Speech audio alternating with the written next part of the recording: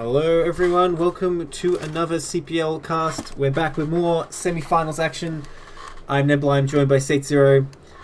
We are going to continue the SKT4 versus Amigos semi-finals with some tier 2 and 3 games. It's going to be amazing. Saetzero, how you feeling? I'm feeling pretty good. Can't wait to start watching some StarCraft. I was not watching it earlier today just to make sure I was fully anticipating, like, ready to go. Absolutely. I'm excited to see what these lower tier players have to offer. That's the thing in CPL, a win is a win. So just as important as the tier 0 and tier 1 players for the outcome of this match. You can see here we have today's match. And we're not going to waste any time. We're going to get straight into our first game there with Beckerel versus Packrat. So we left off last cast. The scores were 8-5. And we'll see who will take the lead from here on. Let's start that game. Someone chat, let me know how the voice levels are. Sorry to interrupt you. No, it's all good. We got a lot of games to cast tonight. Just want to get started into it and see how all this goes. Alright, starting in the bottom left here, in the pink, we have Packrat, and in the top left, in the black, it's Beckerel. So, nice ZVZ to start us off. I was about to say, you think we've got a lot of games to cast? Well, this is one way to get through them quickly, right? Someone was like making a comment in the Discord, and they were like, TVT, if we do a lot of TVTs, everyone's gonna fall asleep. It's like, on average, the mirrors, they surprise you. Sometimes the ZVZs go long, sometimes the TVTs are short, and the only real reliable one is Terra vs Protoss. That tends to be a pretty stable, reasonably long game. Well, I imagine you're talking about the TVTs we saw last stream, which, oh my gosh, they were the shortest. Exit was not wasting any time in those games. Hey, someone's got to speedrun, be the champion of CPL's the fastest player. It's not just about that 8 PM at the very beginning. Oh, I like the idea of that, like CPL speedrun. So by the way, Beckerel for SKT4 here and Packrat for Amigos. And I'll just remind you the score, SKT4 on 5, Amigos on 8, first to 12 takes the set. Or the match, I should say. Still 11. Did it again. Oh, I'm sorry, first to 11. Okay, so that's all good. Obviously some build orders you can choose from in ZVZ and Beckerel. Going for one of my personal favorites, the 10 hatch. Building that in base to get those lings out. I love it. We see Packrat going for much more pedestrian looking. I think that was even an overpool. That's a bit odd in this matchup, to be honest. Well, that was gas well before pool. Yeah, I think that's fine. Gas, just to get the speed super fast, I think it makes sense. It's just I don't know about overpool in general, you know, gas timing aside. Yeah, not really sure how the math of all that works, though. Is the game sound loud enough? It seems low. Let me just turn it up a little bit. Well, someone in the chat's going to help us out with that. I got my own game set on. It sounds wonderful to me, but that's not helpful. Dude, look at this pool position, though. I mean, it seems very defensive, but does it slow down minerals? In ZVZ, if you block off one patch, it's usually actually not really a big deal, but I don't know. That pool position seems very intrusive. I mean, the highest drone doesn't seem like it's pathing too weird of a way. I don't think it's going to affect it too much. That just makes it very easy to defend if links do manage to get in.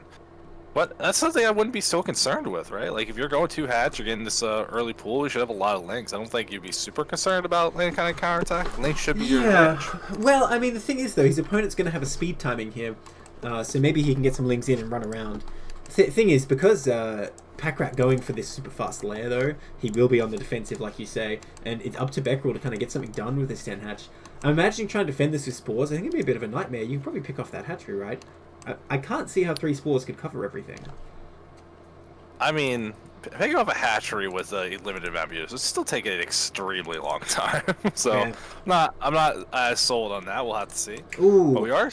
Ooh, creep calling from behind. That's a good positioning. It's going to be hard for Lynx to actually get to that and be able to defend it, so I kind of like that. That's cute. May I offer a dissenting opinion, sir? Okay.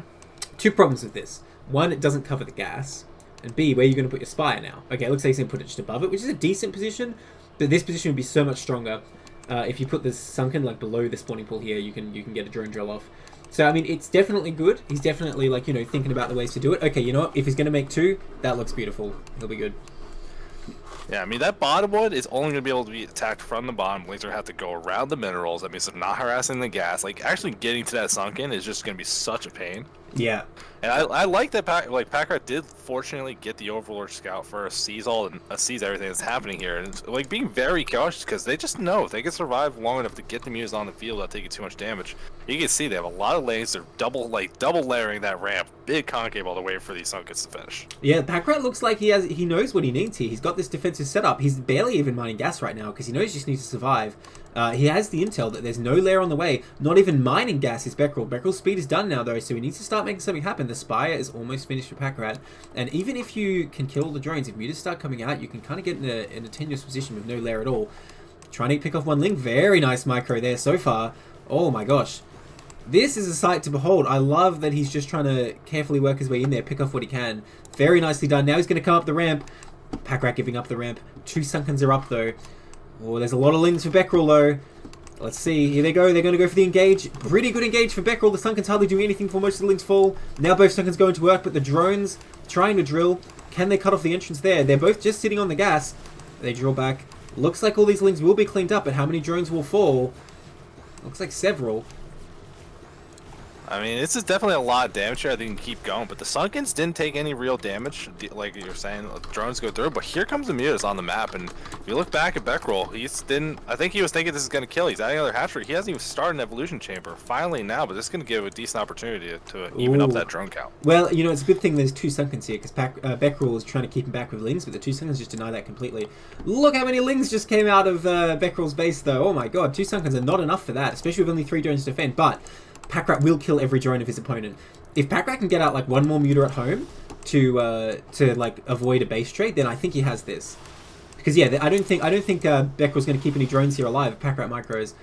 Oh my gosh, that's a lot of lings though. I think those lings can take out these Sunkens if Beckerel micros this correctly. Here he goes. I mean, this is still just a lot of units for both sides, but not workers. Workers are things being killed off. The lanes coming in to try and attack. A little split up. They're not really focusing the drones. Some of them being run around.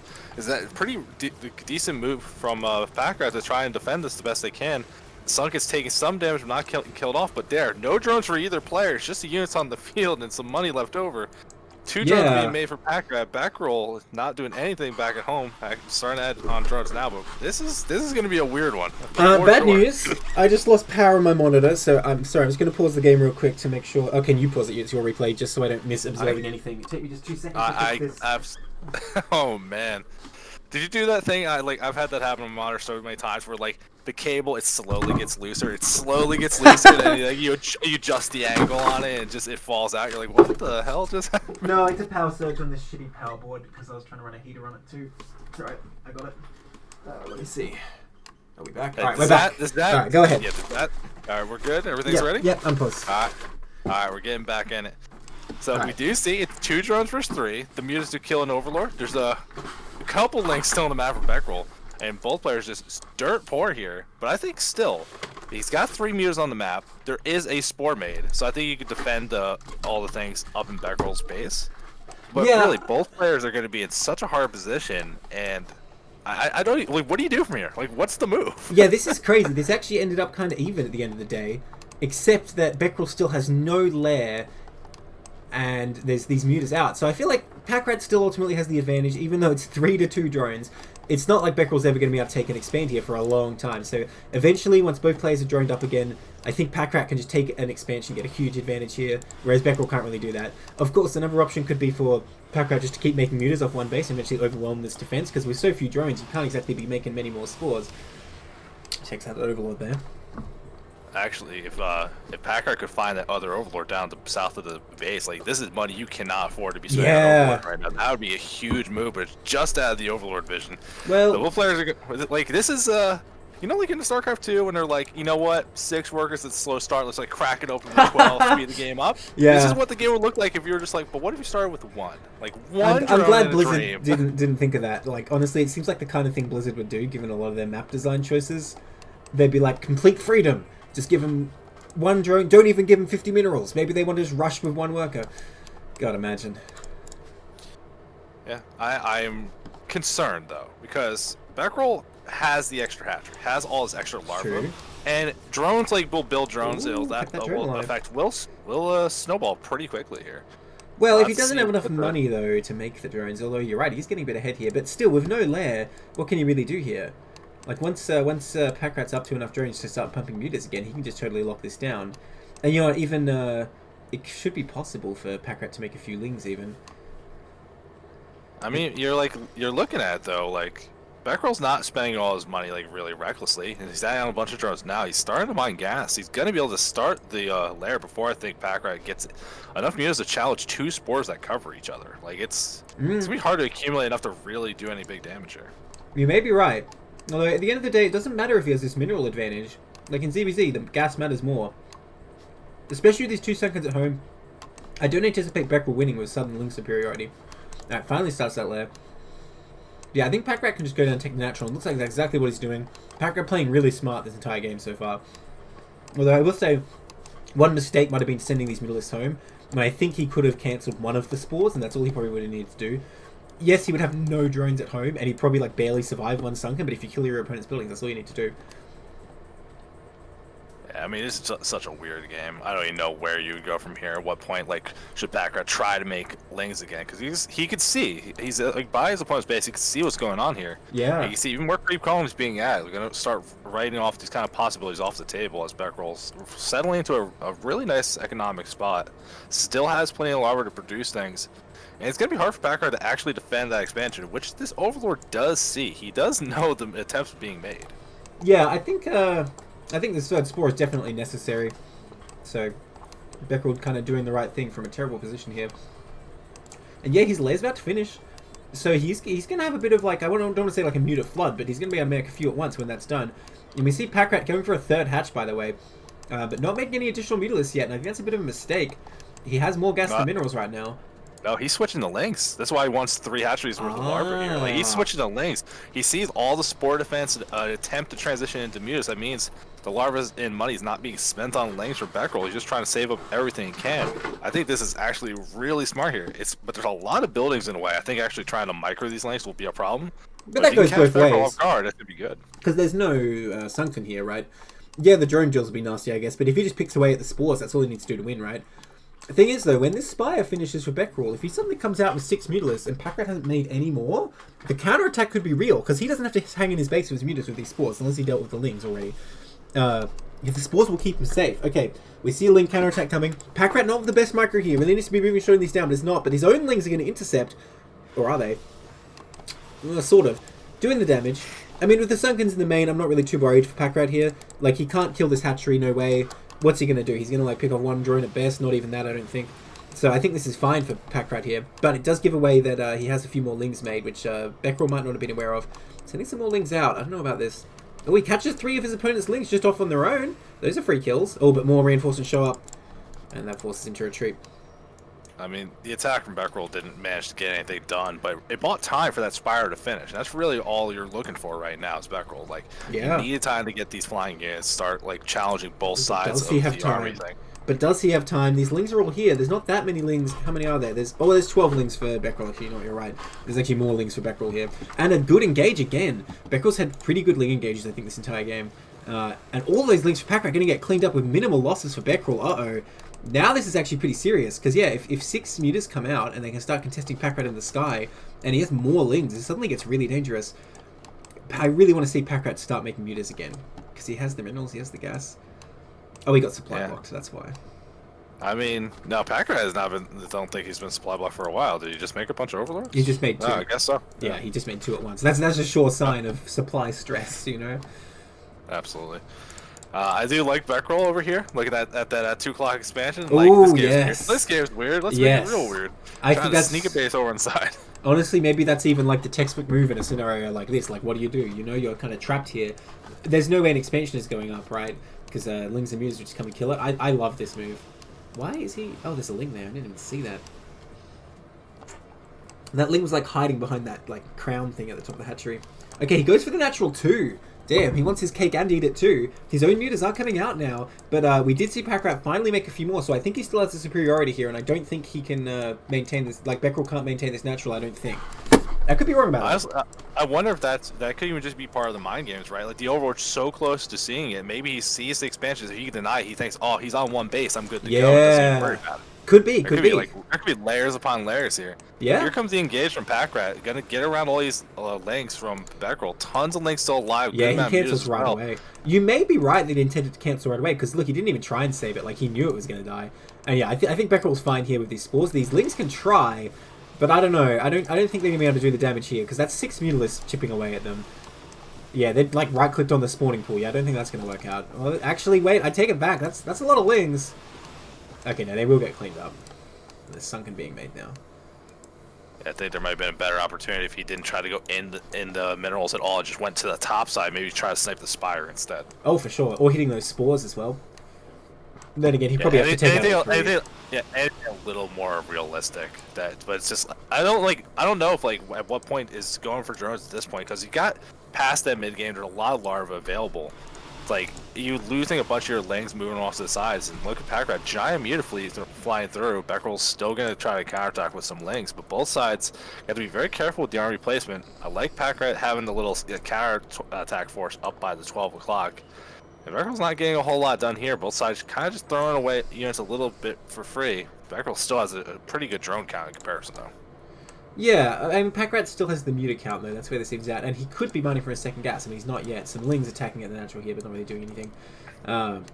Like, he needs to get that economy up and going, you know. He lost another Overlord, did he? Oh, I didn't notice. I guess Beckrel's Mutalisks finally killed that one near the natural ramp.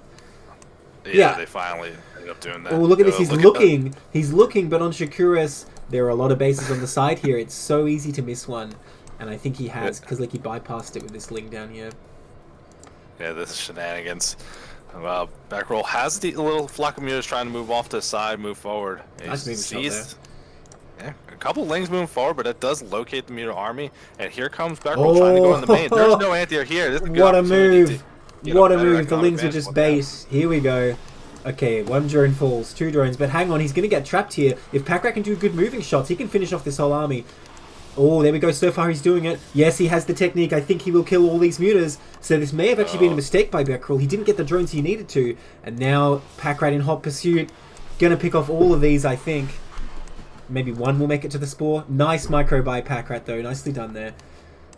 You know, because there's only tier 2 guys, and not everyone knows the technique for the moving shot. It's not the easiest thing to do. But these lings coming in. There's only 1 muta here, and there's just a bunch of drones. A couple of lings to fight back, but not really that many. Well, that one friendly muta helping. Wait, did that cancel? I think that was a kill because the drone didn't pop out, right? Yeah. Oh, more links coming in.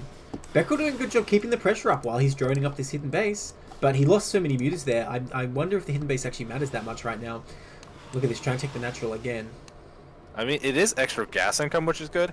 And finally, this is the one thing I've been wondering about all game. Why aren't these players knowing it's going to be a long game? Why aren't they doing upgrades? Finally, Beckrel's starting air armor. They're going to make that first move to get the enhanced units. And I feel like that should have been happening minutes ago. Like, they definitely had the gas and money available to spend. They could have invested in that for the future. While, like, you're not even comfortable to move right now, like, as it is. It's just such a weird spot here. And unfortunately, Packrat, he's covered a lot of the expansions, but doesn't cover the only one that kind of matters here. It's a lot of extra gas income for Beckrel. Like, look how much he's already mined from that geyser. That's a pretty good hidden base. Even at this point, if he gets killed, it's done his job. Yeah, I don't know. I think Beckrel is in a great position if he can secure this natural. But if, you know, he doesn't have the mutas. Like, these mutas are just going to come in here and be like, nope, try again. And, like, yeah, he can try his counterattacks, but the pattern is establishing... Wait, did he find this? Dude, he found this base. I don't know how he knew, but he's suddenly sending everything here. No, there wasn't like up at the top right. I think it came down. They were just running from the muta, actually. I don't think they actually found it, but the muta chased them into it. And now, here we go. Here's your punishment for being sneaky. That hatchery is not going to live. That muta's not enough. The natural has been cancelled. Beckrel's own muta's coming in for a counterattack again, but Packrat catching them beautifully again with the moving shot. I think it's going to clean up everything here. Oh, there's even a spore up for Packrat now. Beautiful move. Kills every Mutalisk and that hatchery. GG. Nicely done by Packrat. That's a weird one to start off, but you know that was a great game, honestly. Like I think Beckrel really played quite smart for sure. But Packrat just played well, you know. At the end of the day.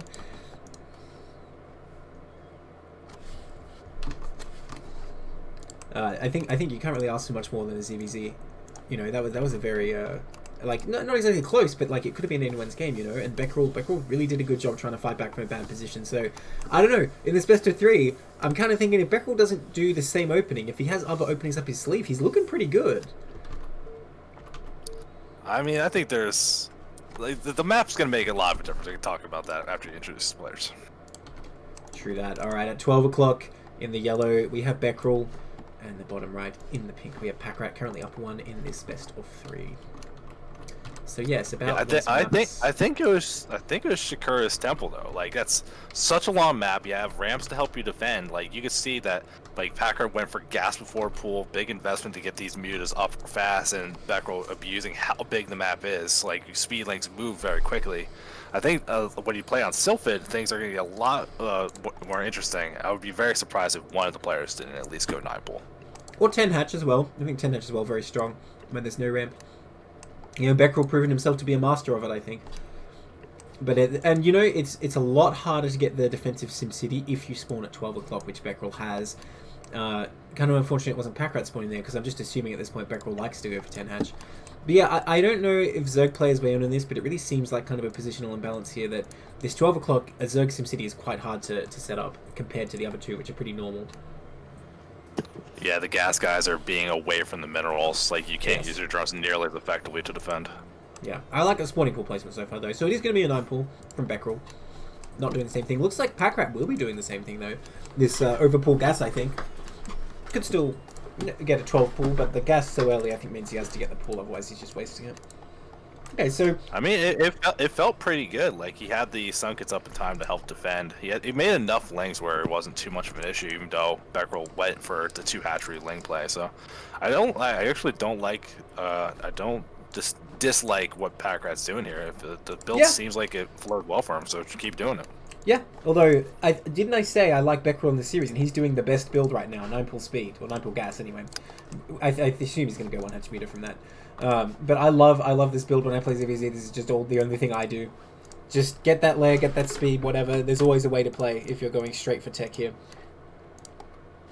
And unfortunately, again, never lucky for both players. Packrat's going to get the first Overlord scout, and Beckerel's going to be a little bit in the dark about it, unfortunately. But I think this Overlord is going to get here just in time. We might be able to see what's going on with these lings, or is it they're going to get out of base just before they envision?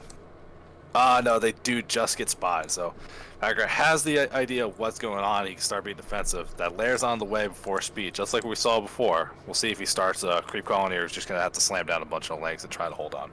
Yeah, this is interesting that Beckerel going for this 9 pool, but not doing the kind of, like, I guess, Orthodox thing, just getting the layer instantly. Instead, he goes the speed, so he's going to be aggressive with lings here. And look, his speed for his opponent hasn't even started. So he's going to have a big opportunity here to get in and do a lot of damage. No Sunken coming up just yet. Okay, Packrat's smartly going to block the choke, but I think... Okay, there's 6 lings for each player. Oh, don't get baited. Uh-oh. That's already a big deal. Beckerel wants to... Yeah, this isn't quite as set up as he was last game. Just didn't have the time to really get the concave up. Here comes a little bit of engagement. Beckerel was so good at using the lings to rotate him out the wall. Packrat reinforces it a little bit, and it's not going to have the larva advantage. I don't think Beckerel's going to be able to brute force their way through this. This is looking... I think like Packrat's going to hold on and get that lair finished up without being disrupted. Yeah, unfortunately, I think this is one of the best possible builds against this, because your pool's just that little bit slower. I mean, they basically have the same thing, but Beckerel has speed and Packrat has lair, so if Packrat is able to defend, he just has the advantage, right? And you can see the drone count difference, right? Because Beckerel just going for a really fast speed was his whole concept here. If it was a hatch first, it would have looked really good, I think. Okay, here we go. Nice concave by Packrat. Really beautiful setup, but he doesn't have quite enough. The superior link count from Beckerel is going to get in here, but more links hatching for Packrat. Defense advantage coming to play here, but reinforcements also coming in for Beckerel, and now he can run past. Oh, he's going to kill the links first. Okay, now this is tricky. 3 speedlings in your base against your drones. What are you going to do here? He's going to go for this colony, enabling the drone build. I mean, Ooh. it's a rough spot here. These lings are gonna be able to get a lot of damage done. So the drones do defend quite well there. They don't, and Beckerel isn't reinforcing the fight behind that. He's actually back at home, adding on a bunch of hatcheries at the natural, so the Overlord in the base doesn't see them. And I like that kind of move, trying to play a little bit tricky here, but still just buying a lot of time. But that Spire never started, did it, for Packrat? Even though he got this fast lair, he's just been under so much pressure to stay alive. Indeed, it did not. But the thing is, they both have the same amount of drones right now, and I don't think you need a third hatchery with just 7 drones. I could be wrong about that, but I think the production's going to be the same if they're both just making lings. Finally, speed starting for Packrat here.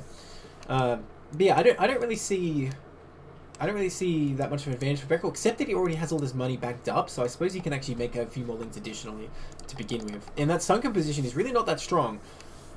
Man, Packrat just needs a Spire here. Because he has the tech. Like, there's no... But he doesn't have the money. He has to make lings just to survive at this point. He's kind of in a catch-22 where he can't ever afford to go for it. And this Overlord's just hanging out, fully sees what's going on. Yeah. I would actually love Beckerel to start mining gas again, even just a little bit, so he can work towards the lair without having too much of an issue. Oh, he is not the kind of player to get an early lair. We've seen that for sure so far. Or supply block coming up for Beckerel, though. It's going to be a bit unfortunate. Not that many lings in Packrat's base just now. I think he's safe for the time being. Damn, that sunken, though. Oh, that was not a Spire. That was another sunken. Oh, damn, okay. I really thought that was the Spire he built there. No, it would have been nice, but again, I think just trying to stay alive right now. Beckerel's going in, trying to go for that sunken. It's low health, but getting cleaned up a little bit. Manages to survive. Second one finishes. Packer keeps a lot of lings alive, and both sunkens alive. This defense looking pretty good so far. Yeah, Packrat actually smashing that right now, and with no lair on the way, I mean, suddenly I think this looks really good for Packrat, assuming he can save up and get that Spire. Oh, but again, I was saying with these sunken positions, you got to cover that gas. Oh, the spawning pool is not fully covered. He's actually going to kill that. That's a huge pick-off, because, I mean, what can he make? He doesn't have a Spire yet. Oh, but Packrat's thing's going to try and defend it. I think Beckerel has enough here, though. Yeah, and he can't contest this. That spawning pool's going to fall. Oh, no. Decent micro from Packrat trying to hit them, but I don't think it's enough. Oh my gosh. Okay, it does fall. Yeah, now we want to do. Beckerel does lose all the lanes to get it. Spire did get started, but here comes that next wave, and you know there's no more lanes on the way. No sunkets to be made either. Spawn pool on the way, but Beckerel is smelling blood in the water here. Packrat's going to be hard pressed to defend this, and I really don't think we're going to. I think we're seeing in game 3, man. Me too. There's too many links. There's way too many links. He cancelled his pool because it was blocking his gas too, and he can't make any more links. He can't make any more sunkens. What he's got is what he's got. There's almost like 24 links here. Oh my gosh.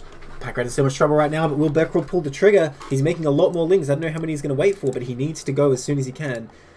Honestly, he doesn't. He's not even rushed. Spire's not done. Spawning pool's not done. You go in now, you're giving your opponent a better chance of surviving because they can't make anything else to defend. You might as well pull up a crap ton and just go in before they can start making reinforcements. Well, my concern is, even if Mutas just start morphing and he kills every drone, he could still lose because he has no Evo or anything yet. Damn.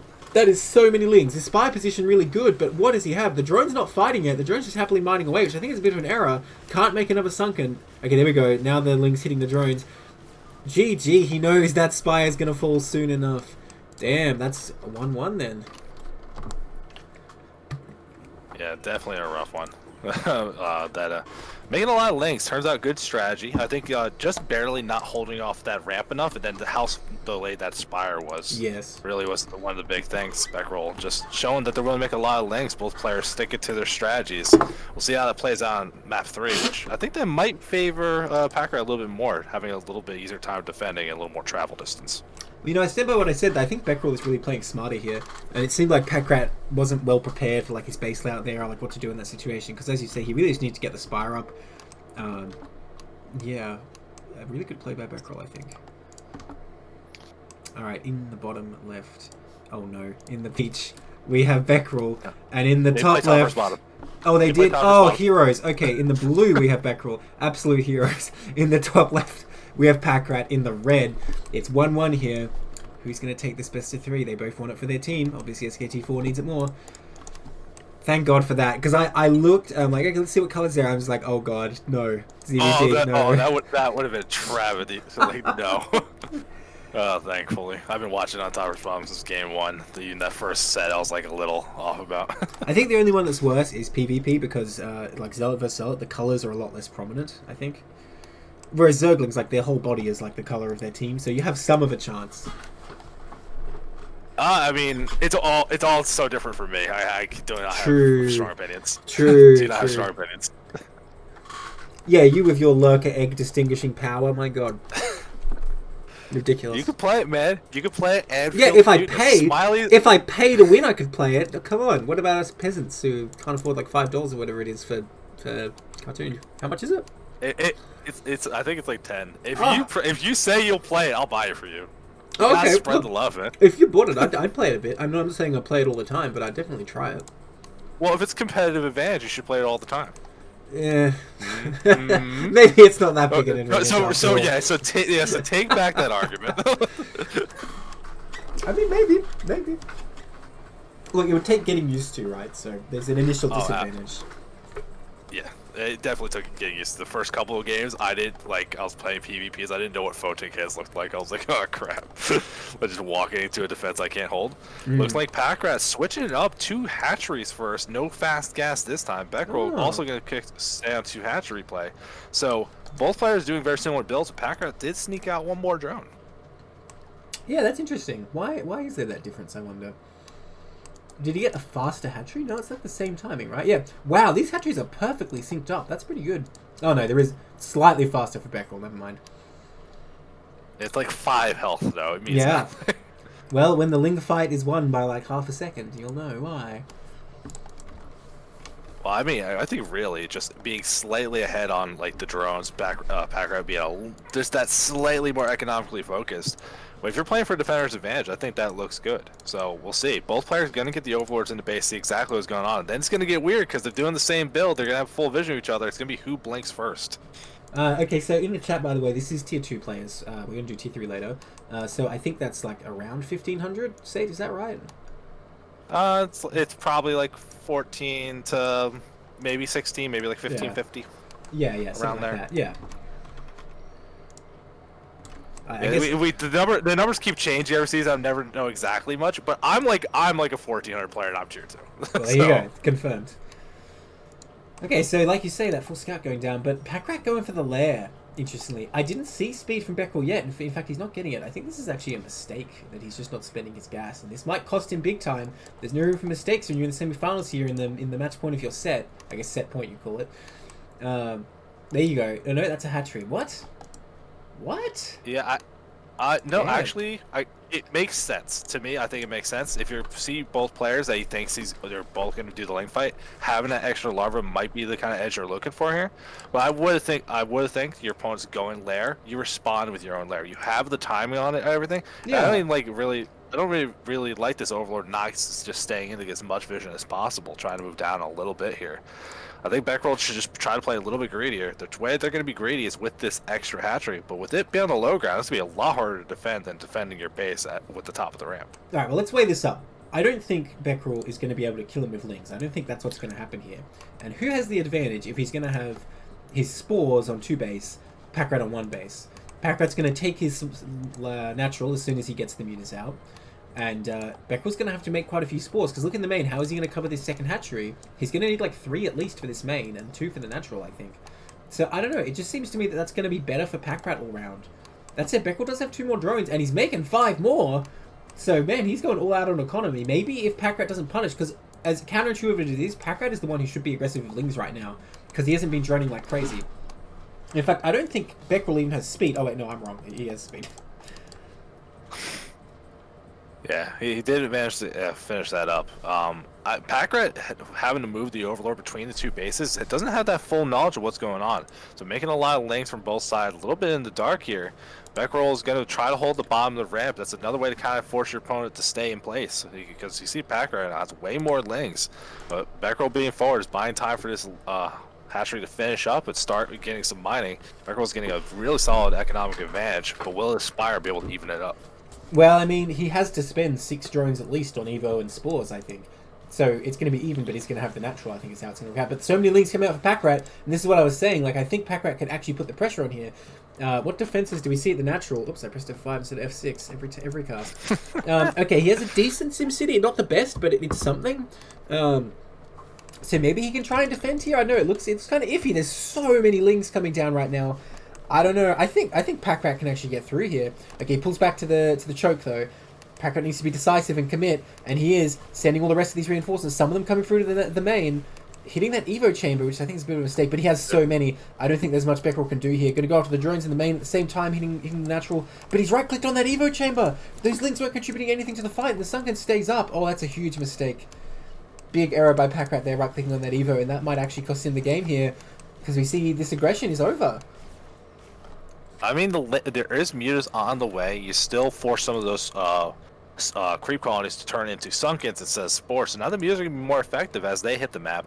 And see, Packrat's still making a lot of links. He's not making any more drones. He's committed to being really aggressive, trying to get some damage done. Another fight in the middle of the map. Packrat has more links, gets a big win in the middle of the map here. And Beckerel is down on defense again. They still have better economy.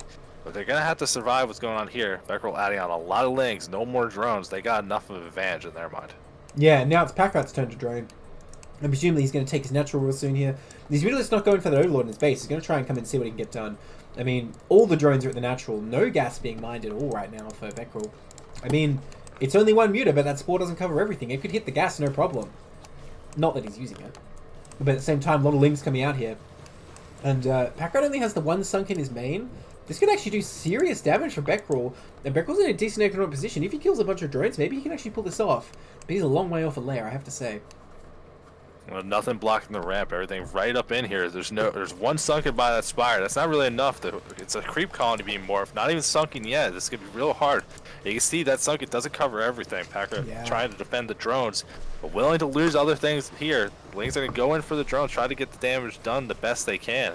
Both sides so focused on the micro, no production either way. The units are here to help defend it. Nice drone micro. Yeah, great drone micro for Packrat to not lose more than he maybe should have. The Sunken does take decent damage, but everything does eventually get cleaned up, and Beckerel will lose a lot of lings without getting a lot in return. Beckerel droning hard, but he has not taken this opportunity to secure this main with spores. If Packrat recognizes this opportunity, he can come in there and pick off that other hatchery, pick off that extractor. There's good value to be had. But look at the drone count. My god, 23 drones in his EVZ, that's too many. That's like having 80 drones in a PvP. I mean, 80 probes or something. I mean, I would love to have 80 drones in a PvP. That would be a very fun race indeed. That would be super cool. You mind control the neutral drone in the middle of the map. Like, if you're gonna have this many drones, it's not that I hate the idea, but it's like you don't have a spire. You're not going hydrants. What the hell are you spending this money on? Don't say the H word, please. This is a PG-13 stream. I don't want to hear that filth. But yeah, you're right. You're right. Like he's getting the economy, but he does need to start the lair sooner rather than later. Because when you start the lair and when mutas are out, there's going to be a solid 2 minutes 40 or so gap there. So it just gives Packrat so much time that even though I wouldn't say this early game has gone that well for him, he just has a lot of wiggle room here where he can either mass up mutas like we see him doing, or he can take his expansion, which also we see him doing. He has time. He has ways. Yeah, I do like the decision to try to take the expansion by the natural, get more gas income. That's really the thing that's limiting Pack right now with this muta production.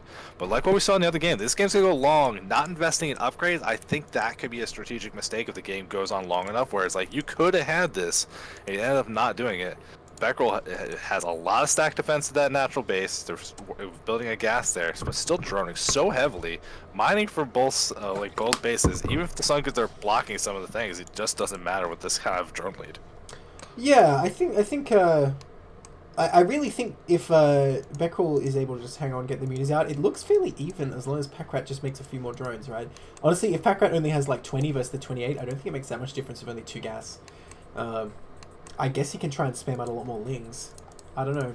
Yeah. Okay, what's happening? Beckerel's actually up to 34 now. This is way too. This is insane. Look, he has 5 supply of army. What is this game? Static defense for days. He's building more spores. I'm not against building more spores here though. But damn, look at that natural. It's oversaturated. Oh my god. Ooh, upgrading melee attack. That's actually such a hard thing to deal with. What? If you don't know that's coming, those legs will murder everything so quickly. Packrat over here eating his mashed potatoes. Maybe he put a bit of salt on them. Beckerel's like, I'm going to put sumac on mine. Gets the +1 melee. What? Damn. That is a weird thing to do in TVC, I have to say. Man, I want to understand that reference, but I don't know what sumac is. That's my point. It's a less common spice. And Packrat's like you. He's sitting here what the hell is sumac? And Beckerel's like, it tastes so good. Here, have +1 lings. That's what's happening in this game. 2 spires being built. Oh my god! And then he takes out I don't know, like the mustard or something, pours it all on top. Like, what's going on right now? Oh, That's a bridge too far. I don't like investing that much more gas in a dude, second but he spiraling. can double upgrade. Double upgrade. Think about it. Right, but like his opponent just started one upgrade. I would rather you use that money on a couple extra Scourge or like 2 extra Mutas. Like, this is a big investment. It's like, yeah, okay, if the game goes long, but if you're investing this much, like so much static defense here, so much of everything, Packrat honestly should be in a situation just taking a 3rd expansion. Look, you know, if you showed this to like a high-level Zerg player, they'd be like, well, okay, this doesn't make sense because of XYZ, but to be honest, I just think Beckrell's playing so unorthodox, it's going to be hard for Packrat to deal with. And, like, it's not like things he's doing don't make sense in isolation, right? They all, like, work towards a goal. Like, okay, I'm going to get 2 spies so I can double upgrade. My meters will be stronger. I'm going to get plus some melee so my lings are stronger, you know? Maybe there are better options, but everything he's doing is still going to have a certain strength to it. Well, no, because here's the thing. ZVZ, yes, this is weird. Games don't ever happen with this. But I know how many times playing Protoss versus Zerg, where Zerg, like, they build a bunch of Hydras, I build like 7 cans and go, fine, and they expand everywhere and kill me 5 minutes later. Like, they see, like, you invested this much in static defense, I won, and then they do whatever they want. You could apply that to this matchup too. I don't see why you couldn't. Well, I mean, you'd say that, but he has more drones, and like you say, Packrat not taking that 3rd base. I guess I've been focusing just on Beckrell's play because it's so weird, but maybe you're right. Packrat could be taking a 3rd base here, and if you have a 3rd gas, well, you know what, actually, look at this map. Where do you take the 3rd gas that lings aren't just going to wreck you? Because 2 Sunkens is not that much when he's producing lings off like 5 hatch or whatever he's up to by now. So the mutas are all you're relying on for defense. If you take the 12... No, you take the 9. That's not even a question in my mind. Because no, it's so close. Everything...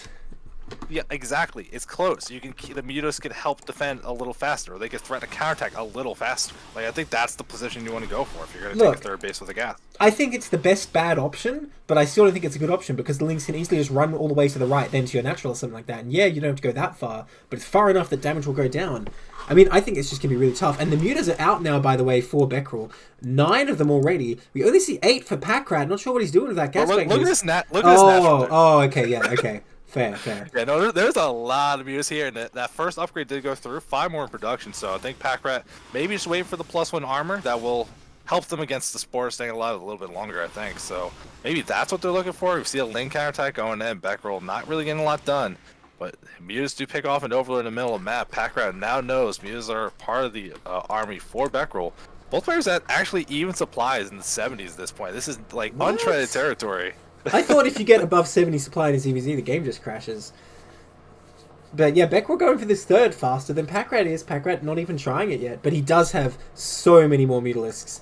I mean, I don't think he can break over these locations with 4 spores, and I don't think he has quite enough, but this is a very scary force, and it's kind of getting to that point where maybe he could. Because what, there's only like 12 or so mutas for Beckrell, and like, I don't even know how many this is for Packrat. Like, at least 25. I don't know. I mean, it's hard to tell. Everything's kind of spread apart. Beckrell even taking another base now to 6, so gonna have a lot of extra larva, a lot of different locations that'll be hard to commit to an attack to. If you're like killing off the 6, that means there's a window of opportunity to counterattack somewhere else for Beckrell. So his expanding patterns, I think that like Packrat has a lot of opportunities to just make the wrong choice with his army and be in a bad spot. Or if they just stay like this, you're gonna see Beckrell on 4 gas economy with 1/1 mutas. No action has happened. Those upgrades are about to finish. Beckrell had enough time, and I honestly don't know why.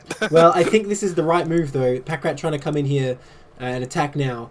Beckrell being doing such a good job of map vision. But here we go. Does he actually have enough for this? I mean, there's a lot of units for Beckrell here, but there's way more for Packrat.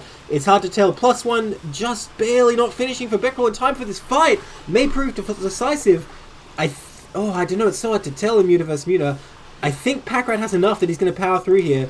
The last of Beckrell's mutas falling down, but there's still 2 spores left. More mutas popping, actually. Is Beckrell going to hold him off? And meanwhile, the Ling counterattack going down the natural. There's 2 Sunkens there, but that's a lot of Lings. I think Beckrell barely going to hold. His +1 is finished now. The Ling's taking out the Sunkens at Packrat's natural. They're going to do huge damage. All the mutas still alive for Packrat somehow. That Spore about to fall. Beckrell 5 mutas of his own. Oh my gosh, these Lings. GG. Damn, what a crazy game and a crazy series. That means Beckrell takes it 2-1. That's a point for SKT4, which they desperately needed. Puts them on 6 to Amigos 8. Yeah, I think that attack from Packrat. He had enough mutas. Like, he had a good idea, but once he started the attack and had to start dealing with the lanes that are in his natural, he stopped target firing. He wasn't target firing mutas. He wasn't focusing the spores. He was just letting things auto attack. There's a lot of buildings that don't have combat abilities, like getting a lot of damage. I think that was the big thing that lost in the muta flight, and the lanes were already doing enough damage back at home. Absolutely. I think if you just have, hotkeys 1, 2, 3, and you just like right click on the spores in sequence, I think it would have gone way better for sure. Because, once you kill those 4 spores, you will have the muta count, and you can just kind of sit there over the natural and laugh at his attempts, But that counterattack still would have done huge damage, to be honest. I don't know how the game would have gone. If he takes out that entire natural, but Beckrell takes out his, like, damn. I mean, I think we just see another one of those games where everything gets reset back to the Stone Age. Yeah, that's what it might have been like. But both of them would have still had a main, I think. But damn, what a series. What a great CBZ. Both players really bring everything they can in these semifinals. You can see they I hope that's like one of those, like, they finish the CPL series and they're just like, let's play more, man. Like, this is weird. This is so weird. Let's keep going. Let's keep going. Yeah. I got to do that one day. Oh, that's great. I mean, if you play against someone like that, I'd want to keep playing more. Actually, I'm pretty sure I have played a game where, like, after the game, I think it was Armada probably, because I practiced him before. It's like, okay, you want to play some more practice games? Alright, moving on to our next match now. In the bottom right, in the yellow, we have M153 for SKT4, and the top right, in the dark blue, we have Yo It's Flash, aka Egg, for Amigos. M153 wanting to continue the comeback. Sorry, you go. Did you say Egg? Yeah, that's his aka. Why? I don't know. That's just... He was Egg at one point, now he's Yo It's Flash. Or maybe he was just Egg in Discord or something like that. I still have to, like, do a double take every time I see, like, there's Yo It's Flash, and then Chessie it's Bald Flash, and then there's Flash for the win. Yeah. And it's like, there's other pro gamers you could be a fan of people. It doesn't have to be That's Flash. a lie. That's a straight up lie. Like, really? come on, who's better than Flash? You can't not be a fan of Flash. Okay, I'm not, like, we're not saying better, but I'm saying there's definitely people you could like more. True. That's absolutely true. Well, while nothing's going on in this game, I gotta take a moment to talk about some of the really cool players out there. Like, Best is definitely one of my favorites. He's bringing in that cool Dark Oaken play in PvZ for sure. Yeah. Modern day, my favorite, like, interesting player to watch is Soma. Like, he gives really me good. Shades of Jadong, man. He's gonna be action Zerg. It's gonna be so good. Yeah, I really like Sorry, you go. Yeah, I was gonna say, since I even said the name Action, it actually brings a lot of cool Zerg strategies to the table too. So. That's true. Yo, it's Flash saying, "I'll change my name to Hey, it's Hogel." Okay, so the first scout coming up here, and I think M153 wanted to go for a hatch first here, but he does put the pull down in response to seeing this probe here. Because yeah, he got the Overlord and he was still making drones. He wasn't going to go for a pull right away. It's a bit unfortunate, but he's doing a fine adaptation here. It is just a forge opening too, so Yo It's Flash not trying to put any pressure on early. Except this probe doing the carousel, running around. Ooh, careful, don't lose that. Well, the early part of the carousel doesn't even matter. Like, M1 wasn't even near 300 minerals, so it's like, you feel like you're doing a lot. You feel like your probe's being super annoying, but really, it probably isn't doing anything. Yeah, I mean, you don't want to lose the HP if you don't have to, right? It's important to know the timings. I mean, this is only tier 2 though, give him a break. Oh yeah, absolutely. We do get the scouting info though. Flash making the correct decision, going for Nexus after Forge, not building any cannons, and M1 only has one set of lanes on the way to start with, so not going to really be able to put pressure on. Although the drone scout does see what's going on, has an idea of how greedy the process is being, so both players got the information they need to make their decisions moving forward. I think with both players being in a good economic spot, I think we're going to see a more stable game, not like anything trying to end in 5 minutes. Yeah, probably. Well, I mean, Zerg doesn't have a third hatch yet. And also, I'm looking at cannon position. Does that actually cover the bottom of the forge? Don't ask me these questions, man. You're a Protoss player. Okay, we do see that third hatch. Well, it would have gone down, but this probe is back for more. Okay, he gets chased away. Gonna get that down. Oh, the probe wanted to block it again. But nice job of the probe scout so far by Flash. Keeping it alive, being as annoying as he can. No gas coming up yet for M153, which is a bit late. But yeah, it's looking pretty solid so far. I'm liking it. Oh, careful that probe. Oh, there it goes. Yeah. Oh, hatchery is on the way. We'll see. There's no gas being taken just yet, so I wonder if it's going to be more hatcheries before a gas ends up getting taken. Could be. Yeah, I mean, like, it was one of those days that, like, I don't remember ever seeing this, and then all of a sudden, like, with, like, last couple games of CPL where we've been casting, seeing a lot of this, like, 5 hatchery or 4 hatchery before gas, like, a lot more larva, a lot more economically focused kind of play. And, I mean, I like seeing it. It's definitely a cool style, and every time I watch it, I wonder why it doesn't happen more often. So, we'll see if that's going to end up being the case here. I think it will be, because there's still no gas being taken. And then once on a lot of money here, there goes another hatch at the natural. Yeah, okay. I'm glad that this is what he's going for.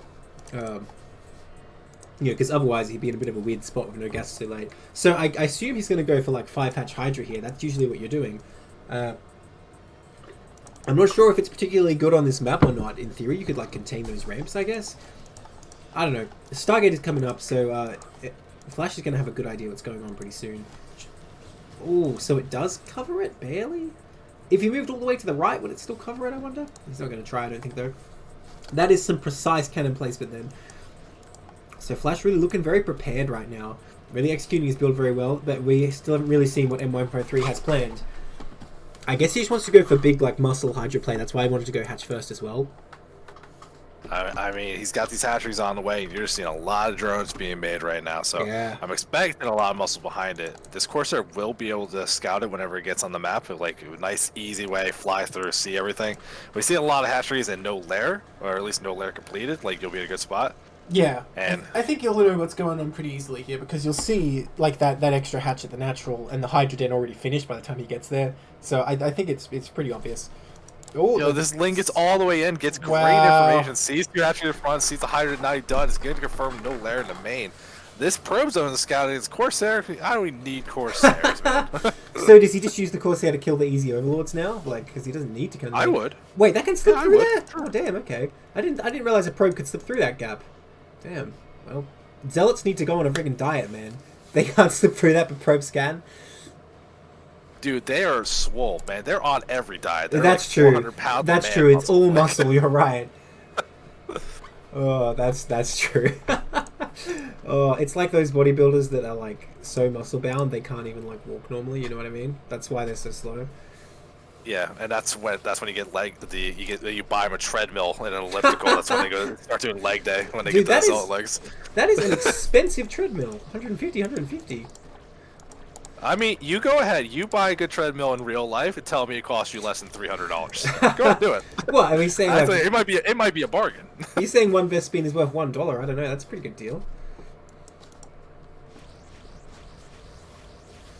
Well, these Corsairs working on some of these overlords, so getting a little bit of kills here. M1 ends up being supply blocked a little bit as they're starting to work into this Hydra, like starting to swell up some units forward. Upgrades going down, Hydra speed about to finish. But already, look, that Templar Archive is already about to finish, and we're seeing the gateways being added on now. Both players really kind of hitting the builds they want to be doing here. It's going to be who actually executes better. I'm really curious, because on this map, I think positioning is just really going to be the big key if M1 can hold that first engage when Flash moves out with the upgraded units with the Psylocke Storm. But here comes just some legs first. They don't have legs yet, but they're going to move out anyway. Yeah, you know what? Flash is looking good, but I love what I'm seeing out of M153. These double upgrades just really powering here. I love this kind of Zerg play, and I'm keen to see, like, you know, how he's going to play with it if this is just his style. And so far, picking up these Zealots is a really good trade. These Lings, you know, use is going to decline at this point in the game, and he's making plenty more Hydras, so he's very happy to do this trade. Yo's Flash moving out a bit preemptively there and kind of losing most of his army. May have to make so many cannons now to stay alive at the natural, so looking better and better for M153. Oh, that cool set. I mean, it did buy time for the cannons to go up. And there's a big opportunity here that the Hydras actually focused this Forge earlier. Ooh. That +1 weapons would not have finished. You can see, cannons can't help defend against this at all, even without the range being upgraded yet. But this Forge goes down. +1 weapons does finish. The cannon's already made, so not too bad of a spot. But here comes Psylocke Storm. Templar's on the way. Flash does have to survive long enough to get to that point. And another Zealot going down. I think, you know, he's really at a disadvantage here having lost so many Zealots already. Yeah, he'll survive, I think. Like, it's not that easy to get into this natural, all these cannons lined up perfectly, but moving out is going to be tough, because M153 can just make so many Hydras. So far, you know, not looking like he's planning to make a Spire or anything like that. Well, I guess his lair isn't done, so we'll see. But I think he's content just to spam out Hydras at this point. Corsair's cruising though. Oh my god, there's no Hydras here. Oh, okay, this could swing it back. That was an evil Protoss laugh I've ever heard one. Like, if you played Zerg, you would not be making that laugh right now. I'm just, like, kind of trying to avert my eyes from this violence. Oh, and it's only drones being made as well. Speed Hydra's coming in here to save this, but already 3 Overlords have fallen. Does lose 1 Corsair, though. Honestly, like, the Lair's not even done. No attempt to go Spire anytime soon. Oh. He's going back. He wants that Overlord. This guy is a monster. Wow. Fly block so far through. Good job by Flash to find that opportunity to get some damage done. There's a little group of Hydras up the front. They did poke down, get that gateway at the front, but still plenty That of helps cans Protoss, to be honest. Protoss is like, oh, thanks, I was going to do that anyway. Yeah, but Storm's done. There are Templars. Now we're working into that core gateway army as Dragoon range is about to finish. The one thing I'm a little bit concerned about is that gateway count for making a 2-base push a little bit low for Flash. You can see the money a little bit of struggle to be spent right now. Gotta add more gateways or be prepping to take a third. Otherwise, he's going to fall behind at the mid game. Yeah, I agree with you. Oh, hang on, what's the Corsairs doing? Did they get more? Or are they just trying? I don't think they actually got any there. Oh! Oh, that no. Corsair! Oh, damn. Okay, well, That's you know good. what? He got a few Overlords, but the fact that these Corsairs are dying off makes you still feel pretty good about Zerg's position here. Zerg really just looking stronger on the whole. Lurker aspect coming up at a pretty good timing. I don't think we see a Robo yet from Protoss. No, you do not. That is one thing I was looking at. Like, especially, like, I saw the Corsair moving out. They saw the Lair wasn't done. I'm like, all right, you don't have to worry about it yet, but you got to get that Robo soon. We're not seeing it on the way. Yeah. As I say that, literally, the moment I start talking about it, here comes a Robo. But you can see Storms are going to be enough to buy some time. Lurker aspect not done yet. Another fight going down. Giant second Storm doing so much damage. And there's enough ground force here. Flash going to be able to repel this because there's still so many Hydras that were made. Still back at home. Not up in the front putting pressure on. M1's got to give up the position. And both players are settling down. But that's did buy him one time. He's got that 4th base up. Lair tech's done. Lurkers are done. His army's looking pretty good. Yeah, I assume that Flash is going to take a 3rd base here. I just don't get the vibe that he wants to do a 2-base push. Maybe that's why he didn't get so many gates. I don't know. I guess we'll see. But there's definitely going to be a small window where M153 gets like a free defense of Lurkers with no observers. Although he's not making any yet, even though Aspect is finished. But yeah, observers are a while away and Aspect is complete. So a bit of a disadvantage for Protoss here. But we'll see how Zerg can capitalize on it. These goons don't really want to fight on their own.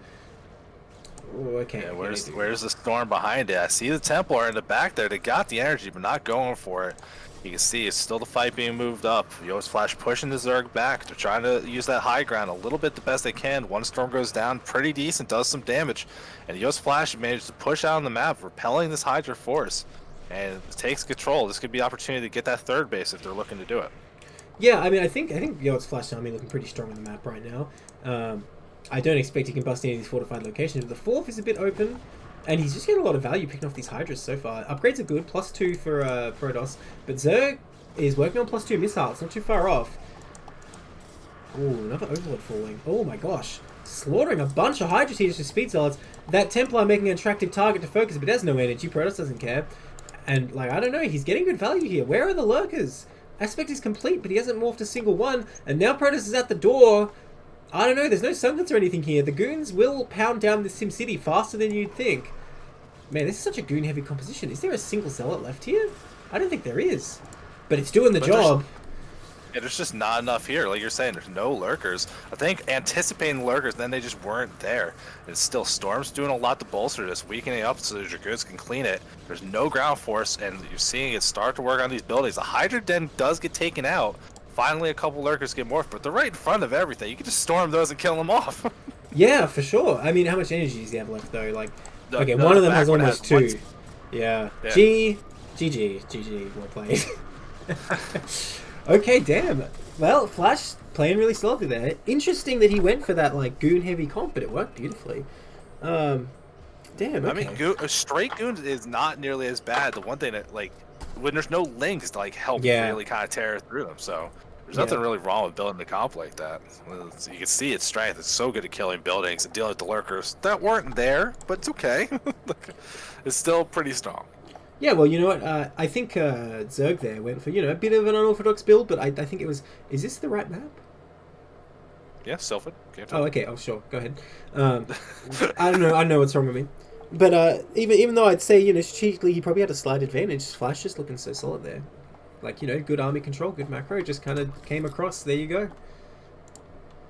Okay, in the 12 o'clock in the navy blue, we have Yoet's Flash up one game in this best of 3, and down here in the bottom left we have M153 in the yellow. So look, based on that game, I'm feeling good about Flash because he just played solidly and kind of came out on top. Didn't have to do anything fancy. You know, if one player wins with cheese, you can't really say anything, but a game like that, I don't know, Flash looking strong. I mean, yeah, like Flash, especially once he got the Storm, started building up that army after he lost those early Zealots. But remember, he did have those Zealots out of position. They could have been cleaned up. True. That Forge with the +1 could have easily unsniped. He got very lucky finding out like a little cache of freaking Overforge. Oh, yeah, that's true. At the 6 o'clock base. And the Lurkers never got morphed, which is really less of a Flash outplaying and just maybe a mistake more from the Zerg. So I definitely think M1 has the ability to even the series up. They just gotta clean up things a little bit and maybe just a little less fortunate on Flash's side. Well, isn't that the nature of StarCraft, though, that there's always opportunities and mistakes you've made, and it just depends who's picking more at their opponent's mistakes than the other is. So I know, I think that game, you know, Flash, yes, he made his mistakes, but he was more able to punish Zerg's mistakes, and Zerg was able to punish his. Well, we're going to see M1's going to try to make his own luck. 9 pool this time on Sylphid. We understand this map's a little bit of annoying to wall on, excuse me, so sir, we'll see. that is no 9 pool. That is no 9 pool. That is a lot earlier. I didn't see. I think it was 7 pool. Oh, God, it is a lot. Or 6 pool. Yeah. This is pretty hardcore. I mean, maybe he's agreeing with what I was saying. Like, okay, that game didn't go so well. What am I going to do? This is what he's going to do. And he got lucky. The probe did not come to scout him first. This is actually pretty scary. A Forge coming up. So I believe what you have to do in this scenario as Flash is you have to get a cannon in the main. I could be wrong about that, but that's just what I thought you do. But yeah, I don't know. This looks pretty rough. You can't block that ramp easily. I don't know. Maybe you're supposed to try and micro at the natural. But if Lings run past, what are you going to do? Oh my gosh, they're already out. This is so fast. Probe's going to be like, wait, what? Wait, what? And it even gets taken out. It knows what's happening, but does not really know what's happening. And we're seeing cans getting made. There's 6 lanes on the way. You got the money. You need to make more than just this is one. not enough probes. As well. This is not enough probes. He needs to pull like every probe. He can't be just doing this. Oh, I don't know about that gateway. He needs all his probes here. He's not going to survive with just like 2 or 3. There's no way. Maybe he doesn't realize how fast he's thinking it's like a 9 pull. It's like, wait, why isn't my cannon done on time? I mean, it's getting there. Oh, it's a nice block. No, he opens the middle. That circle gets in the middle. That cannon will not last long once those links get on top of it. He's not pulling any more probes. Oh no, this cannon is so close to finishing. M1's not focusing on it though. He could have fought that. He could easily have killed that, but decides to go into main. That does enable, like, there's links in the base, but that does, like, give an opportunity here. Remember, getting that gateway after the Forge, you're going to be able to get Zealot help clean this up, but they're going to poke down the Nexus. Can anyone get the kill in this building? And really make this game interesting. This kind of thing is always funny where it's like, oh, you know, the Nexus has lots of HP. I'm not going to worry about it too much. But then you look and you're like, oh shit, it's like 100 HP, help. But yeah, these probes are trying to chase stuff as much as they can. But I mean, this just gives them the window to pick off probes as well. So, probes not out of the woods yet. Thing is, if probes can stabilize and eventually take 2 bases, Zerg is chilling on 1 hatch here. There's not much he can do. Oh, but really good micro from M153 so far, denying all damage from these probes. The Nexus is halfway down. Where is the Zealot? This is getting very dicey right now. This Nexus is getting so low. Oh my gosh. Okay, here comes the Zealot. Well, look what's happening with M1. Look how much money he has. He's like, this early in the game, he's so focused on the links. They're not going to get the Nexus. And you can see, even starting a fight here. Second Zealot's about to finish up. Finally going to turn. They're going to try to get a couple probe kills. But I think this could have gone so much worse. M1 just making a little bit of some bad decisions here. Could have killed the cannon. I think he could have killed the Nexus or a lot of probes before the Zealot showed up. And kind of just choosing a little bit of the worst options at every turn. Wait, did auto mod really block fools? That's... Yeah, no, I was going to talk about that after the game. Yeah, sorry, man. I had to mention it. Look, because this game is kind of calming down. We have a second hatch coming up in 143. Look, the worker count is looking good for Zerg, but I just think the fact that Protoss can secure this natural is looking very good for Protoss when Zerg only has 2 base. Oh, that Nexus is still I am really surprised that we haven't seen, like, everyone's rushing Lair. I would just rush links. More links. Like, that. There's that whole thing at the front. There's no units blocking anything. There's 1 cannon you can go kill. Like, I think there's a big opportunity, again. Like, M1 could have kept the pressure on. Drones are not going to capitalize on that opportunity, though. Oh, gosh. Oh, painful. Every drone is so important right now, and he just missed rally 3. But wait a minute. How did the Zealot get here? What? When did this Zilla get here? Oh my god, no, this is too much. Well, the second one got made. It wasn't defending against these links. He got that under control. The link is right in the main. Now taken out. Here comes one Zealot. Gonna punch everything to death as fast as he can. There are a couple links here to help out. Big surround. It's not gonna get as much damage done as you would hope, but does still get 4 kills. 3 drones. Like, that's still pretty good. 3 drones plus the 2 that died to the cannon. That is way too much damage for Zerg at this point. I think he wanted to go Mutalisk here. That's probably a good strategy, but I don't think it's going to work out with economy this low. Not even starting Aspire at this point. I think maybe he's thinking, okay, whatever, I'm not going to try it.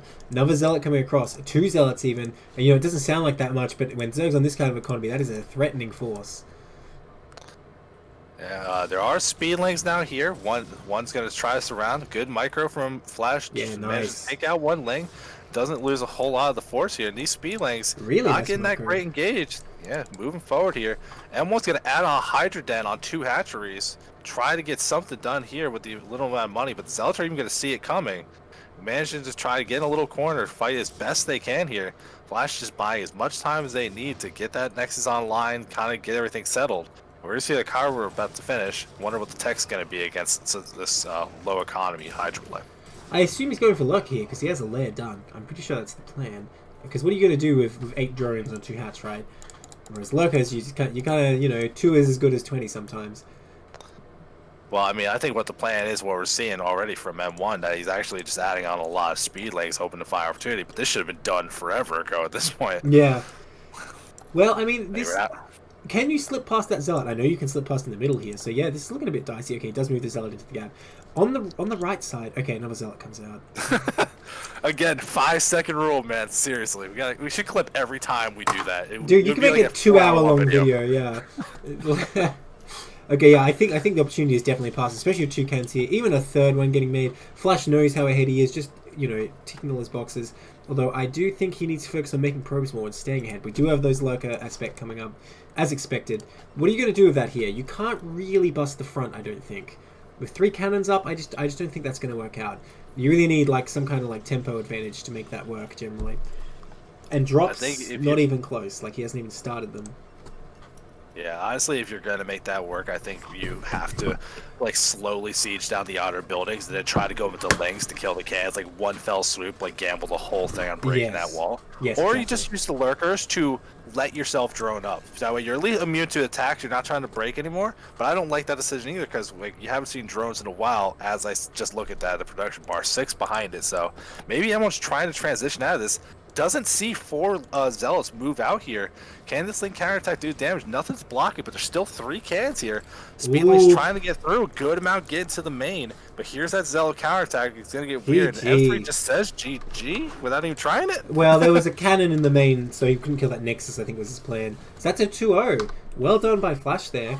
I appreciate that M153 tried to pull out something different. It almost worked in Game 2, but unfortunately Flash able to take it. So that'll be another point for Amigos here, taking the score to 9-6. Yeah, I definitely think, though, you could have got through that if we saw M1 kill the cannon and then make more legs behind it. Like, there's definitely an opportunity, just a little bit of the wrong choice. Well, I guess it comes down to a matter of micro, what you're doing with your with your links. Although, I gotta say, after watching a lot of these playoff games, do a lot of casting, we need to have 1 week regular seasons at the playoffs because people play way more interesting in the playoffs. So they're not just let me play boring macro, train up. Like do that in your training games with your team. When you play in the games for the league, like do the cheese, do the wild stuff. Playoffs have been awesome. Yeah, this really has been some awesome games just in these semifinals. Now we're getting into our next series here. In the bottom left, in the peach, I guess, pink. I'm gonna call it pink. We have Orting, aka Oliver, I think it is, and the top left in the orange we have Mean Seeds. So once again, Oliver for SKT4 and Mean Seeds for Amigos. Really got to try to make the comeback still. Amigos only 2 sets away from victory. No, we got a little time before we go up. Hangs, that was not you calling fools. Like that is auto mod bot going out of control. Like it said, we're like you want to allow this? Warning: hostility. Fools. What? Hostility. Oh, hostile chat. Like even said, like that was the reason. It's like, hey, give us the okay. You cool with fools? I'm like, don't they use that in like like Nicktoons when it's like someone like trying to be mean, like you guys are fools. You don't even know what you're talking about. It's like, come on. Yeah, these bots are out of control. Surely we can like tune it. Like, okay, go a bit easier. You know. It's not like we really need auto mod when you know there's not that many people in the chat. If we had like 1,000 people spamming all the time, sure. Bans Really, we just need the one phrase. It's like, just ban if someone asks if you want to be famous. That's it. Like, if someone That's all starts they were rhyming, for. can it detect rhymes? Ban them then. ooh, you know what? Maybe keep the bot then. If we can make it do that. So TVZ now, switching gears a bit. We're getting a good spectrum of matchups. So far, they've all been very exciting. You know, you can't proxy in the center in this map. Given what we've seen so far, I wonder if we're more likely to see bunker rushes in TVZ. I'm disappointed we haven't seen many in CPL this season. I think it's always kind of our hype strategies because it's always like this fun fight of like drones versus marines and SCVs at the natural. But everything normal so far. I mean, but the map pool I don't think has been really good for bunker rushes. So if it was gonna happen, I think it's mainly gonna happen on cliffs, which we've been seeing a lot of pool for. Did you see in chat? He's right. He posted a link and he got timed out instantly. Wow. Yeah. Yeah, no, like any link, man. The bot's out of control. It doesn't want you to help. It doesn't care about StarCraft, but we care about StarCraft. That's why you're watching us, not the Automod.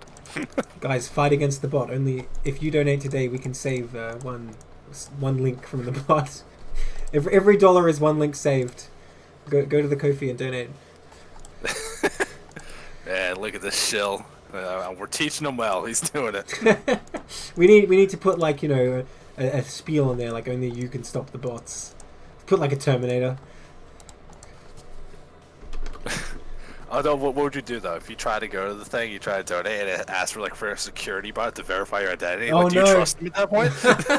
Well, that's why you have the catchka, like, you know, prove you're not a bot. Alright, new CPL rule: before every match, you have to go through one of those. No, absolutely not. Oh, look at this command center on low ground. No bunker being made. You know, like I've seen this in some of the higher tier plays. They have that confidence in their micro that lanes aren't going to come kill them. I always get nervous though. It's like the bunker's not that expensive, guys. Just do it. Like it could spell so much trouble if you don't. Well, who knows? SCV does count. Maybe he's got a good pointer from a coach, you know, who's just told him, if you see hatch first, you don't need to bunker until a certain time, because your SCV here, it is dead now, but you can see if Zerg makes 6 lings right away, then you just start the bunker at that time. You know, it's one of those things, even if you're a tier 2 player and you're not totally familiar with all the timing, someone can just tell you stuff like that, can really give you an advantage. But it is a bit dangerous not sending a second SCV here and not getting the bunker right away now that it died. Yeah, Auto's in chat. Do you prefer Oliver, by the way? I don't know. Saying, you know, he saw hatch first, he's like, alright, I'm just making my CC out there. That's fine. Yeah, I mean, hey, whatever works, as long as you don't get killed off. It's just, I've seen so many games end like that, the hubris. It's like, no, my Marines are real good. Here comes some lane, we're gonna test that theory. Mean Seeds doesn't want to attack the Marines at all, though. Just takes some shots, gets tickled a little bit, walks out there. But confirms that it is the CC about to finish. Damn, look at that SCV transfer. Oliver looking really good right now. He's got the build of the one Rax Academy with the eBay. I don't know if this is intentional, because this is technically a build, but it's a bit out there. Getting a fast upgrade, but also stim. It's not something you see every day. I think he'd probably be better off with 2 Rax. We'll see what he does with it. By the way, that little Ling move in, I actually really liked it, because if the SCV happened to be on that side of the CC and he sniped it, can you imagine how next level that would look? Oh, that'd be awesome if that actually ended up happening. I mean, I'm never in, like, you're a Terra player, you know time's a lot sharper, but as long as the eBay's up so you can get the turrets before the views come, I'm never, like, too down on it. It's like, you might just, like, having the later racks just gonna punish your ability to actually move out on the map. But you'll have a stronger push later. Like, I don't know, maybe there's a trade-off there, but just still. And we're actually seeing 2 more barracks being added on, so going up to 3. So maybe a little bit of a different spiel than what we're used to seeing. Yeah, I think it's pretty normal to go 3 racks with, like, an Academy First type build. It's the kind of middle of the road. Although, to be honest, there is a reason we don't see the kind of middle of the road option, because generally it's better to either commit fully to bio with that 4 racks, or commit fully to teching, just sticking on 2 racks. But it's not like it's a bad build or anything like that. You can just be like, okay, I'm gonna have some pressure on the Zerg, but I'm gonna tech up as well. And this muted timing is coming out pretty fast. Not the fastest, but looking pretty normal. So honestly, some wobbles aside, both players playing a really strong game with good openings. I like this turret position, although it is a bit far from the barracks. But you got to defend that ramp, so I think Oliver definitely acknowledging that. I mean, I always look for you look at all the key spots early on. Covering production, how about the natural? Nothing's covering the main. There is that window where it's like, maybe if you get in there, you can start really causing some chaos. Yeah. We'll see if they get added on there. You're seeing a lot doubled up and like turrets cover each other. It's just not the main. And look at Mean Seeds. He's really hugging that left side of the map. If he goes in, just go straight for those SCVs. This could be a lot of trouble here. Because it's just not the force you're looking for. There's a lot of medics here too. A lot more medics than Marines. Oh my gosh, I was going to say, it takes some courage to just go past the turrets and assume there's a good spot, but he did it. He knew. He's like, oh, okay, you're like got a strong outer shell, but a weak interior. Okay, this bio going to try and fight here. Range not complete, but only 6 muties here. I'm going to have a bit of a tough time, and they are forced to retreat. Ultimately, I'm not sure that was worth it for Zerg, because he did lose a mutilist there. He only got a couple SCVs. I mean, honestly, I don't even know why he left. Like, Marines stood forward. There were 6 Marines there, though. Yeah, it's that's not that true. many, and they were so far away from the medics. Like, That I is think true. they could have just fought that. Well, choosing to play it safe, and I don't blame him, because if you lose all your mutas in here, suddenly you're like, oh, that's not good. I mean, I agree with that, but for just going past the turrets and hoping there's an opportunity, I don't think play it safe counts anymore. I don't think you get to be like reckless and then like say I'm playing it safe. I think you choose one. Well, look, you can put it this way: he took the risk going in there, but he did chose not to extend all the way. You know, he just felt it out. Lost one mutilist for his trouble, but now Ording has a pretty strong push out here, and his +1's going to be done very soon. And that's the thing with this build: the one Barracks Academy eBay, the +1 is done sooner than you would expect, and you can really feel the strength of it when he engages those mutilists. So we might see a favorable fight for Terran. Fly over. Oh, nice. Oh, those 3 meters almost flew over that Marine ball, but they do see the move out here.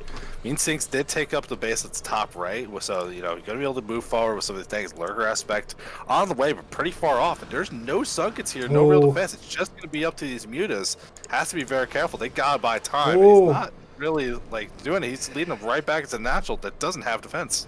Yeah, and not the best micro so far. Not getting any shots, losing several mutilists. This is looking really dangerous for Mean Seeds right now. That +1 finishing just in time. This is a beautiful timing. GG. Shreds all the mutas. Damn. Nicely done by Oliver. Yeah, that's I mean, Mean Seeds, I don't know what it was. Like, they saw the move out with the mutas. They saw, like, they were poking forward. Just not building any Sunkens to help defend there. Maybe a little greedy, maybe not expecting that +1, but I think even without the +1, that would have been enough to win that. Yeah, here's the thing. If you're going to go 2H muta, you really are committing that you have to be microing them all the time. And if Terran is coming towards your base, you have to be picking at them the whole time. Any Marines that get too far forward or too far back, like when Terran starts to move, that's when the bio spreads out, and that's when you have to go and pick stuff off. If you don't, this will happen to you. So I'll say to all the Zergs out there, if you want to do 2H muta build, you're going to have to defend that kind of push on micro alone, basically. Alright, going into game 2 now here. In the 12 o'clock, we have Oliver in the grey. In the bottom left, in the pink, we have Mean Seeds. Currently Oliver up 1 game in this best of 3. Yeah, I like the way that like looks when it's panning out. It feels to me the same way that pros players have to deal with like early factory pushes. It's like you can't just let them roll up to your base undisturbed. Pick off what you can, slow it down. Like you need to do all these things. Use the micro to make your units better. It applies in this matchup too. Yeah, here's the thing, by the way. I think like you don't have to get Sunkens as well there. If you committed all your resources to mutas, it's also possible. But the Sunkens give you an option of kind of counterattacking, sort of, because it means Terra needs a certain amount of bio to hit that natural. They can't just come with like 4 Marines saying just kill your drones. But yeah, definitely kind of risky not getting it. We typically see with 2H builds like just gets 2 Sunkens to avoid stim time and killing them. So yeah, maybe Mean Seeds will adapt from that. Does that depot mess with the gas? I hope it doesn't. Dude, I never understand how that stuff works. Me either. It's like sometimes it's like, oh, it makes it better. Now it makes it worse, and now it makes one of them worse for no reason at all. What's happening? You know what it's like? It's like that's for like SCV boosting on the CC. Like they're gonna come out of the gas and spawn to the right. If only. Oh, here's the thing. If you surround a geyser completely with units, like say you had lings like tightly packed all around it, what happens? Does the SCV just like come on the outside of the lings, or does it get stuck? Oh, you know what? If I think about it, Of course it would just come out because it's like mineral walking. It just goes over the top of units, of course. Yeah, I guess that would make sense. You're asking like questions like, this is never gonna happen. Like, this is something like people do like when they're playing their 4-hour fastest games. Like, hold on, I got a funny idea. Look, man, Like, the mystery, the magic and the mystery of Brood War. No, I did some of those kind of funny things back in high school. We had like a StarCraft thing. We'd play these maps. My funny idea was, Overlords don't take supply. No one's using hotkeys. If I make enough Overlords, you can't click on it. Yeah, that's right. It's been done in StarCraft 2 as well. Especially in StarCraft 2 with no unit limit, unlike in Brood War, where you can only make, what, 1650. You know, they doubled it, though, in Remastered. You can make, like, 3,400 or something like that. I didn't know there was actually a limit. That's crazy. It will not come up in a 1v1, unless you're literally just making as many Overlords as you can, right? Because, yeah, 1650 units just for 2 players. I mean, I say units, but it's all things you can build. Buildings units, like, even things like Interceptors, Lava, that kind of stuff, all counts towards it. Huh. So it looks like another 2-hatch build coming up from Mean Seas, not mixing it up. And so far, nothing crazy from Oliver Reaver. Going for that CC. Once again, had to make that second depot, but just keeping it safe. I appreciate the kind of standard play coming out, very stable. Yeah, I mean, this is a faster map to move on. You see the legs coming out here, and again, no bunkers going to be coming right in front, but maybe they can get there in time to do some things. This SUV is getting good scouting info. It's going to delay mutinies from trying to go across the map and do the damage. Wants to try to get this out of the base, because you don't want to be able to tell for sure. Is this Lurkers or Mutas? By the way, NCX in chat pointing out that it is indeed a sprite limit. That's correct. So if you hit that, you can't cast spells like Dark Swarm, for example. Just doesn't work until a slot gets freed up. So yeah, it's a funny thing, Brood War.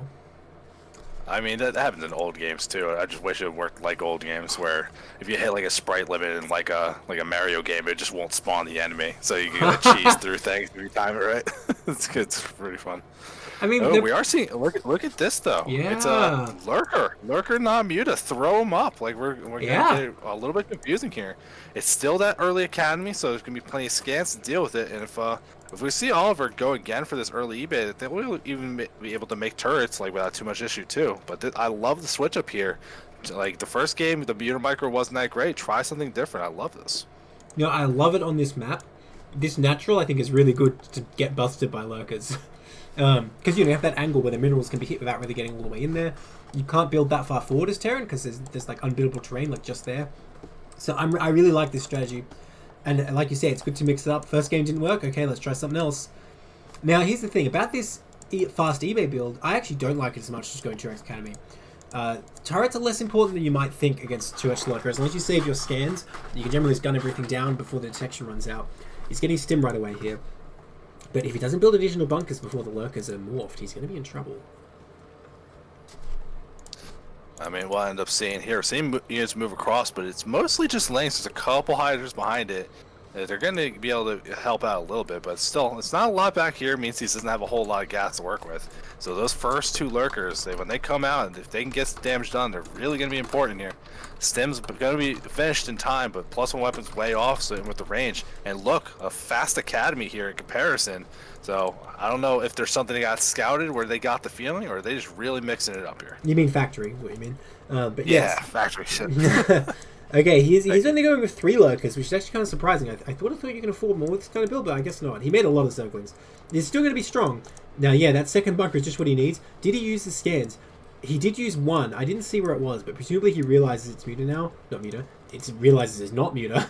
This lurker. Even getting +1 armor first is what you want, but critically, he's missing marine range, and that is what you need to stop the lurkers sieging bunkers. Lurkers actually outrange a bunker without marine range. He just starts it now.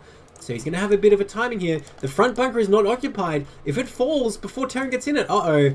This might be a very short game here. Lurker's coming right up here. No stim yet. Okay, there we go. Stims those 2 marines, but not the ones in the bunker. This is only 3 lurkers, though, so once the lings fall, but will they fall? Looks like that bunker is going to die, and those marines instantly explode as well. What's stopping Zerg going straight in the main? GG. Looks like Oliver was caught off guard after all. Yeah, you make the units that you can't see that kill everything almost immediately. It turns out you wow, can win games. You're talking about Protoss, right? I'm talking about multiple races right now. Yeah. I just wish you could go 2-port Wraith against Protoss. I mean, you can. I don't advise it. Yeah, you can do anything. It's possible in the game for sure, but yeah, not a fun time. All right, so we're gonna head to game 3. Hey, we're gonna go to game 3, but remember, there was that one game on Triathlon, High on Earth 3 port Wraith into nukes. I did Just not saying, see that. It's ridiculous. Well, It's so ridiculous. I don't know who those amateur players are, but haven't you heard of that one time on Match Point, Armada versus Neblime? I had like 4 starports making race because he was making carriers. Anyway, in the bottom right, in the olive, we have Oliver, very fitting, and the top left in the white, we have Mean Seeds. Oliver here for SKT4, Mean Seeds for Amigos. Game 3 of this best of 3. Who is going to take home the point for their team? Amigos are 2 points away from winning here. Man, so wait, you went Mass Wraith versus Carrier, and I'm assuming Armada just switched to Dragoons and won? No, like, he was going, like, 2 base carrier, if I recall, and, like, you know, we had a first fight where I blew up a bunch of carriers, but I kind of just kept making Wraiths, and, like, he just couldn't make enough observers, so he'd be coming in with Zealot Goon, get a few volleys on the Wraiths, all the observers would be dead, then my Wraiths would be desperately trying to kill the Zealot Goon as it killed everything else, and, like, I eventually won that way. No, that's ridiculous. But yeah, you gotta that triathlon game. You gotta find that one. That's old. You have to link it to me, yeah. Yeah, like he was using the Wraiths to kill observers, so you Yeah, can harass yeah. mineral lines. It's freaking wild. Did you just I put think like cannons? free. Well, it's like you don't want to make cans against that crap. I think eventually you do, but you still like you nuke and get rid of them. Oh, no problem. right. Oh, no. And then you there was Dark Archons and stuff too. Like the game was crazy. What for? For feedback? Is that what it was doing? Yeah. Damn, that is crazy. What about Corsairs? It was quite the game. I think people in the modern era would just make Corsairs, right? Because they're very good against Wraiths, counterintuitively. Well, they were using the race kind of like you use Mutas. Yeah, of for course. ZBT, That just makes where Corsairs they- even better. Well, you don't want to be investing because you didn't make more rates later once they died. You just did a good job to not let them die. Oh, okay. So It was a really weird. It was a real weird game. I can link it to you later. Oh. Hey, you want a fun fact or not so fun fact if you're Terran? It sounds fun to me, so yes. Yeah, if Protoss steals this gas, a Zealot can get through there suddenly. Like through between the barracks and the gas. Yeah, because buildings and terrain are different size because this game makes sense. So it's really bad because it's kind of like already you're kind of like, oh no, Protoss stole my gas, this is upsetting, and it's like, wait, my SimCity doesn't even work, and just everything's going wrong.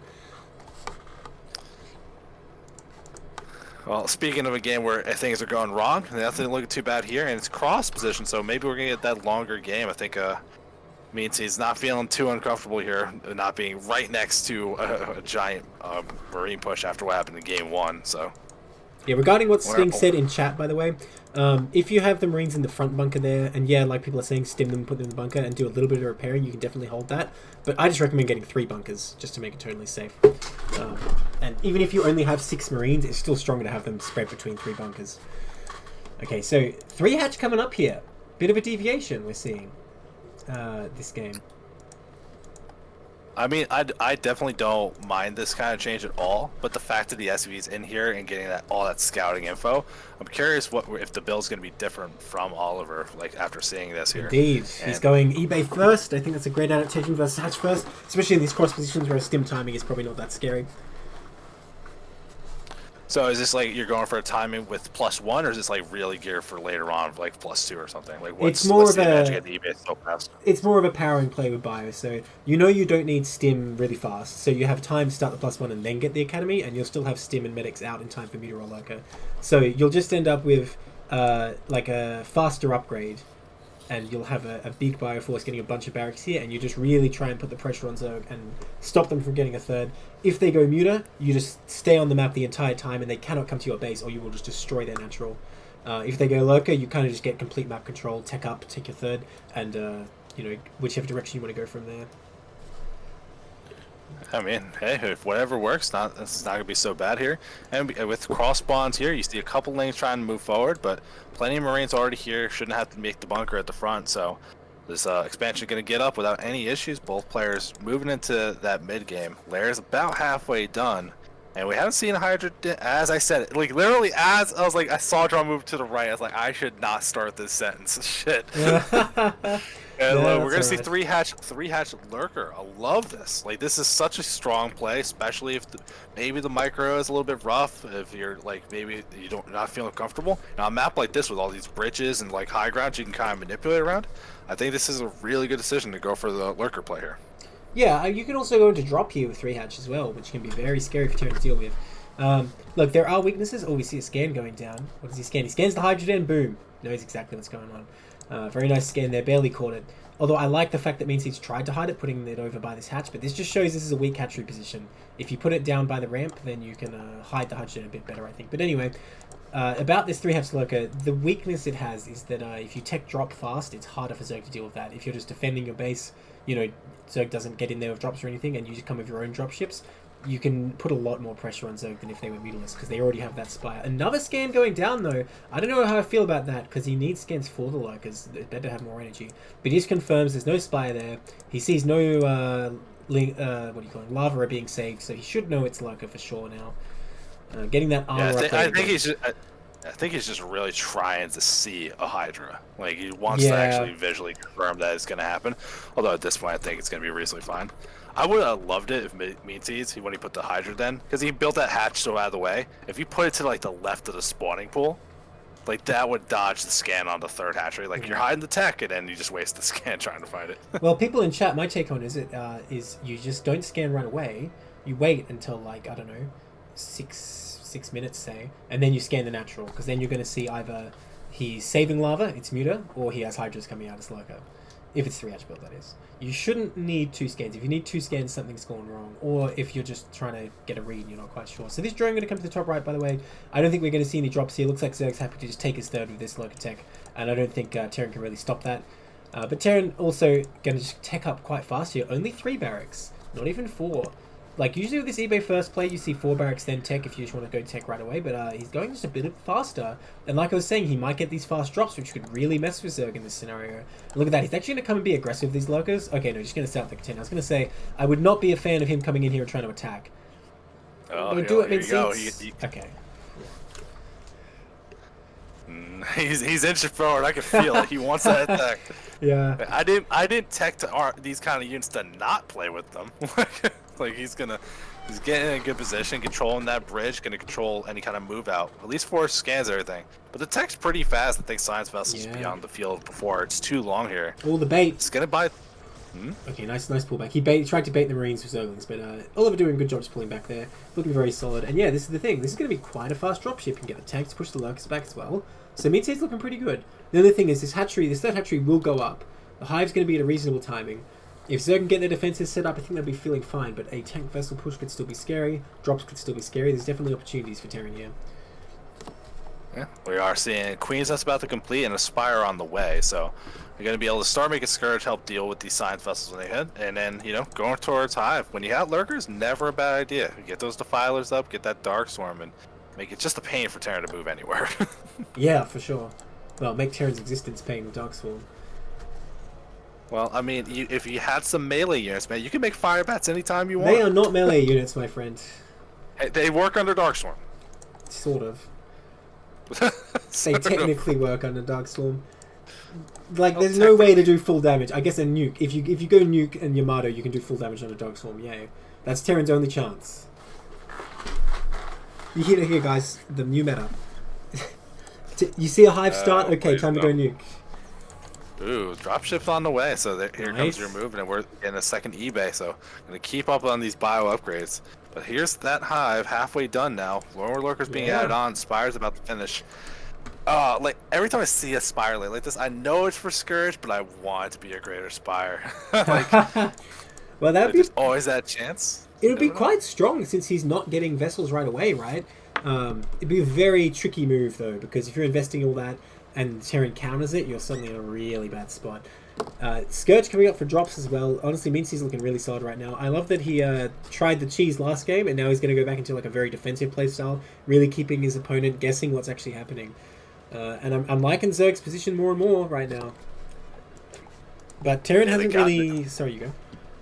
I was gonna say, yeah, they got through that part in the mid game where maybe it's hard to survive long enough without taking damage, hard to keep these bases alive without investing in a lot of defense. So definitely looks pretty good here. But here comes that first drop. Oh. Overlord easily gonna spot it though. Yeah, look And what's there waiting are for two it. Skirts. Yeah, there's 2 skirts in natural. Can this dropship smell it out and not get killed?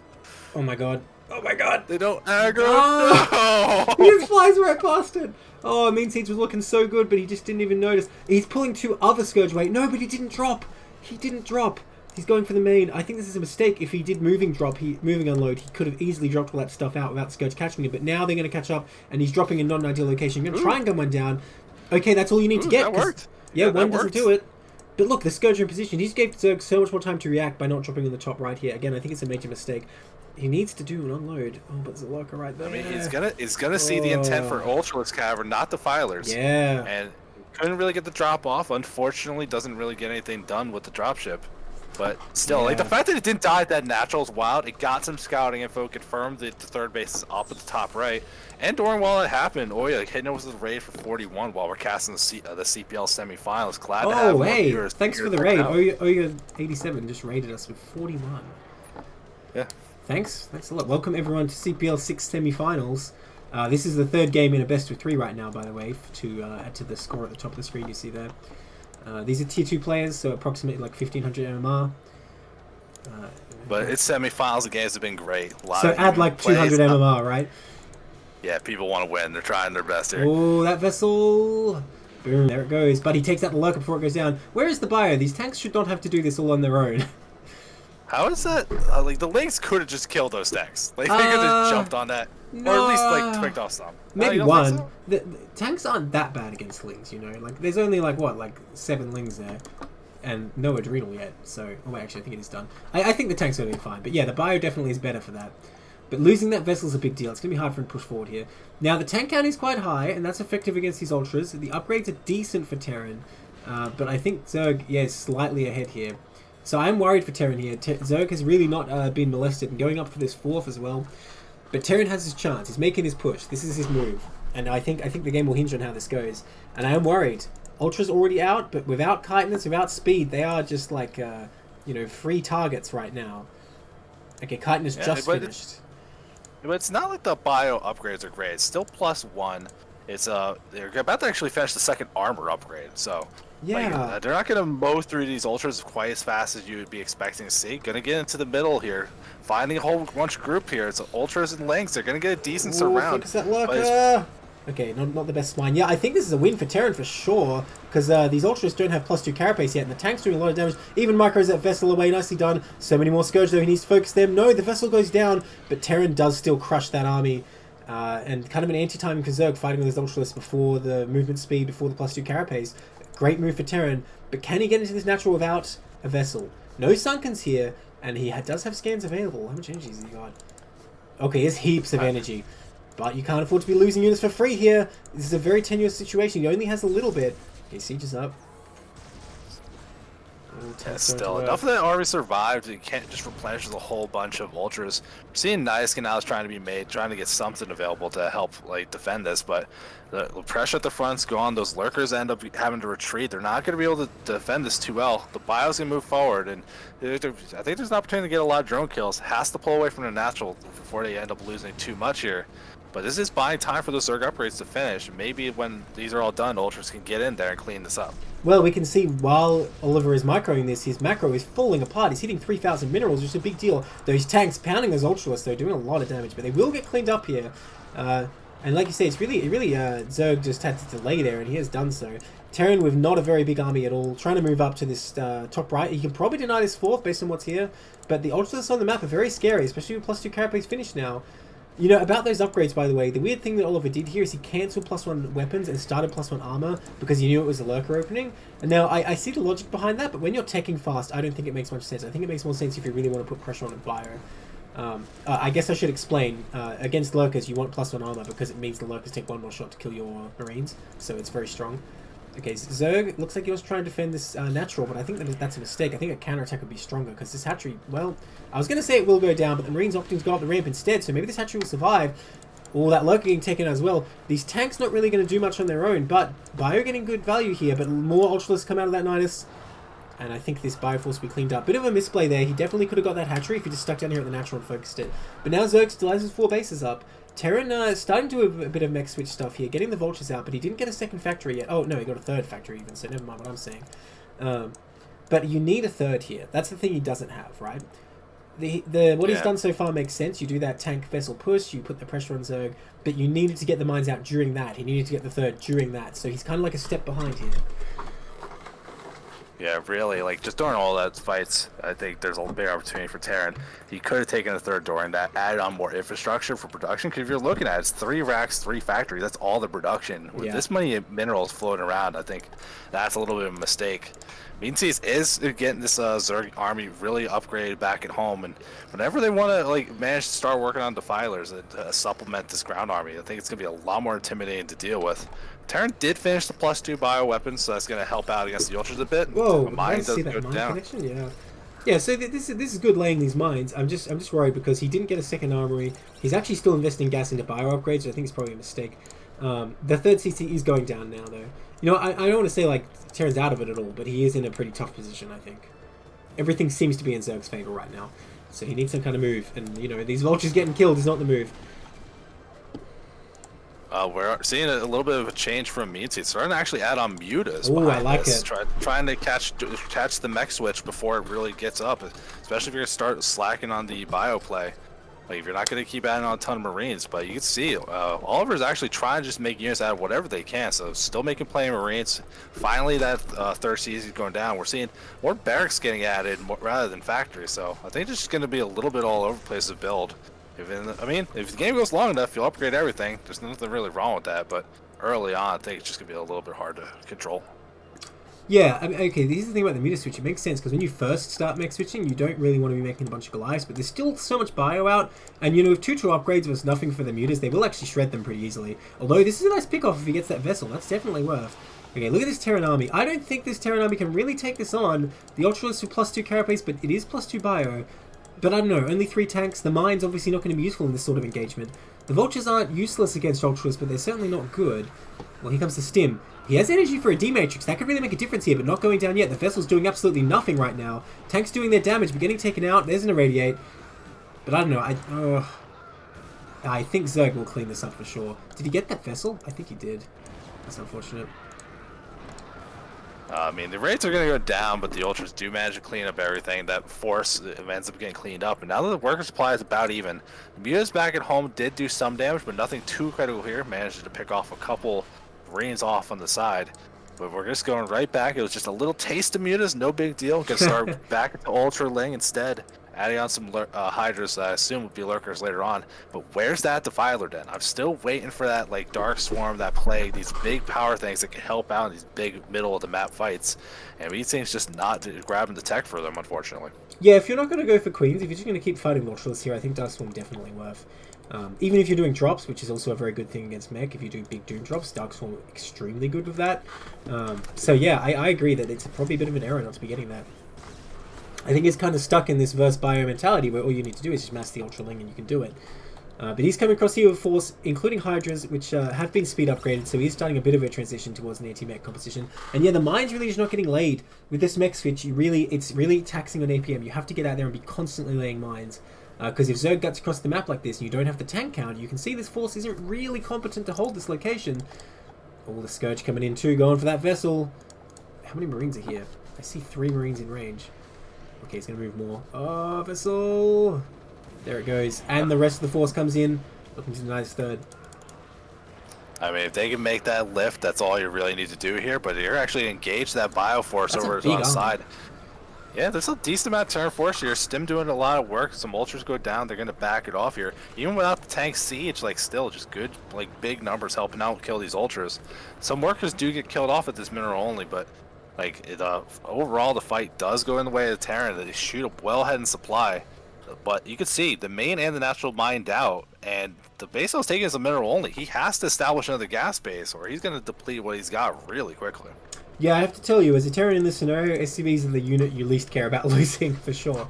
Because, you know, you can remake those. You've got the mineral only right now. and you're stopping making Marines. Yeah, Vultures are good, but you only want so many. The Ultras immediately come back in for the counterattack when Terran moves down to this 6. But I don't know about this. He's only going to kill Marines here, and he's ultimately going to lose more Ultras, which do cost gas. Where's he irradiate? No? Defense Matrix? Something. The vessel spells have been a little bit off this game. One of Yeah. the things that really could have helped some of these fights here. So Ultra's still strong enough, max upgrades from both sides, but there's just not a lot. Like, look how many medics are here compared to the amount of Marines. Like, again, like, a little bit skewed, a little hard. So Well, there's honestly, not a lot of DPS versus Ultralisks, I think that's actually alright because you can just kind of block. Yeah. I mean, more Marines would be good for more DPS, but like I think he probably needs to be focusing more on tanks anyway at this point. You know, in fact, he has been continuing to make bio this whole time, so maybe this was the intention the whole time. Mixed force of Vulture, tank, and bio, but like I was saying, you really got to lay the mines with that. And again, Zerg coming in here without any mines to defend, no siege tanks, so honestly, these mech units are more just dead weight, and the bio's trying to do it on their own without the vessels even helping them out. That's a lot of lings with this too. Oh, lift it, lift it! Oh, takes out that CC. Damn.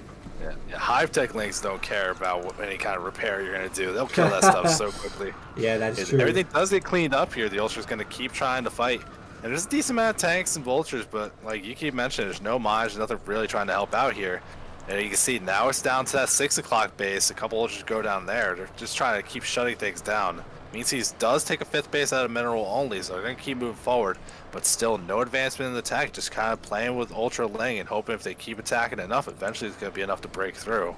Yeah, I don't dislike what Mean Seeds is doing. I think it's better to just try and keep the pressure on, stop Terran from building up. And so far it's working. You might actually break through here. Not that many Marines left. Irradiates finally go down though, but there's 1 tank and 2 Vultures in the back. Not going to be enough. Where are the reinforcements? More Marines coming up, but they're a long way away. SCV's getting taken out by this Irradiate too. I think this might be the breakthrough moment where Mean Seeds really crushes these defenses. Well, Tank's getting good shots in though. Actually, maybe he will clean this up after all. All the Irradiate doing work though on those Marines. And meanwhile, that one irradiated Ultralist in the bottom, just trying to do what it can, but it's stuck. Yeah, I mean, we see an SCV transfer going now, and like if they can catch those, you see Lings coming in from that high ground pod. So the pressure from Mean State is going to keep happening here. But if you look, there's a lot of money here. This could be Ultras, but you see a lot of Lings, Lurkers being made, more hatcheries being added on. Looking like an attempt to... Where did these Lurkers come from? That is not the unit I expected to see, but that might just do it. In fact, there's not much left to kill here, actually, so it's just a matter of lifting that CC. A Fireback comes out, but too little too late, I think, at this point. Oh, I say there's no mining for the Terran right now. Long distance from the mineral only to the main. Like, this is like an expedition to get whatever money they can right now. Why are they going to the main? What's wrong with the natural? Why are they, like, snubbing their noses at the natural? That's weird. I don't know. I thought that was weird. I don't know, it's there. Why not? Well, he will be able to land this again, but yeah, Zerg's sitting pretty on 4 bases still, just producing whatever he wants, and I think if he keeps his pressure up, there's no way Terran will be able to stabilize. Well, I mean, what has he got right now, though? Suddenly it seems to be only Ling Lurker, and you have 3-3 bio. You can just take really good engages with Ling Lurker sometimes, but what bio does he have? It's all in the natural, none of it defending the 6 o'clock. It's just a naked base for the taking. Yeah, I mean, I'm gonna keep mentioning it, keep harping on it. Just imagine this army with 1 Defiler. 1 singular Defiler would ruin this game so quickly, but still just playing the simple units, no spells, keep it like real easy, just move the army around. Means he has plenty of force to do it, the upgrades are good. Here comes the attack on that 6 o'clock from the left, but there's plenty of Lings up by the high ground pod ready for the counterattack before he really commits. SCVs, no, this is not your time. They have come at the perfectly wrong moment. Is Bio going to come in here? These Lurkers with no attack upgrade, actually not that strong against the +3 Bio, actually will probably get picked up pretty easily, but the damage is being done, more SCVs are falling, and you know, all of it is going to run out of SCVs soon enough. The medic's frantically trying to save him. But there we go, as I was saying, like, you know, the Ling Lurker can kind of just be defeated by late game Bio, as we see there.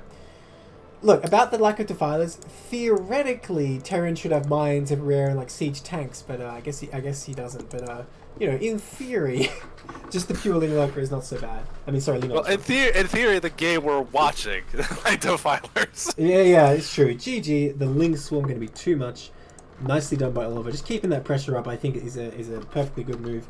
If you're sensing that, you know, Terran is not able to get the minefields up, he's not able to get the tank count up, exactly what you want to do is just keep trading, because you don't want Terran to build up to that devastating mech force that you can't handle. Yeah, I think one of the other big things that ends up happening, though, is just you saw the Terran was late to get the 3rd base. It just could not get on the map, couldn't get it established. So when you keep trading forces back and forth, you just never feel comfortable.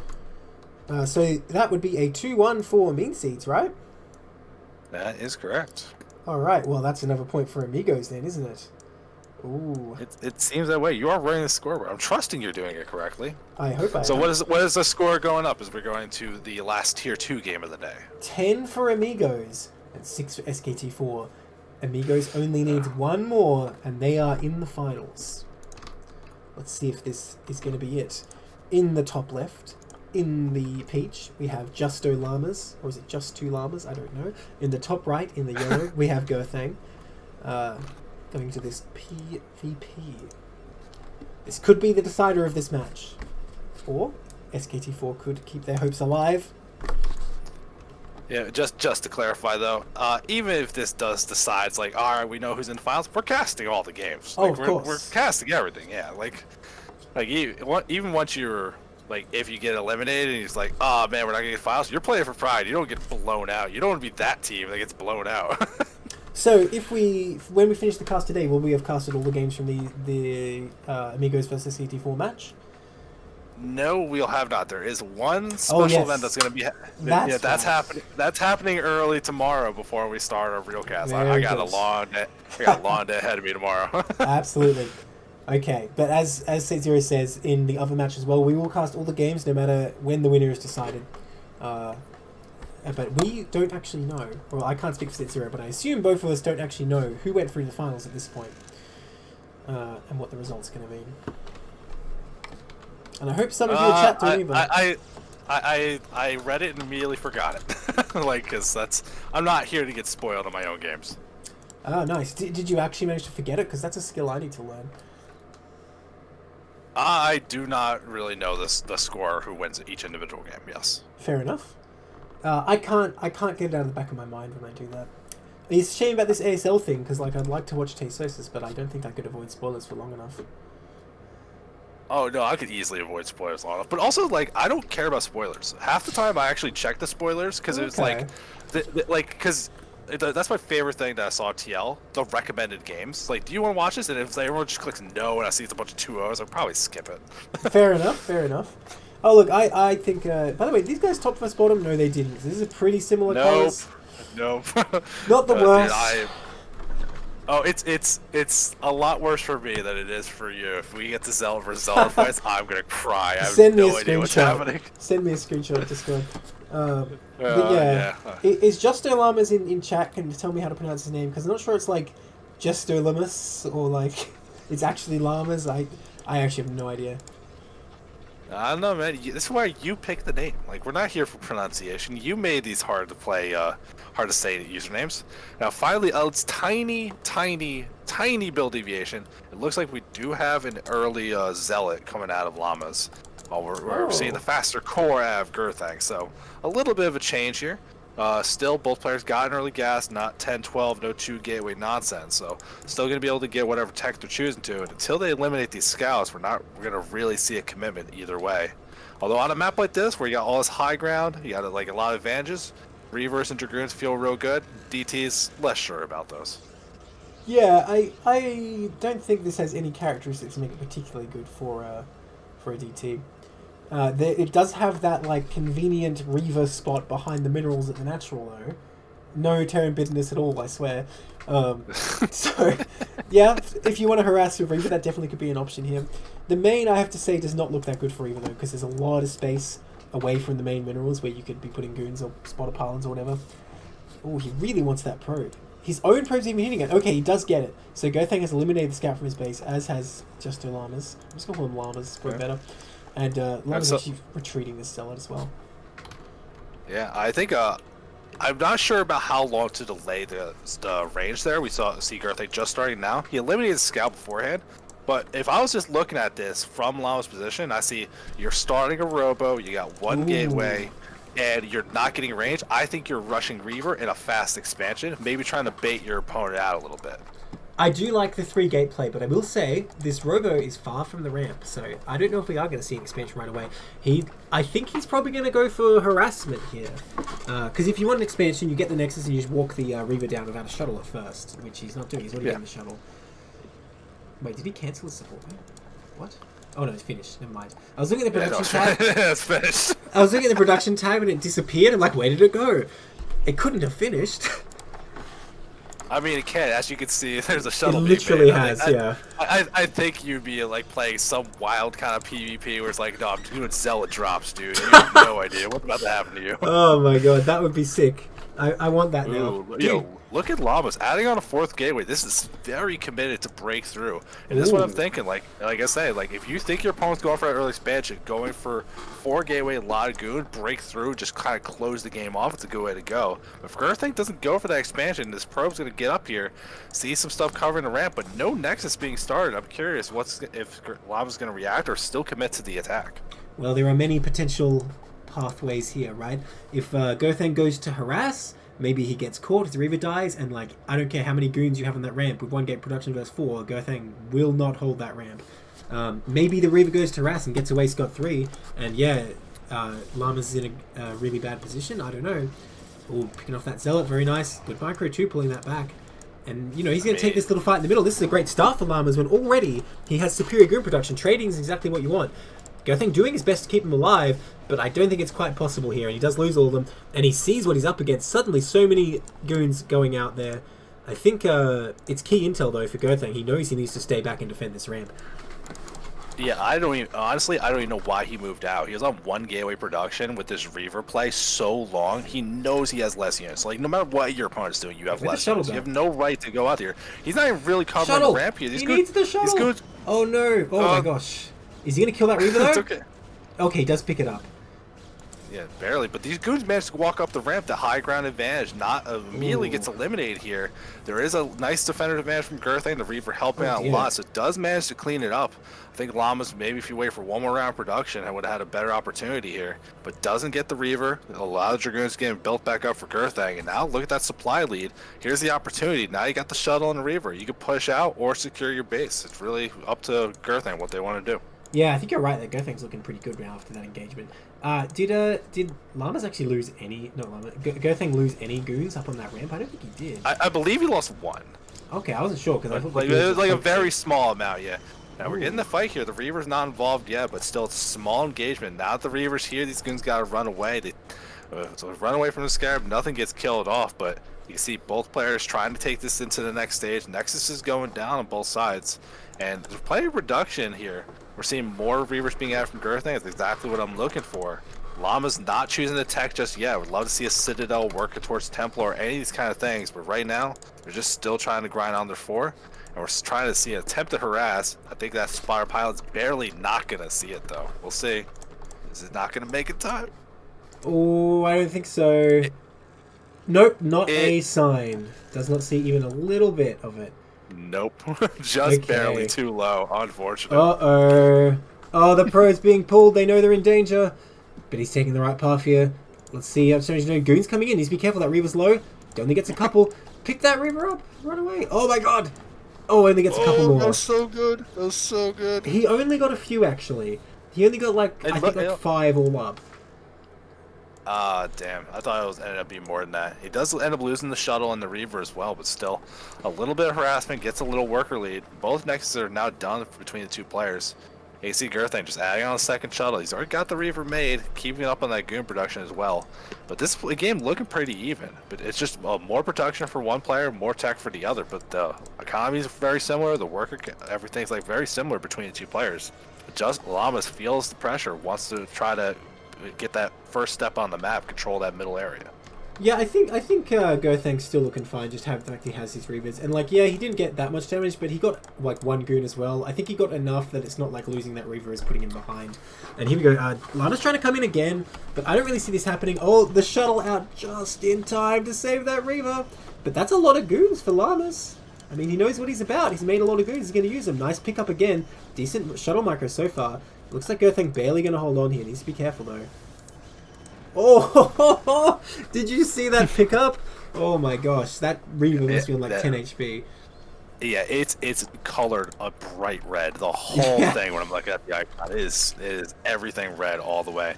I do like what we're seeing. Little tiny thing named Gerthang do. He's trying to not drop the Reaver until he sees Dragoon shots in the air going towards something. So that way they can't immediately shoot for it. He's trying to just give him a little bit of time to get that Reaver shot off. Yeah. But a nice little thing at this level of play that a lot of players probably don't think about.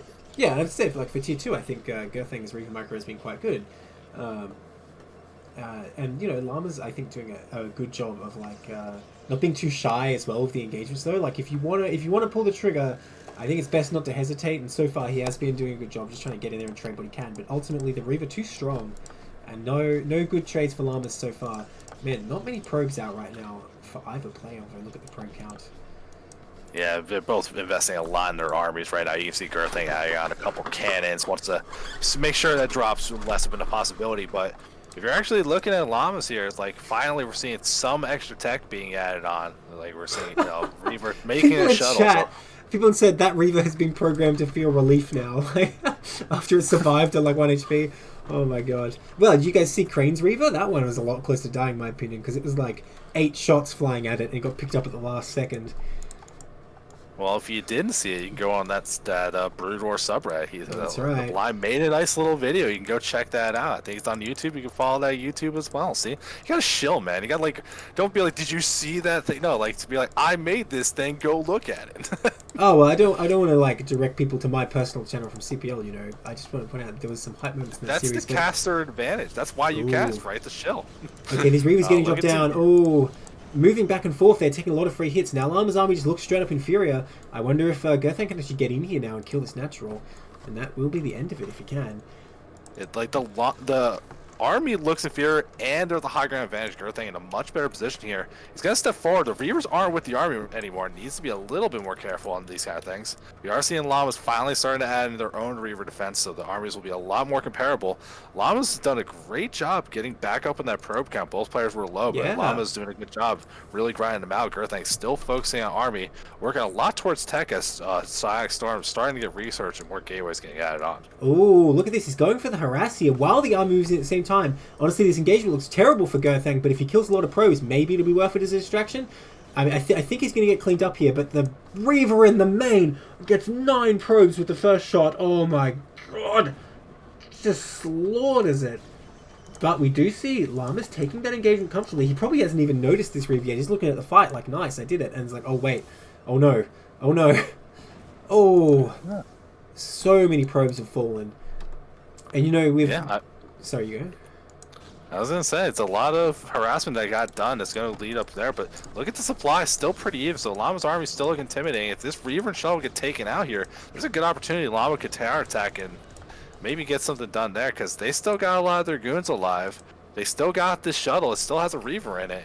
We'll see if Llama wants to go for the counter attack. They got to make sure all these probes are mining first. There's a lot of things that got pulled just to survive, now not really doing anything. Yeah, it's a bold strategy from Gerthang, just saying, alright, I'm just going to shove my army in there. I think he knew that he wasn't going to win that fight, but I'm going to take out all your probes, and you're going to have to make something happen. His Zealot speed is done, so he has a bit of a tech advantage, but like you say, no Reavers out right now.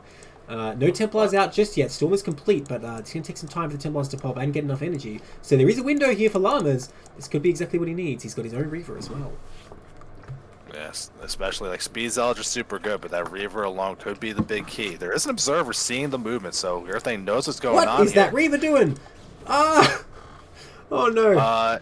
It dropped and did a crap ton of damage to the units. I'm not really sure about this. That is Don't true. attack to those cannons as well. And Zealous gets turned around with no splash damage available. They're going to get on top of the goons, do a great job here, pushing back forward with a little bit of units here. But Llamas does have a lot here.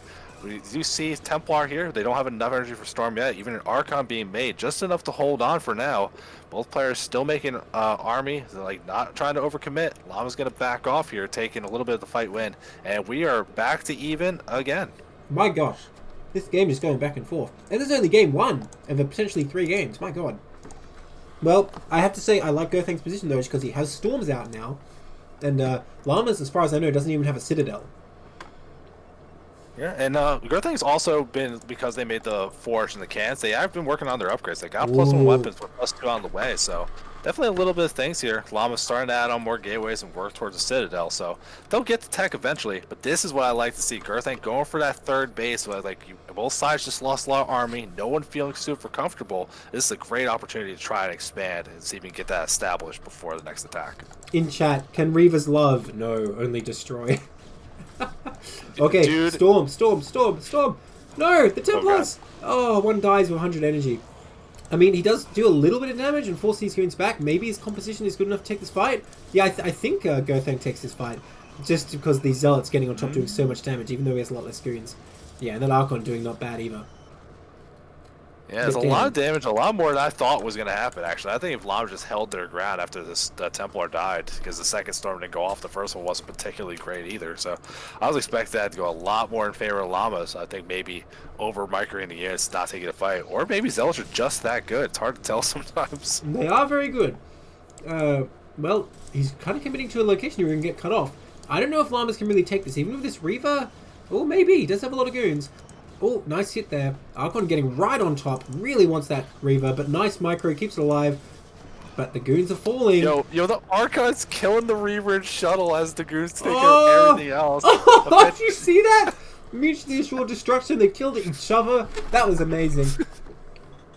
Wow. So another... Sorry, you go. As I said, it's great though. Girthank, they're both trading units again to keep resetting. But remember, Girthank took that third base. That's why I was so in love with that move. Even sets it up with a couple of cannons. They haven't got any workers there yet. And look, Llama has one probe over to 3 o'clock base. I don't know what shenanigans that's about to be. But the base there, do it. That'd be great. But yeah, I think, you know, with these like kind of stalemates they keep having, Girthank is just eking a bit more of an advantage every time. First with the tech, then with the upgrades, now with the base. I think this is the point where he's going to take a decisive lead here. Finally, a Templar Archives is coming up for Llamas, though. We'll see if he can make something happen with an attack. Oh, a trapped probe. Wait, no, I'm wrong.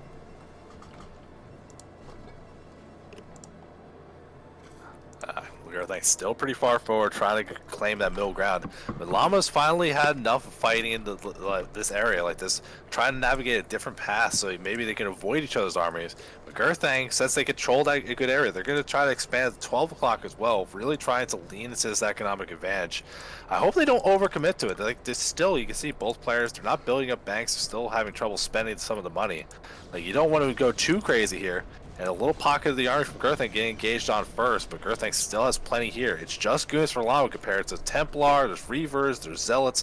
There's a much better force from Girthank, and it's got those +2 weapons finished now. Yeah, that's a huge advantage, I think. And like, he's only got goons here. He's been building more Reavers, but his Storm's a long way away. He hasn't even started it, so really Girthank just has a better army at this point. It's a matter of catching his opponent. Another drop in the main for Llamas. Oh, no, not again. Got spotted at all. Oh. So many probes. Was that 10 10 kills. Oh, God. No, let me see the number. Drop it. I need to see the number. Meanwhile, the goons of Just Llama is also getting picked off. Oh, does he really want to drop here? Does he really want to drop here? Does he really want to drop there? Oh. It was probably worth it. Oh my God. I don't even know how many that was. God damn. Well, he had 16 before the last one hit, and I think that was another like 7 or 8. So that Reaver, I think I will sacrifice a Shuttle and a Reaver to get those kind of results. I need Girthank to teach me how to use Reavers like that, because apparently mine, I'm missing something. I try to attack and it doesn't do that kind of damage. You can see a giant economic lead for Llamas. He's behind on bases, half the worker count now. But if you look at the army supply, it's not super bad. There's still an opportunity, but Llamas just doesn't have the upgrades, doesn't have the Templar to go with it, no Zealots. So the army overall looks worse. I think Girthank can kind of muscle through and force this game out. Yeah, like the best Llamas can do from this spot is a base race, which he's not going to win. Because he can't get back to his natural. But Girthank trying to come at this high ground, but Storms do not care about high ground. I feel like there's some kind of like philosophical saying here, like the rain does not care if you're on a mountain or something. But I mean, really nice Reaver shots so far. Llama's killing more than I would have thought. The Reavers are falling now, but really Girthank does not have that much left over after all.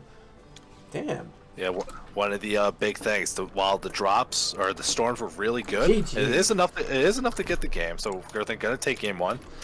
Those storms, though, they're on a big clump of goons, did a lot of damage, but you want to put that on the shuttle. So when you drop the Reaver, it's still going to die. Like, it takes so much damage from either way, it's a lot easier to eliminate that, because that was the reason that fight was even close at the very end there.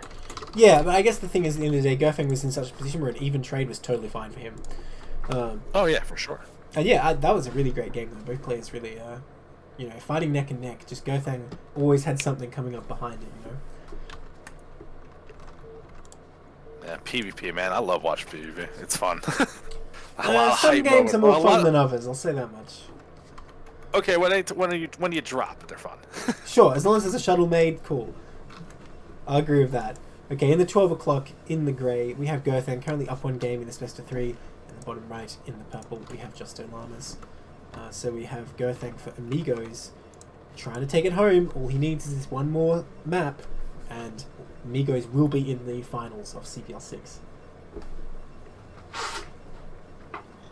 I mean, the way he played that first game looked pretty good. Not that Llamas had bad control or bad builds or anything, but the reluctance to advance the tech tree, like stayed on 4 gateway goon production for so long, did work towards speed zealots or reavers really early, didn't get storms. Like, I think that was the biggest thing. If Llama can change that here, there's an opportunity. Or if the 4 gateways can kill here, because there's no ramps to help you, there's a lot less distance. If that's the strategy Llama wants to go for, it might be a lot more effective on Sylphid. Yeah, I think Llama's definitely had opportunities, just weren't quite able to capitalize on them. I mean, who knows what Gerfeng will go for, though? Is he really just going to go for the same 1-gate robo? And followed up for 2nd gate, but it was 1-gate tech, then 2nd gate. And yeah, I like that kind of build, actually, though, because it gives you the potential for the harass, which we saw. Very, very bold of him to keep, like, sacrificing Reavers, but it definitely paid off.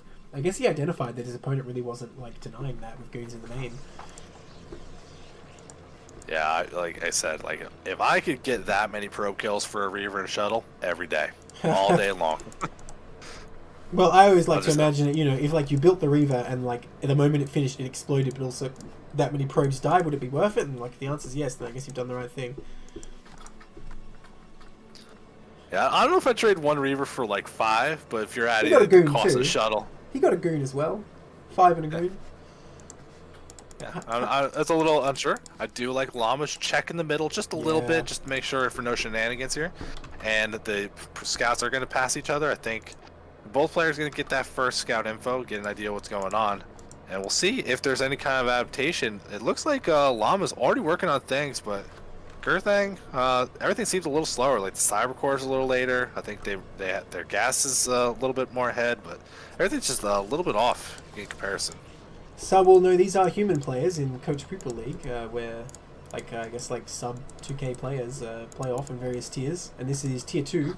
Or is this Tier 3, Saetzero? This is Tier 2, right? No, this is the last match for Tier 2 tonight. Right, I thought this was still Tier 2, based on what they're playing. So approximately 1,500 MMR players right now. Let's see, if these were bots, I'd be very impressed by those bots. I mean, have you watched the StarCraft AI stuff? It's ridiculous. I mean, they can be good at some ridiculous. things, but not others, you know? Like, I don't think bots would have been able to play last game. There's things they definitely couldn't have done there. Yeah, but they would have just killed with the first, like, 3 Dragoons. They never would have gotten it. Yeah, with the Goon micro. Yeah, that's true. Okay, by the way, where's the range for Gerfeng? What's going on? Is he going to go for, like, super fast tech? Oh! Well, no, this was very similar to what I saw in Game 1, but the probe's still alive. He's going to see this He already sees it. He already sees it. Yeah. Now, is this shenanigans? Like, do you cancel it? Cancel it, put down double robo? Well, I want to go double robo. But I mean, what else do you do? 3 gates, I guess? Like, what kind of options do you have that aren't just, okay... I just don't like this. I don't like anything about this. Yeah. Like, just going Citadel in the face of your opponent. You have 1 gateway production. Your opponent, like, they know what's going on. And remember, it's short distance. It's no ramps. If Llamas goes 3-gate observer here, I think everything dies. Straight up. Yeah, I think you're right about that. We didn't see his robo up just yet, but it should be coming up in a minute. Where's the Templar archives? I mean, where's the Goon? He delayed the Goon so much. Oh, look at that. I mean, he had to. Look at the gas expenditure. He had to delay that Goon. Yeah. Alright, Llama's Zealot coming up here. Well, where's the robo? Okay, he does start it. So yeah, I mean, he didn't, like, not see the Citadel somehow. He knows exactly what's up here. Now, I guess Gerfeng can still try and, like, expand behind this. Not necessarily over, but it seems weak.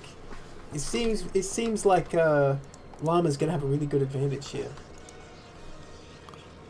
Yeah, this is not really the style I would like to go for. If you're gonna blindly go DTs and just know your opponent's they're not gonna care anyway, then it's like do the DT expand where you get like a forge behind it. You're forcing just time until you can get to an observer, and then you get an expansion up. Like it gives you some kind of edge here.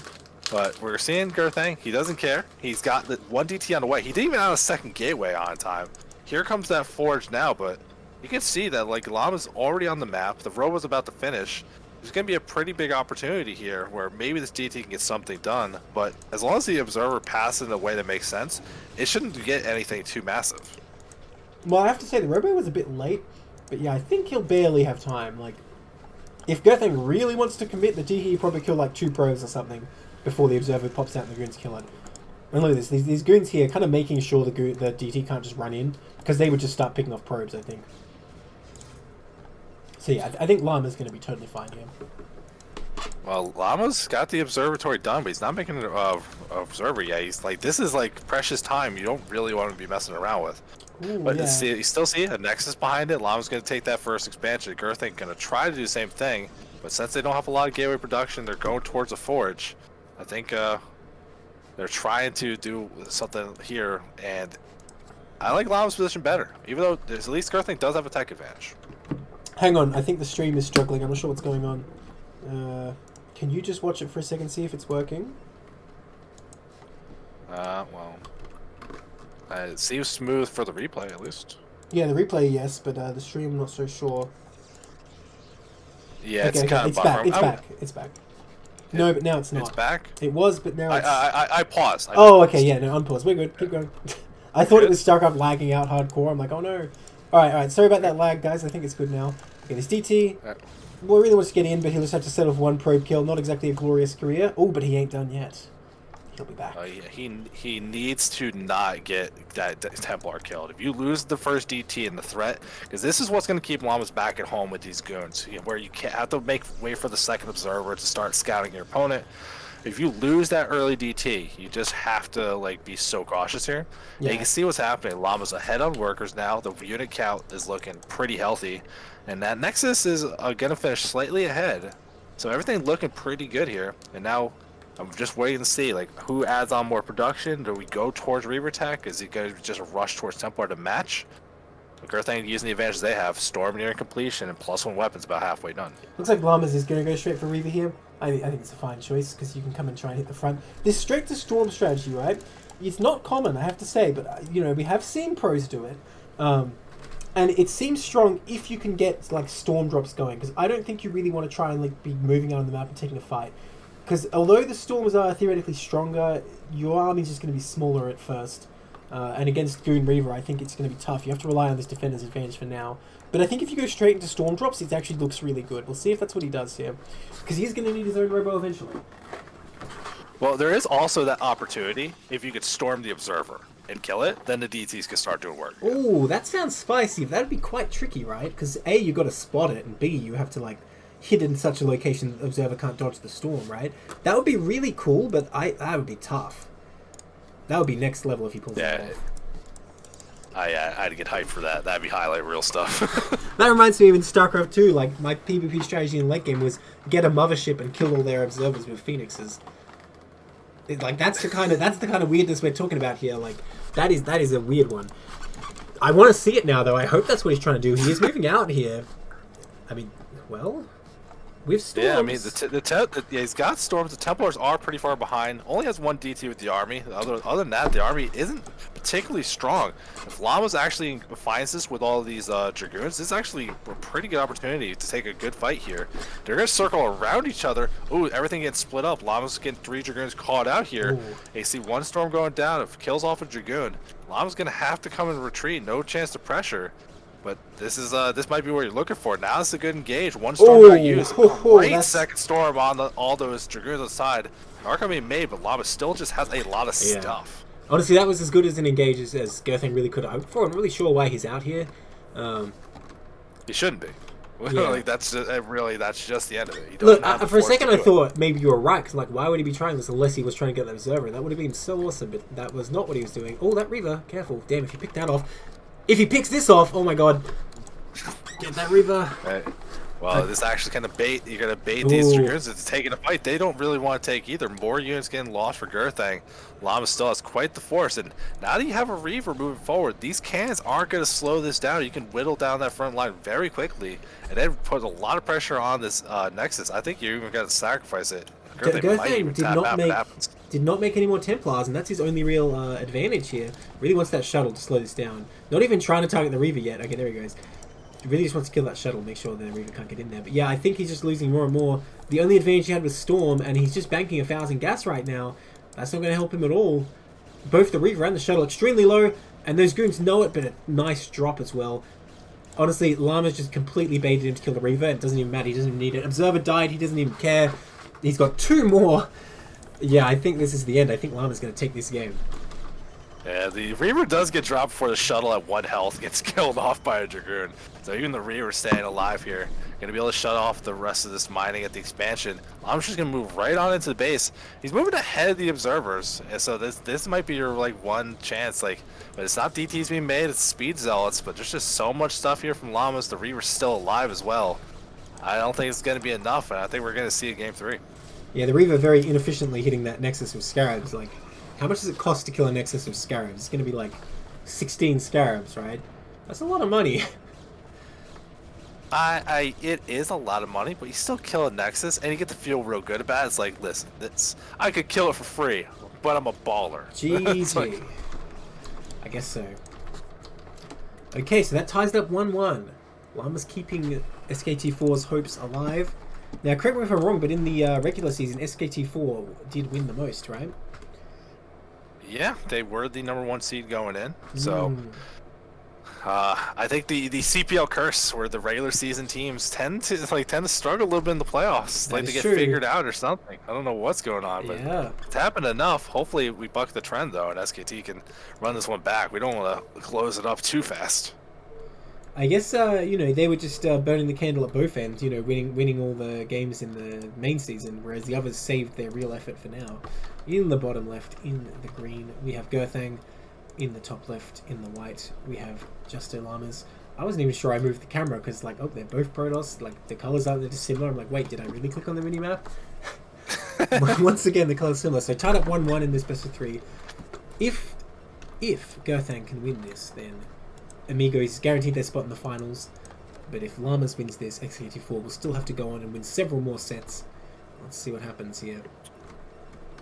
Yeah, and like moments like this is why I like the CPL format. That it's not just like your tier 0 players. Their games are worth 4 points or any kind of crazy nonsense. Like every player gets to pull their weight and do their job. Yes. Like you really feel the team atmosphere. You get to root for everyone regardless of the skill.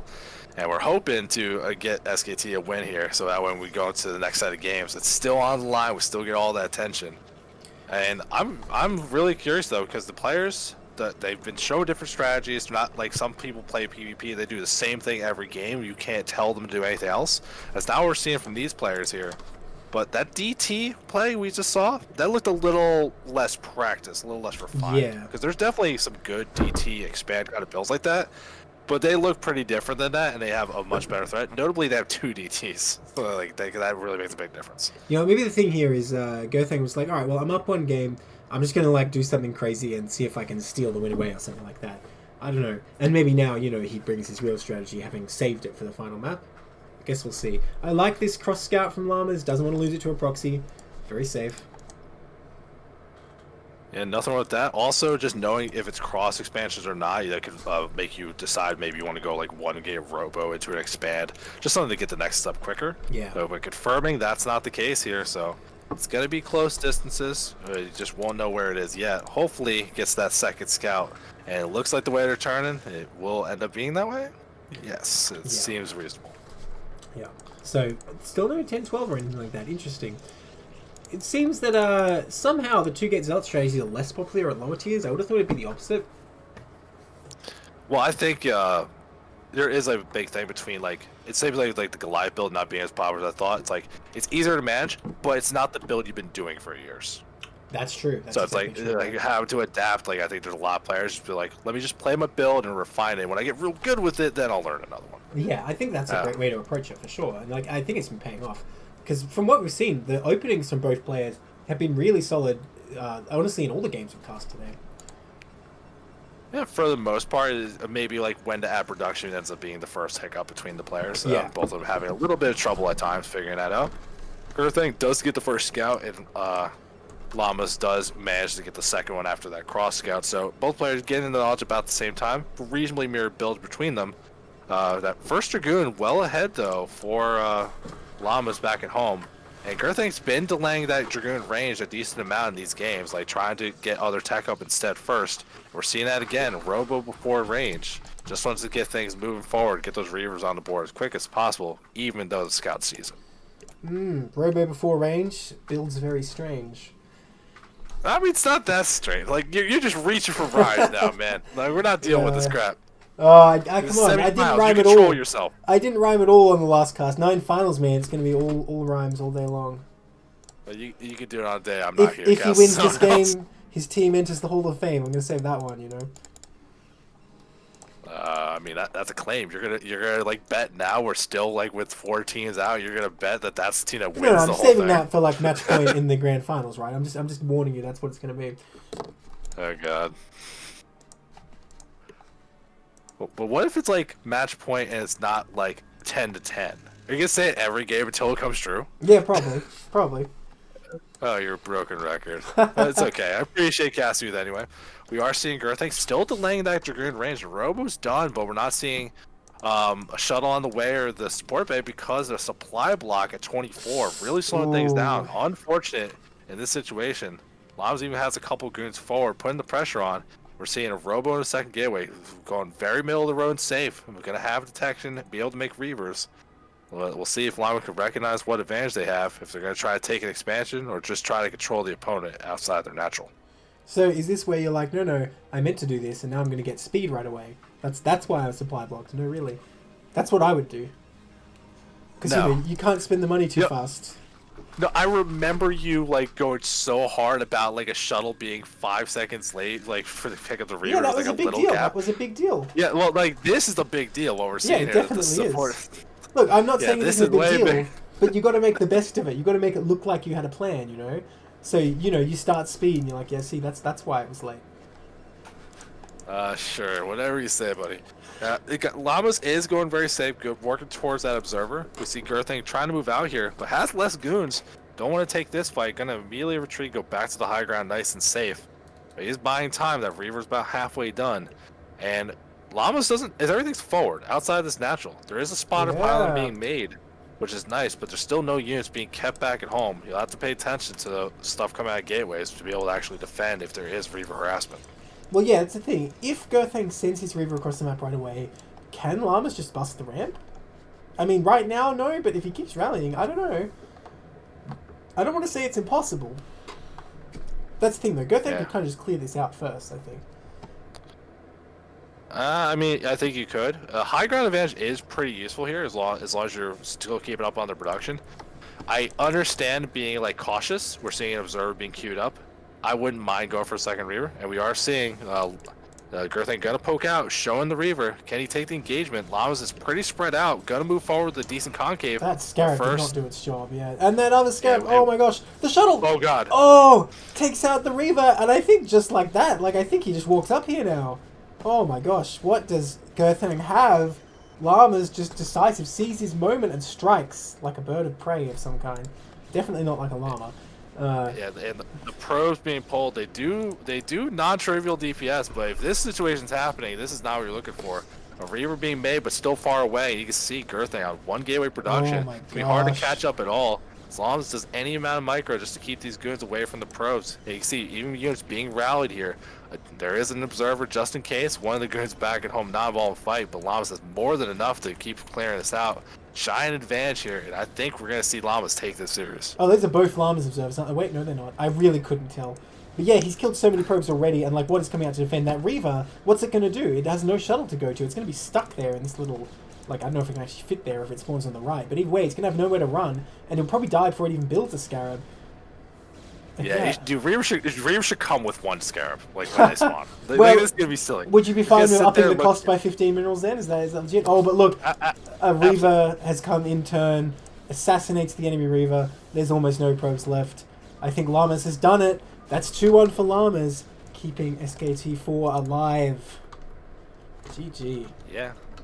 I think like the play wasn't bad from either player, but we're seeing Gerthang, I think, just not having enough units. Moving at like kind of the wrong time, thinking like, I got a Reaver, it's enough. Not quite. You still need some units to go with it. Not a Reaver by itself to take these fights. Especially we're seeing that early Forge play. That's something I know Dragon yelled at me to cut out, because that could have been a second gateway. Yeah, that's true. Alright, I'm going to take a 30-second break before we start our Tier 3 games. I'll be back in a moment. That seems reasonable. Well, everyone's in the chat. We got a little bit of a break here. We are doing more casting tomorrow. It's the other half of the semifinals. We start probably around 7 o'clock. It's going to be the remainder for, I think it's some Tier 2 and Tier 3 for Rats versus Team IKEA build order. So you get to see the other side. We're clearing it all up. Then we're taking a little bit of a break. We're going to start casting the files on Friday. Times to be decided, but we're going to be kind of flying through the files. It's going to be throughout the weekend. We're not going to be overlapping BSL. Like, you guys can watch BSL, then come watch us after. Like, don't worry, we're not jerks. We're not gonna be doing that to you guys. But over this weekend coming up, we're gonna be clearing out the finals, and it's gonna be super exciting. Hope you're subscribed to the channel or following it at the very least. That way you could catch all the action, and it's gonna be so good to finish up the season with a bang. All right. On that note, I am back. Nice. I thought to myself, is 30 seconds really long enough? All the shilling Saetzero is going to do. Well, if you just disappeared, I wouldn't do it. But if you're gonna give me time, I'm gonna try. Fair enough. All right, so yes, we are moving into Tier 3 now, so this is a bit lower MR, but these players are still absolutely bringing their best, and like Saetzero mentioned, every game is worth the same in CPL, so they still have all the stakes and all the heart. Yep.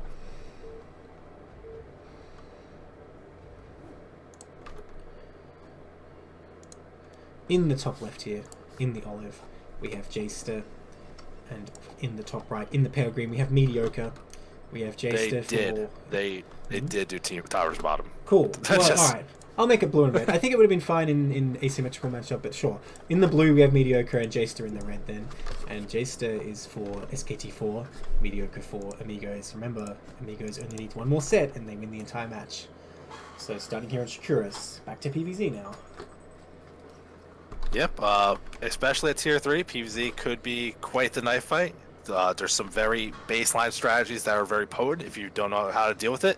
And on a map like Shakuras, you're going to get skill checked. You know how to wall, and that's a problem. This map sucks. This map is so hard to wall on. So, we'll see. Yes, this natural is a bit different, right? With that unbuildable gap as well, sort of like Silphid as well. But also just weird. I mean, so far the balance seems fine, but I'm not gonna put too much judgment on Protoss walls because I am only a Terran player after all. Dude, all I could do is like it'll finish. I'll be like, that looks bad, or that looks good. Like I'm not gonna be like, oh, I know exactly how to like one hexo. Like I got no idea, man. This map's impossible. People in the chat telling me rhyme you to death. So like, what choice do I have? Don't do this to me, man. Come on. I'm It's like what your the people glorious want. cast.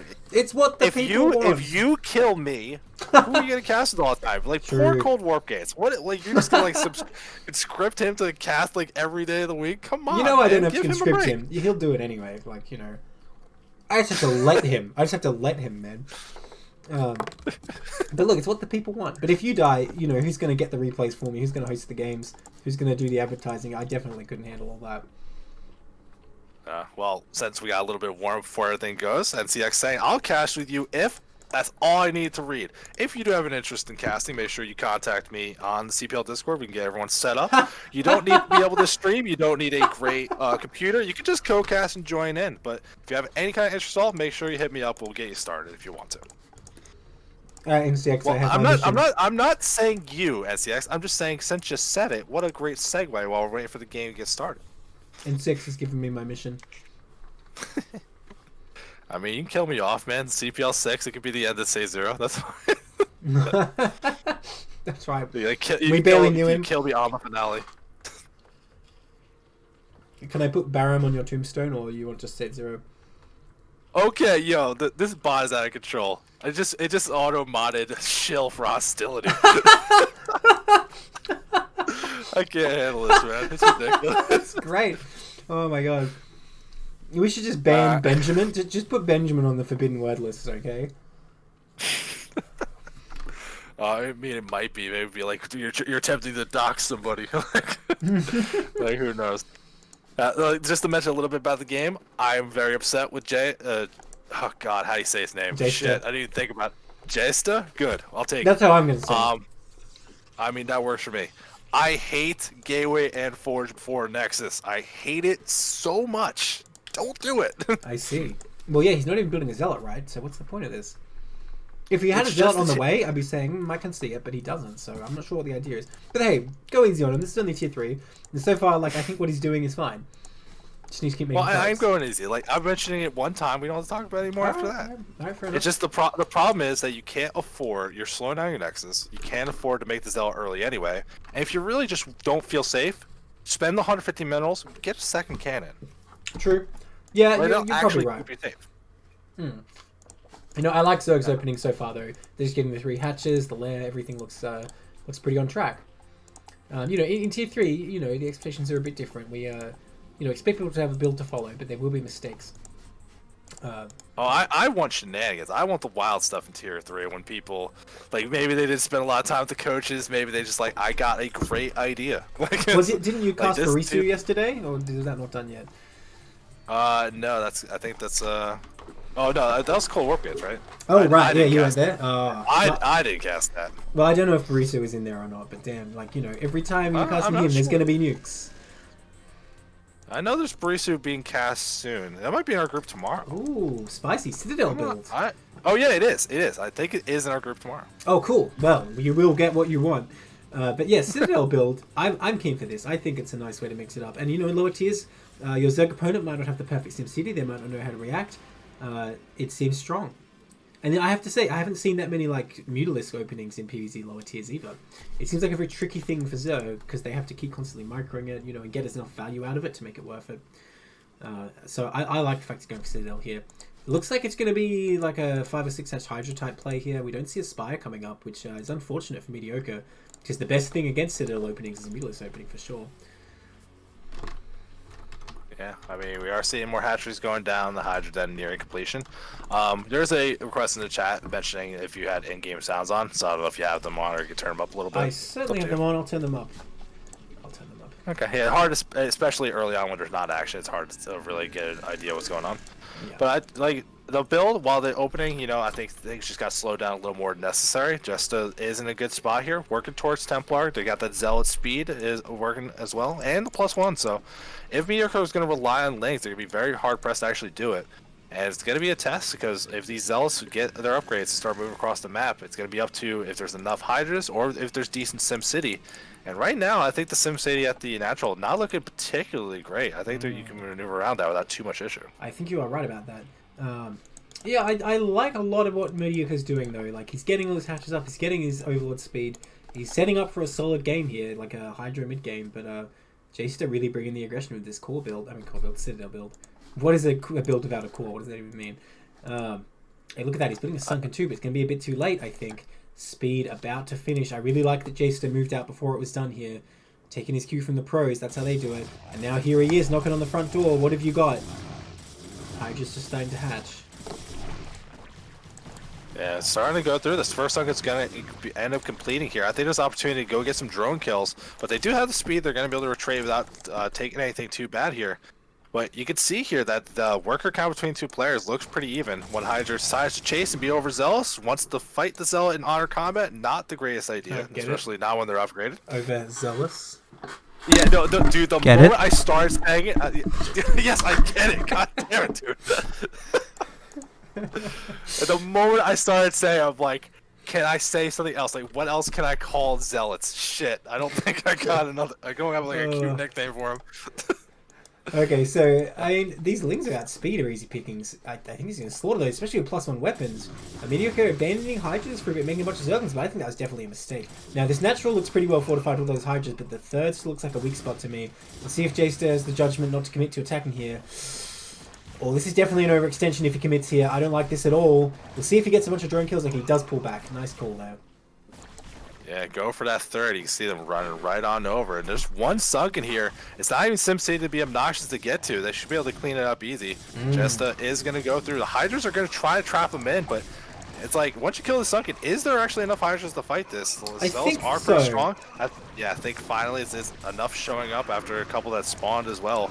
Everything gets cleaned up. A little overextension. Meteor again, a big fight win. We're back to even supply, and Zerg's always happy to see that. You know what I'm going to say. You could have said it yourself and saved yourself from the pain. But supply is the same. Zerg wins the game. We all know it's true. We're 8 minutes in, and no critical damage has been done. Like it's an overreaction to say that. That's why I'm not saying. I said that the Zerg's happy to see it. I just think it's a good place for Zerg to be. They're going to win from here, but we'll see. Jester has done a good job taking behind this. Storm is coming out, but you can see with this many Hydras, it's not that easy to defend with Zealots alone. Now, I think he's going to push his back, but more reinforcements are showing up.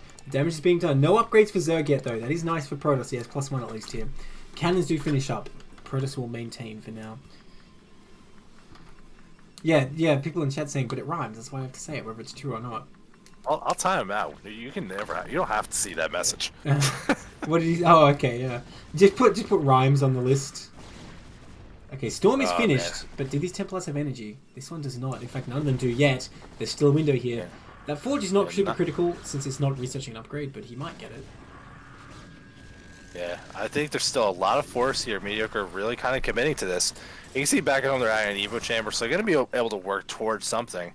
But if once these storms finishes, you're going to have a couple available. That's going to really make this easier. Mediocre keeps attacking this. It's a good opportunity. But you see more things being added back here. Pylons so the cannons don't get depowered. I don't mind that decision at all to keep going through that. Yeah. And both sides just kind of macroing up here. Justa has a lot of gas. There could be some more Templar being made. Yeah, but we're currently supply blocked as well. Got away on these pylons. Oh, okay. We have that lurker aspect coming up, and unfortunately, there's no Robo. You know the rhyme for that one. Robo by 9 as per Bisu's design. Otherwise, he's going to have some trouble against those lurkers. Nice storm there, though. It takes out a lot of Hydras. That was very well done. I mean, there's no problem with lurkers if you kill all the Hydras. Like, that's how that works, right? Like, if there's no Hydras to morph, you can't have it. Miss Rally, a couple poor drones getting very bold here. Or are they baiting the... Like, yeah, that's right. All part of his plan. But I don't think these two Hydras really wanted the Protoss army to bait into them. But wait a minute. He's coming in from behind now. The Templars are exposed. If he picks these off, that'd be huge. Focus fire. Oh, he switches targets. Gets 1, 2... Oh, we get a third. No storm. There's a storm available. Yeah, it's actually pretty big to get these Templars. He gets and he doesn't even, yeah, gets all Templars. No storms get off. Like the Zealots should be able to clean this up, but that's a pretty big win for Mediocre to slow all that kind of tech down. Yeah. And it's just buying time. Those lurkers are getting up, and finally a 4th base going up over at the 3 o'clock expansion. So Mediocre's got that next step. They're working on upgrades. They're working on adding on more production. I like everything we're seeing here. But that Templar pick off was just like, that is a chef's kiss moment. Feels good. But yeah, just as tired of it, here comes the Zealots. I got a new rhyme for you. Oh, I guess I'll have to wait if he's going to attack. No, look, he's stopping. I got a new rhyme for you. Alright, here he comes. There's an attack. Alright. He's attacking the 3rd. There's not that many Hydras here. At the same time, the Natural being attacked. No Storms available there again because of energy. I think he's going to break through the defenses at this 3rd, though, and that could be huge because it's not like Protoss is going to die at the Natural. Uh-oh. Zerg's suddenly in big trouble if all these drones go down. Or if any of these drones go down. Oh my gosh, he's really not going to get a single one? Okay, he's going to go for these Hydras. Just attack stuff, dude. Okay, looks like Zerg will clean up. Oh, gets 1 drone, 2 drone. 3? Well, you know what? The fact they made Zerg retreat, that was totally worth it. I think it's a nice little counterattack by Protoss, keeping Zerg on the ropes. You know, one thing I'm noticing though, Jace's pro production is really poor here. I think he'd be looking really good if he just kept up the pro production, get up to like 45 to 50 or something like that. Power on like 8 gates, and you just make so much stuff the Zerg can't handle it. Because he's been keeping good pressure on Zerg, keeping that drone count low. He just hasn't been expanding his own economy. Yeah, the pro production's been off, like the amount of gateway production's been a little bit, and he's been getting supply blocked here and there. Some of these days they're a little marginal, hard to do. I do actually love it, like lower level play, like just committing to like a hard 2-base push from Protoss. Like you can get so much force out of it and be in a good spot. Yeah. You see an attempt to move out though. We're seeing Dragoon range being researched, but I don't remember seeing that Robo. So still, like lurkers being morphed. Finally, the Robo. Again, the moment I say like, oh, it's 3.5 minutes late, but they wait for fucking Saetzero to say something every single time. It's ridiculous. I had a rhyme for a Robo at 12 minutes, but I've forgotten it. Oh, 12 minutes, Robo not done. Zerg's certainly having fun. Although he hasn't made any lurkers yet. He's just morphing the first ones now. But this is a big army. I mean, actually, there's no lurkers here, is there? Actually, you tell me, Carbot Man. Are there any lurkers morphing here? Nope. Okay, then. He's going to bust through this base easily. Because I can't actually tell. All these eggs could be lurkers, as far as I know. But yeah, this is a big problem. A flanking army comes up. It does put down a nice storm. But here's the lurker. No detection available at all. But a nice storm. Going to pick that off. Very well done here. Another one coming in. Can he focus fire? He won't, but he's already in here. The lurker's going to have to leapfrog forward, and they can get picked off that way. All the goons going down, though. But, you know, I think it's perfectly worth it for Protoss to lose this army to get this third. One reinforcing goon being like, oh, I can save the day. No, I can't. Run away. Dude, just one storm left, but it misses. Unfortunately, doesn't get a lot. Oh, he has another one. He has another one. Yeah, he does end up having another one here. Gets both these hatcheries, clears out this third base. There's 2 lurkers outside. Like, do you try to save this army? Do you just try to run through, do what you can? One big storm, these hydras would be pretty huge here. I think you pretend you're playing TVP, you like it's a recall, and you like hide back in the corner and wait for them to come to you. There's a storm. Not the best, but it does help. Oh, that tragic Archon morph. They were like reaching out. One of them died before they touch hands. Why do Protoss evaporate when they die? That's weird.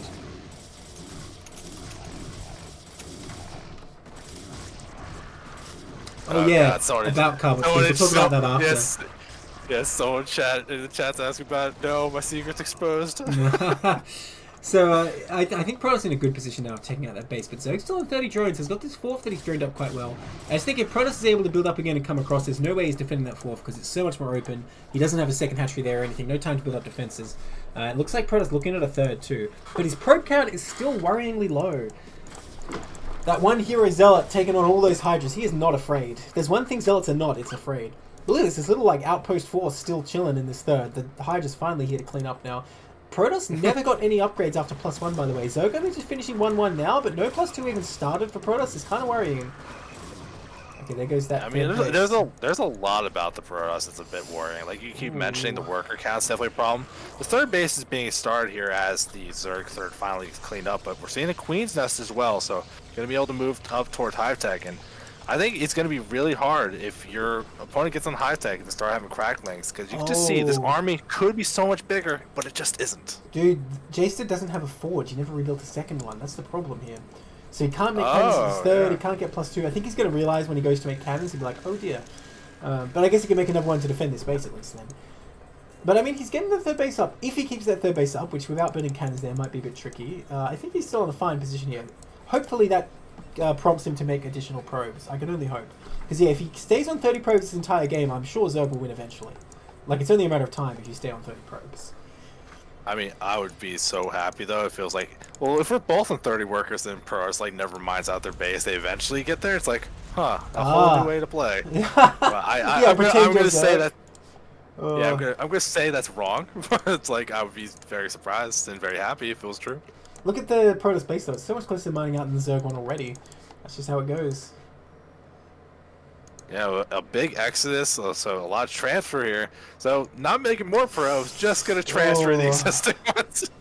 This is such a critical mistake. Honestly, it's like the first thing you should learn when you start playing StarCraft is making workers is pretty much the most important thing in every game. At least it's Protoss and Terran and Zerg. Obviously, there's nuances. Well, that's why every time someone asks that, it's like, how many workers should I have? Be like, if you're asking, just yes. Just keep the answer is yes.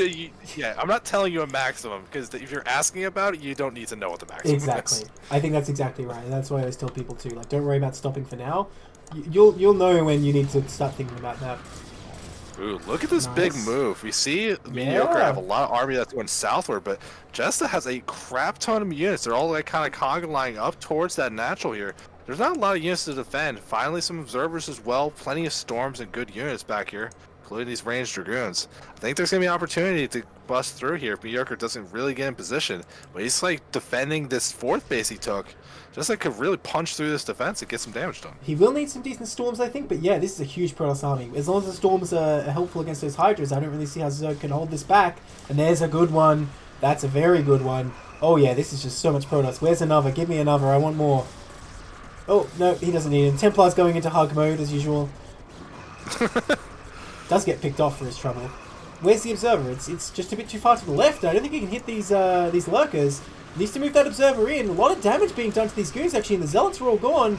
Okay, there it goes. Finally going to move into both Observers now. Pick those off. And yeah, what are the Zerg defenses? More units coming back to reinforce some other bases. We still have storms available. Once again, Templar hugging. not the best, combat move.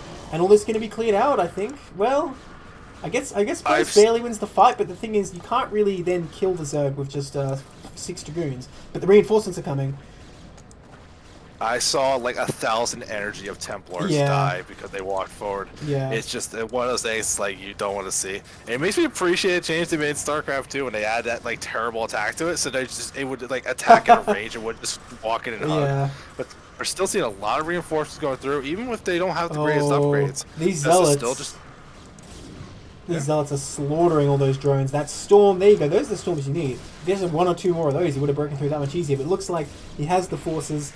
I don't think Zoe can really defend this location anymore. He's going to lose the Hydra Den. He's going to lose his Evo. He's upgrading +2 carapace. +2 missile is done, by the way, though. Protoss still hasn't built a forge. A single Hydra went to Protoss third, but the probes rose up, the people rose up and killed that oppressor. And now I don't think Zerg has any way to defend this main. His Hive's going to fall, another Evo's going to fall. What does he have left after this? Some Hydra's trying to reinforce, but there's just enough Protoss stuff here. GG. Looks like Jay's still going to take our first game. So yes, about Carbot Skin. The Lurker eggs aren't just like subtly different. They're like way different where you would instantly be able to tell. And it is just a pay-to-win advantage. It's ridiculous. I'm serious. In regular Skin, you don't know if they're right next to a hatchery. You have no way to know. You have to select them. It's a big deal.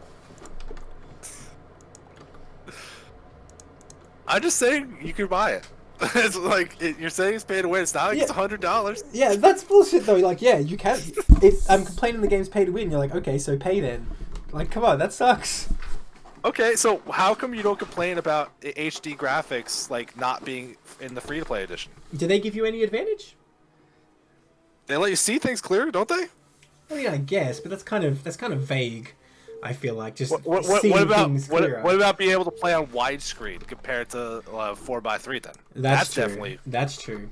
Damn, the purity of Broodor has been destroyed by Remastered. Okay, in the 12 o'clock, in the red, we have Jayster, and the bottom left, in the blue, we have Mediocre. Jayster currently up 1 game in this best of 3. Now, Jayster is just SKT4, so he definitely wants to take this 2-0, keep SKT4 in the runnings. Only one more set required for Amigos to take the match. God, I'm so glad they're playing on top versus bottom. They're picking the most obnoxious colors. These guys possible. are heroes. These guys are absolute heroes. Right now, with the top versus bottom, what would they have been? It would have been black and navy, which is not the worst, but not the best. On the minimap, it sucks. Yeah, it's pretty bad. So, what do you think about Silphid? Are we going to finally see some 3-hatch Hydra? Because somehow, like the last 10 PVZs of cast, we haven't seen it.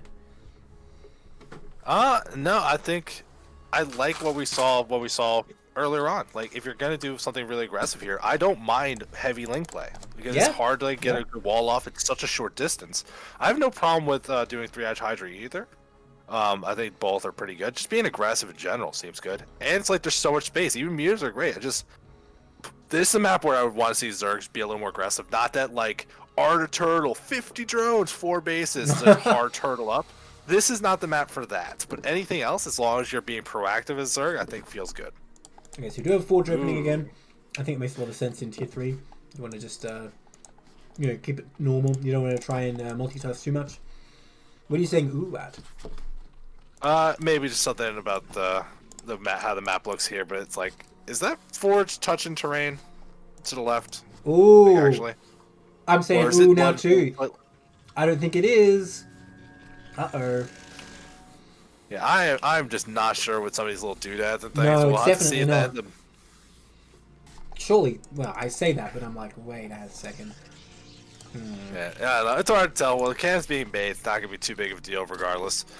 We're going to see if Justice ends up doing the same kind of build again, if they do get that gateway ahead of time, if they're just trying to do that safety where it's like, no, I want to feel so safe, like, be in a great spot here.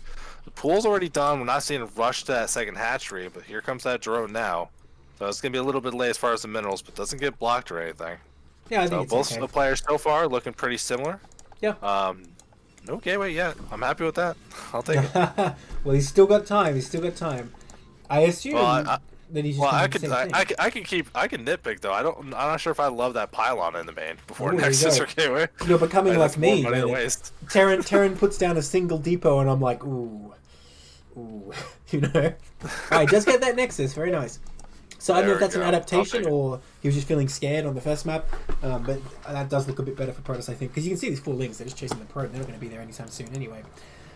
We have a gas coming down as well. No drone. Oh wait, I thought that was an Overlord. Never mind. There is a drone for the 3rd hatch, but he loses that scouting probe pretty early. If Zerg wants to get up to something, Protoss is not going to have any good way of seeing what it is. So I like this for Zerg so far. Looking very good. That's reasonable. Gateway's going down as well. We'll see if Justa feels the pressure, and you do see adding on a second can. Just wants to err on the side of safety, not too bad. I don't mind as nearly as much as long as like that Nexus and Gateway are down. You're not delaying your tech, you're not delaying your economy. Everything seems pretty reasonable. It does slow down the cyber core just a tiny bit, but hey, if you don't want to lose early in the game, I'm completely down for playing out a little bit safer. Well, let's just hope that the probe count reaches a higher point this game. Although apparently last game 30 was enough. These links coming up, I'm not going to be able to get anything done here. I don't think even it would be able to run by, so they are repelled. First sell it on the way. Yeah, Protoss opening pretty solidly. Honestly, like again, both these players with pretty good openings, I would say.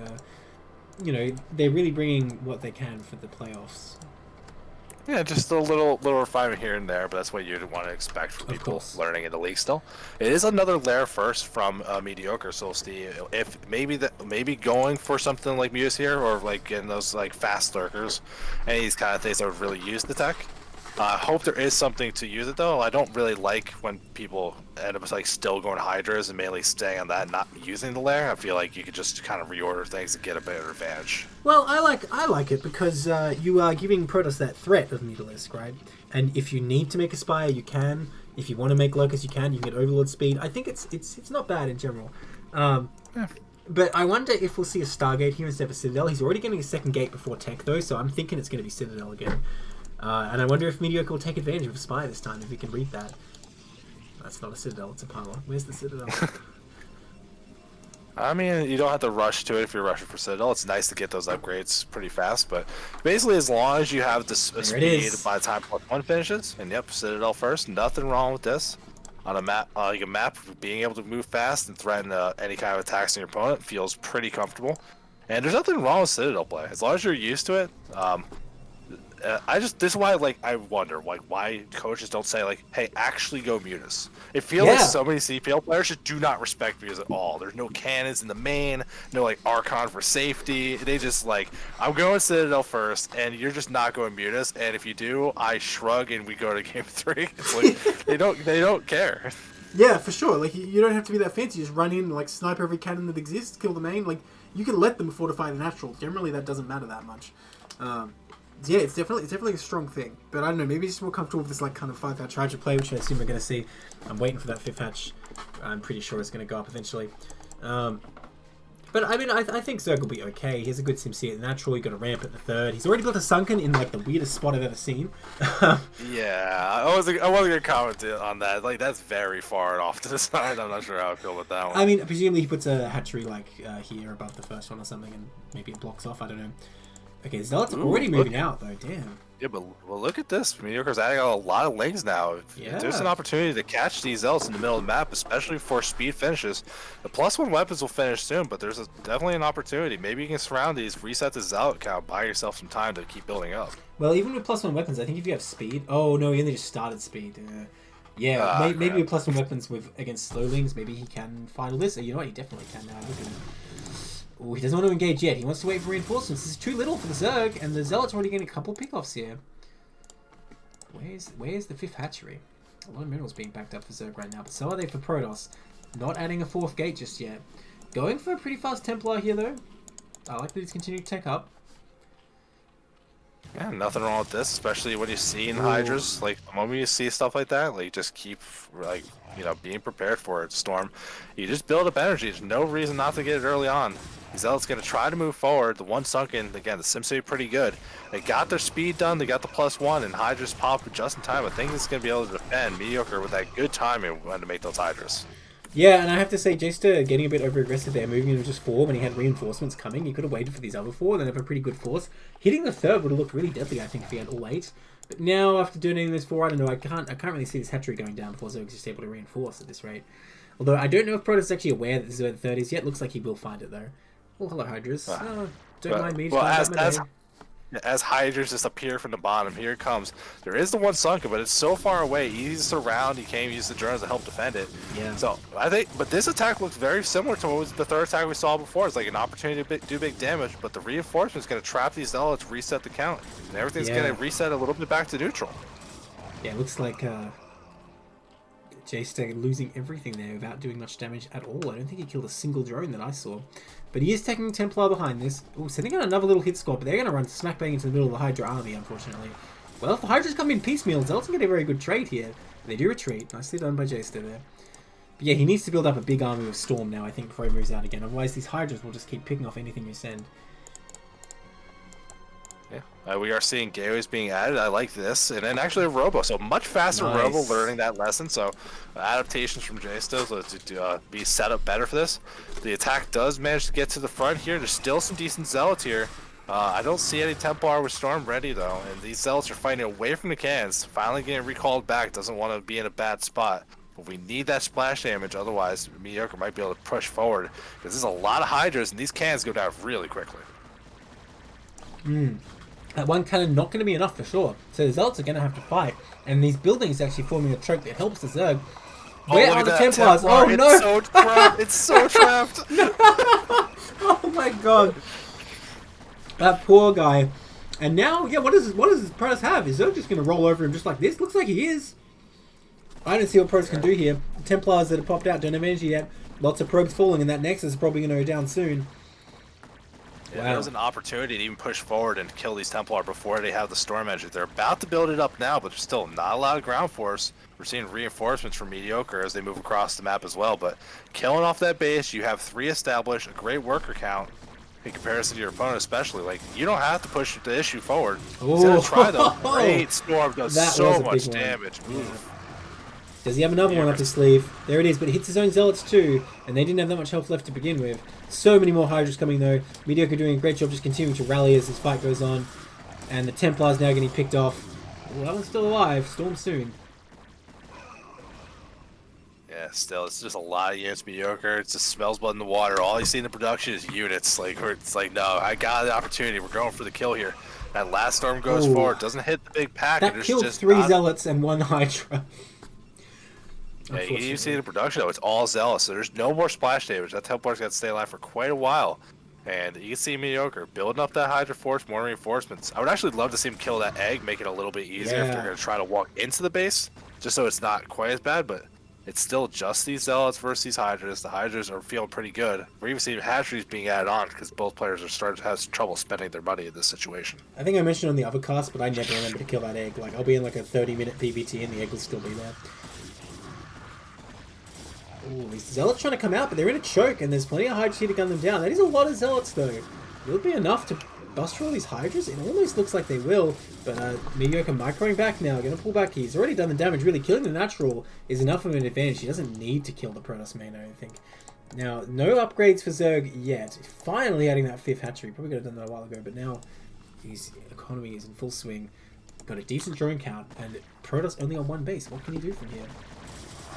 Well, hopefully they make Templar. Like, Storm, like, Magic Storms are going to be your only way out. There is a robo facility. Maybe you make a shuttle, like, just try to buy yourself time, but Mediocre is just going to keep sending the fight. They have the economy to throw units away at this. Now, one Templar is about to build another Storm, but yeah, not enough. We're going to get that game 3. Alright, Mediocre ties it up. Now, if Mediocre wins this next map, that means Amigos is through to the finals. A lot of pressure.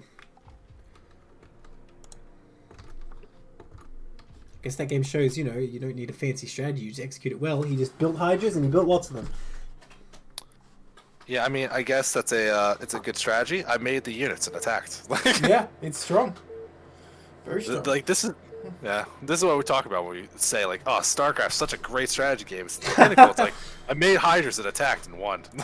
Yeah, the horrible truth. Anyway, we'll talk about that more in a moment. In the bottom left, in the red, is J-Ster. And in the top right, in the blue, is Mediocre. Tied up 1-1 in this best of 3.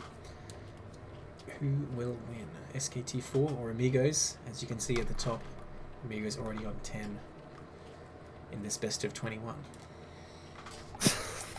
Yep. Hey, you got the numbers right. You did it. I did it. It's been a long road. But yeah, the horrible reality of StarCraft, like, someone looking from the outside watching pro games might be like, oh, yeah, it's so strategic. And then if someone asked me, like, what should I do when I start playing? Like, all right, here's what you're going to do. You're going to go on an empty map. You're going to make only workers and supply buildings. And you're going to max as fast as you can. You're going to repeat that. Like, that's what StarCraft really is. Until you get, like, pretty good at it, nothing really matters. Yeah, the strategy portion ends the moment you start the game. You made your choice. Exactly. Okay, so circuit breakers, but cross positions here. Would have been potential for some Ling rushes if it's vertical close, but I don't know if Mediocre's even going to go for that. Already going for an Overlord. Not wanting to mix any cheese in this series. And given how the last game went, he's probably feeling confident because he kind of did the exact same thing. He just defended a bit better and counterattacked massively. Yeah, I am a little concerned with it being cross spawns and you got a lot of room to work with. And the way Mediocre's played so far, they take. Do you see that forge? Whoa. Look at that forge. Yeah, that's like extra super wrong, I think. That's a bit harsh. I would just said it's way out there is what I would call it. Double scout, by the way, from J-Star. I like the respect, especially in this game 3 and a best of 3. You don't want to lose to anything silly, so he's definitely checking out all the possibilities. But yeah, I hope it's not a Hydra bus because that forge could prove lethal. Well, see, like here's the problem. Like I'm not even thinking Hydra bus. All right, so you got the forge. What's next? You put a gateway above it, right? And then you have like 5 hexes of open space. Got the close. True. Like still. That's true. Like this is a really rough build to like actually wall. And so if like thankfully it's cross spawns because if Mediocre scouts this and just wants to make some links, that might be impossible to hold. This wall cannot hold an Ultralisk bust, I guess we can say. Yeah, that is going to be a pretty wide gap. Maybe he puts his second gate there? Is that even a thing? Surely not, because I guess Hydras could come kill it. Yeah, like you don't really want to build all that stuff at the front, because then it's like you also are going to build a bunch of buildings you don't want to kill off yourself later when you need to open up things. So it's a lot of like hard things. We'll see how it does play out though. I mean, it does give a lot of room for cannons. The forge is exposed, but at least you'll have a lot of room here. Cannon's done. Drone's not going to get the scout. It did move forward far enough to see that the Nexus was started at least. So at least we're getting some knowledge. Hey, getting some knowledge here. And then here's that gateway, also very far forward. Ugh, here's the thing. Don't like it. You see the cannon done. You see the Nexus started. Like, what else could possibly be in here? Like, there's nothing else you have to see, right? It's not like Protoss has like a pylon in there and they're about to build 2 more gateways or something. Like, there's a very limited range of openings for Protoss, I feel, once you see they're building it in the natural. Yeah. Now, this is what I was going to say before we kind of got sidetracked early on in the game. I was curious how this game's going to play out because of Mediocre. Look at the third base. This one's a mineral only. And what we saw in the first games, like, they felt comfortable taking those kind of weird fights, but the third base was out of gas. So I wonder if that's going to play into a little bit of the strategy here, if they're going to be able to afford whatever they're going for. Or they're going to play differently, because you don't have that easy choke. If Zealots do attack that third, they have ways to retreat out of it without getting trapped. So it's a very different look to the game so far, even though at a glance everything looks very similar as far as the builds go. Well, here's the thing. If you're able to set up 4 hatcheries here, then it becomes a lot more defensible of a location. But that's a pretty big commitment, going like 6 hatch or something like that. So we'll see if that is what he's going for here. Already getting that layer of 3 hatch again, just sticking with standard. But damn, you're right, this gap, this makes me quite nervous. Oh my god. Dude, this is anxiety gap. Look, even out of a pylon, like, this is not, you're not going to be able to fix this. Yeah. Okay, adding a second cannon. I mean, this is a concession to safety I think he probably has to make, so I'm not gonna complain about that. It makes sense to do something like that. Yeah, I'm okay with that, but yeah, this is a wall you don't get to fix. Like, it's just you are dealing with this wall. It doesn't give you a lot of room in the natural for cannons and to like move your army around without being trapped. So that's nice. But I don't say it's worth having the building so exposed to a massive concave if that ends up happening later. I just wish it had been like 3 hatch Hydra bust. It would have looked so silly. But luckily, Mediocre not going to do anything aggressive here, so this wall not going to come up to bite him. Citadel build once again. Mediocre's last chance to adapt to make a spy here, but I don't expect we'll see it. But then again, no Hydra Den yet. I mean, I have no problem with the players just playing a best of 3 same builds every time. I love that kind of stuff. It's a great way to improve and like just kind of get comfortable being at your own spot that you're here. Hydra Den on the way with extra hatchery being added on, so I think we're seeing a very similar path to what we've seen before. We'll see how it plays out, though, on a different map like this. Especially if Mediocre decides to be aggressive with the Hydras. If they can control these bridges, Pro is going to have a nightmare. It's just the worst. And The cross worst to deal positions. with. Cross positions, I don't expect a Zealot speed time will be as annoying. Gonna move out early with these slow Zealots again, I think it's fine. But I just hope he groups his Zealots together before he attacks instead of sacrificing 4, then another 4 all separately. I think there is a... Sorry, you go. No, I read that in the chat, too. Yeah. Go ahead. If the Zerg goes units, I think the wall falls as NCX. Yeah, it honestly, that might be true. I think what we're seeing from Justin with these Zell moves, I like it. It forces units to get made or maybe stack defense. But then he overcommits the attack instead of just walking back home. Like, that's the only kind of real issue, that they never really get the damage done. But it does force units to get made instead of drones. Well, hang on, And here what's comes really another... here? Yeah. Hmm? What's really here to defend? Like, that Sunken isn't done yet. Okay, well, it finishes just now. Oh, you know, he doesn't have +1 finished, actually, so yeah, maybe these Lings actually clean this up. Ooh. Yeah, these upgrades a little bit later. Ling's going to be able to clean it up without any issues at all. That's a couple Zealots donated for free to the cause. Yeah. But, I mean, Templar Archive got finished up. You're just buying time for some of these other tech choices. Zealot upgrades are about to finish, both speed and the +1. And another gateway getting added on, so... I mean, like, I just want to see if the players... The builds look very similar, but is there going to be, like, a difference in play, different positioning, who takes a 4th faster? Like, some kind of strategy change compared to what we've seen so far in the series. Yeah, a lot of the Zealots got made this time. The second gas is quite early, so he could potentially make a whole bunch of Templars. Can you make, like, Archons? Is that a thing you can do? I guess you need Storms for the Hydras at this point in the game. No, hell yeah. Hell yeah, you can make some Archons. Like, but this early, like- though? You don't just need every Storm you can get? I mean, Storm's nice, but it's like, if you want to go back to, like, some of those, like, old school builds, there's nothing wrong with that Zealot +1 Archon push. Okay, so speed done now. These Zealots going to try and be annoying. I mean, these couple Hydras not going to make that much of a difference, but hey, they scared him. They backed off. Yeah, looks like Protoss going to be able to get it on the map easily here. Not going to be continued those bridges just like that. There's not that many Hydras there right now, but Zerg has stopped droning for now, starting to make him. I don't think Protoss is going to get much done here. I think all the Hydras will be done in time to deflect any pressure. And you can see even the move out. They're going towards the top side. So again, they want to go for that 3 o'clock for the third base. They're going for something else, but now they're split up again. Like, this feels like this keeps happening every time Justin moves out. Like, a couple Zealots move out ahead. They kind of, the Hydras arrive just in time to help defend. And he's gonna have to bail out, but at least this time he's not trapped. Should be able to run away through that 12 o'clock with no problems at all. Yeah, not overcommitting this time. I like he's making the decision to go home. And getting that robo quite early again. So keeping everything on track. See if he can build up a big army like in game 1. Just kind of come and smash the Zerg suddenly.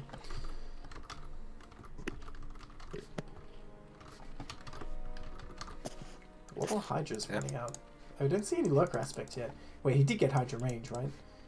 Yeah, that just finished about a minute ago. Oh, okay. That's why he doesn't have aspect yet, I suppose. But yeah, Zerg with this second gas, only on, what, how many hatches? 5 hatches.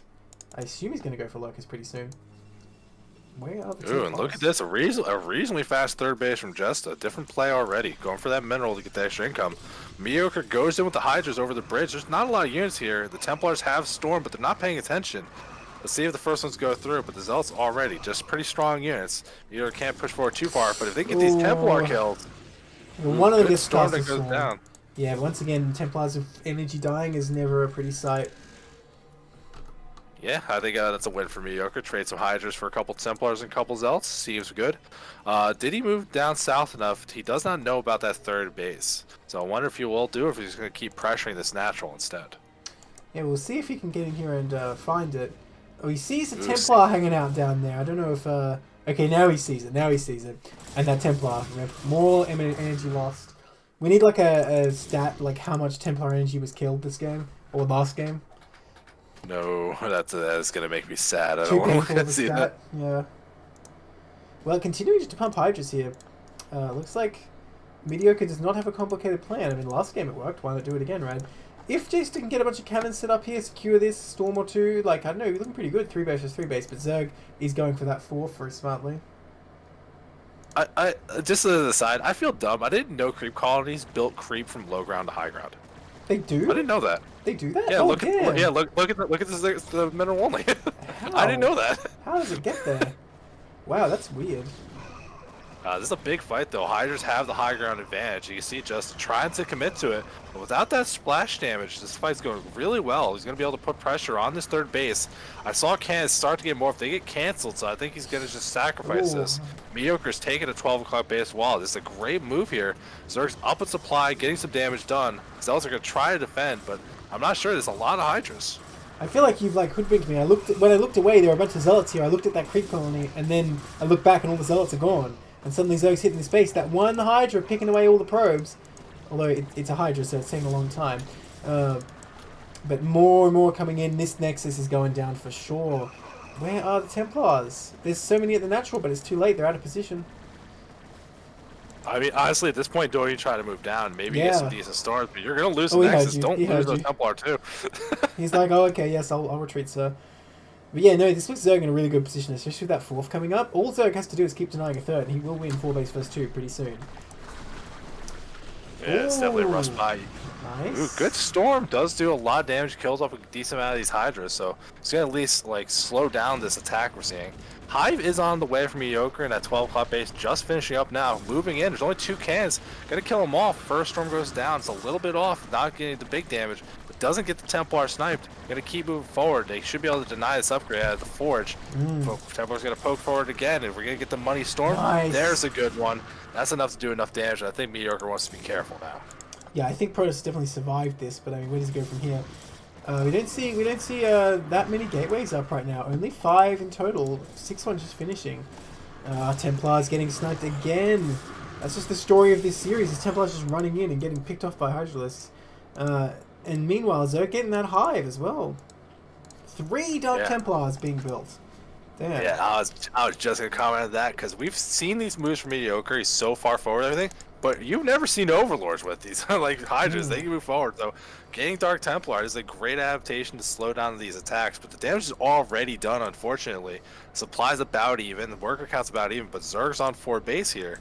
Justice is going to try to reclaim it, but there was 1 unit left over. He sees that the trying to clear out for that mineral base. And there's some links down at that 6 o'clock as well, so getting the idea of what's going on. A Nexus gets started here, but Hive tech's done. We'll see if there's any tech to help bust through this again. Okay, well, it's a long way for Zerg to extend across, though. And maybe that gives the opportunity for DT to sneak in if Zerg is trying to attack that third with so many Hydras. It seems like every location is pretty well defended except the 12. I don't see any Overlords there. So, I mean, is that where those 3 Overlords going? Or they're going together, too. Damn. Oh man, this is a hit squad. I love when you see this kind of stuff. Now, we haven't seen the extra upgrades from Justa. He gets to the +1, feels good. The DT's going to fight in the middle of the map, just try to swing it. But 1 DT does break off to the 12, and like you're saying, there's no detection here. This is going to be a decent amount of drone kills, and there's some Hydras, but I don't even know if there's speed on the Overlords. I think he did get it. I'm pretty sure I saw him get it. But yeah, still though, these Hydras in the map, like taking extra damage, being forced to retreat by those DTs is a good move. That might buy him the time he needs to start the third, but he really needs to start the cannons there. Overlord starting at the 12 just in time. Or is it? Yeah, it's already done. It's already done hanging out on the hatchery, so. But the DT's going to try to get something done here. If manages to kill 1 drone, you know, moral victory, you got something done. The fight keeps breaking out in the middle of the map. Justice's army's getting split up here, and these Hydras are definitely strong enough. They got their upgrades. +2 weapons is nearing completion soon. So, I like the pressure we're seeing from both players here. Justice did manage to put a DT over in the bottom right corner, looking like they're trying to lock off some of these future expansions. The situation still looks pretty good for Zerg at the moment. +2 got denied, and once again we see Jason not rebuilding a forge, only just starting it now. Really poor probe production again is holding Jason back in this game. Like he could have so many more by now, could be mining at the third with so many as well, but unfortunately he's missing out on the income, so he can't pop out a huge army. And Zerg's happy to trade on 4 bases just with these small amounts of Hydras. Well, speaking of trade, that's exactly what's happening. You got another big fight in the middle. A lot of DTs this time. There's no detection to go with it, so this is going to easily repel this off. There's a probe down at the 6 o'clock base. Maybe attempting to take a 4th. Mediocre's going to have to succeed the map control until some Overlords can come and help out. Lurkers being morphed by the natural, so 5 being there. I think this is going to really help out, like with these ground forces that keep happening. We're finally going to see Lurkers enter the game. DT's walking right into detection. Those But still Hydras need DTs, to- they still do yeah. damage. They need to grow a spine and you know, turn those DTs back, and they do. But yeah, now the Lurkers are out in this location, like these across these bridges, that's not going to happen. You can just go somewhere else, Protoss army. And yeah, Zerg happily on 4 bases here. Whereas Protoss still only on 3, and one of them's only a mineral. And like I said, the probe count doesn't even matter if Protoss had a 4th base. He'd just be mining so little. Zerg with 43 drones, which, you know, for Zerg is a bit. He could make more potentially on 4 base.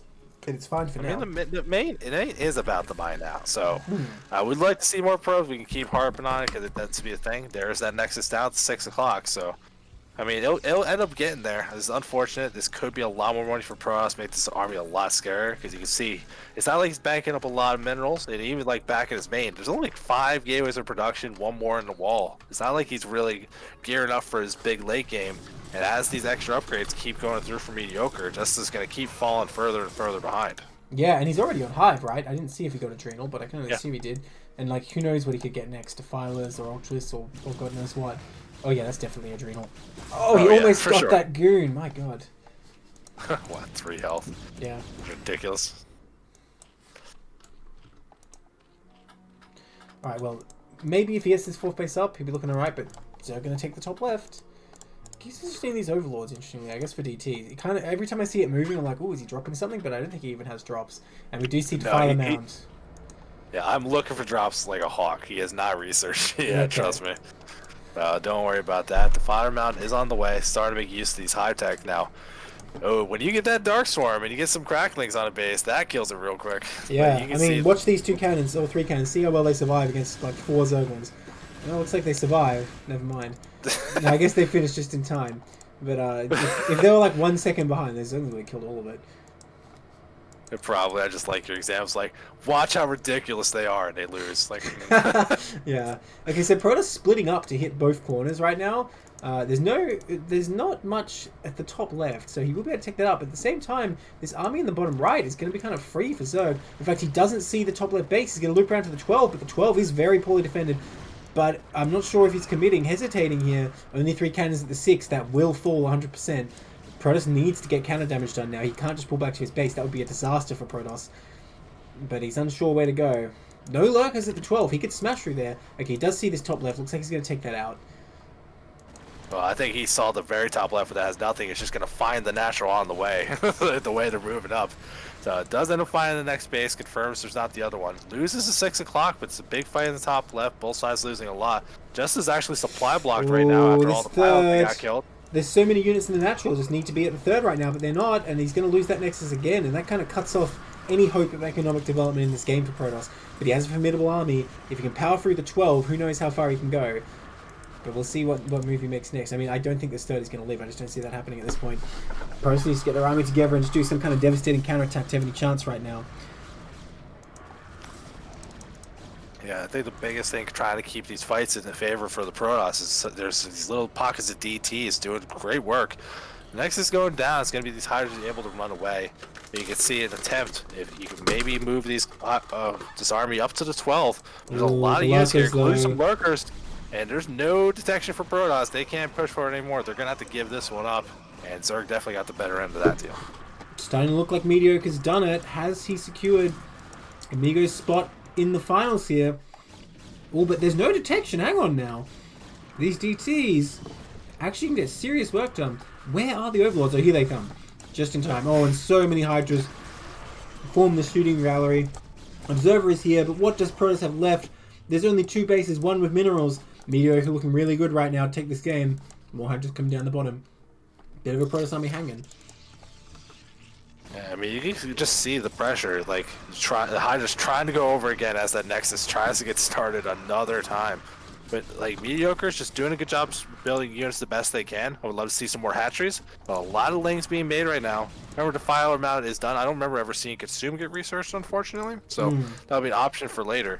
But the upgrades for the Zergits are definitely well ahead of the game. 2-1 with 3 and 2 on the way, compared to the 1-0 for Protoss that has not even been continued. Yeah. Alright, Protoss trying to make some more cannons here, but it's not enough. You need like 5 or 6. You can't just make 3 and call it a day. A bunch of Zerglings only coming in here. By the way, there's +1 melee as well, which is quite good. Storm trying to hit these lanes, but they're too quick. The first one definitely whips. They're going to be able to... That's a lot of Templar being caught by Zerglings. There's the storm he needed. The 3rd storm was the good one. 3rd time's the charm. Oh, but he's losing that Templar as well. A lot of units on this high I'll- ground not doing anything. Sorry, what were you going to say? I was gonna say, I'll lose those Zerglings for 3 Templar kills. That's worth it. Fair. Yeah, That then is it costs any definitely gas. Look how many lurkers he's morphing over here. Although, maybe this DT has something to say about it. There's an Overlord just chilling, like, just over there, but... Wow, he just runs right past. He wants that drone. He doesn't care about anything else. He might get it. Like, get stuck in the minerals. It's like, can you kill that before it turns to a hatchery? Yep. That's actually kind of big. No problem. So, yeah, DT doing a good job. A second drone behind it. Oh my gosh, no! Stop donating them. Okay, Plague being researched and 4 defilers being made right now. I did not see if he got consumed or not, but Plague will be devastating eventually. Gets another drone. I mean, it's gotta be made for by now. Okay, like, now, I don't, yeah, now yeah, they're it's coming all for him. Look at these overlords. The police are here to arrest this DT for his crimes, and yet the overlord's not moving in. Yeah, this you can just start killing these hydras. Man. Yeah, he should. There's a fight going on in the middle, right? So Zerg might not notice. But they're just doing a standoff for now. Okay, where are the defilers at? Are they just in the natural? Yeah.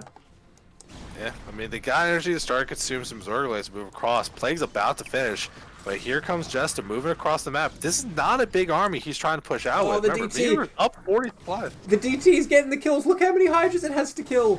Oh my god. He's going for it. The overlords are not in position. Ridiculous. Oh, but you cannot go across that ramp. I'm bridged. Look how many Zerg units are there. There's no way. Okay, I think Mediocre might notice now. No, he's sending these links across. Like he was saying, superior upgrades for Zerg, really scary here. And there's small force without any storms. I don't think it can contend even like this tiny segment of the Zerg army. But the DT, up to 9 kills. Plague! Oh. Look at that Plague! Fantastic. It's all giant package dragoons. Yeah, very Plague's nice. gonna come in behind this. There's still more defilers here as well. Hydras are gonna move forward, and I think this fight in the middle of the map is gonna go quite well for the Zerg. Gonna repel these units. All the Zealots are dead, and this DT's up to 9 kills. These Hydras still haven't noticed that 3 of their buddies are now missing. Yeah.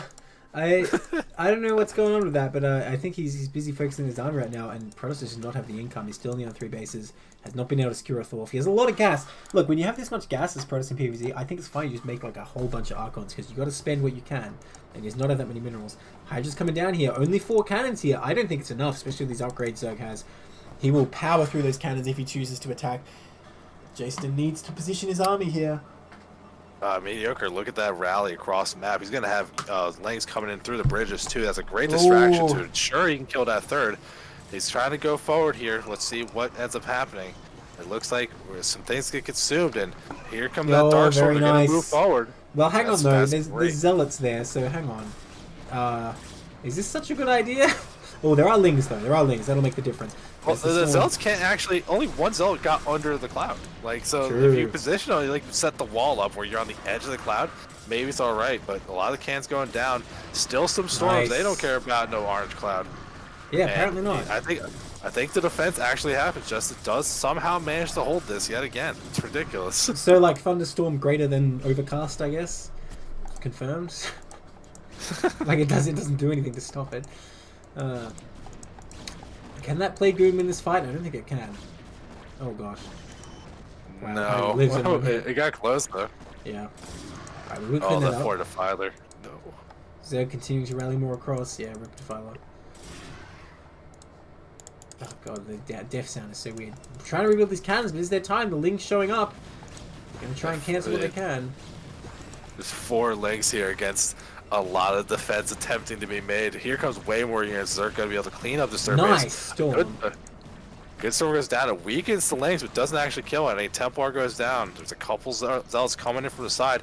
All that army that's down to 6, not trying to defend this base, unfortunately. All the piles, everything goes down. Lots of reinforcements. There's one Templar that's going to try to snipe a storm over the wall, but that Nexus goes down.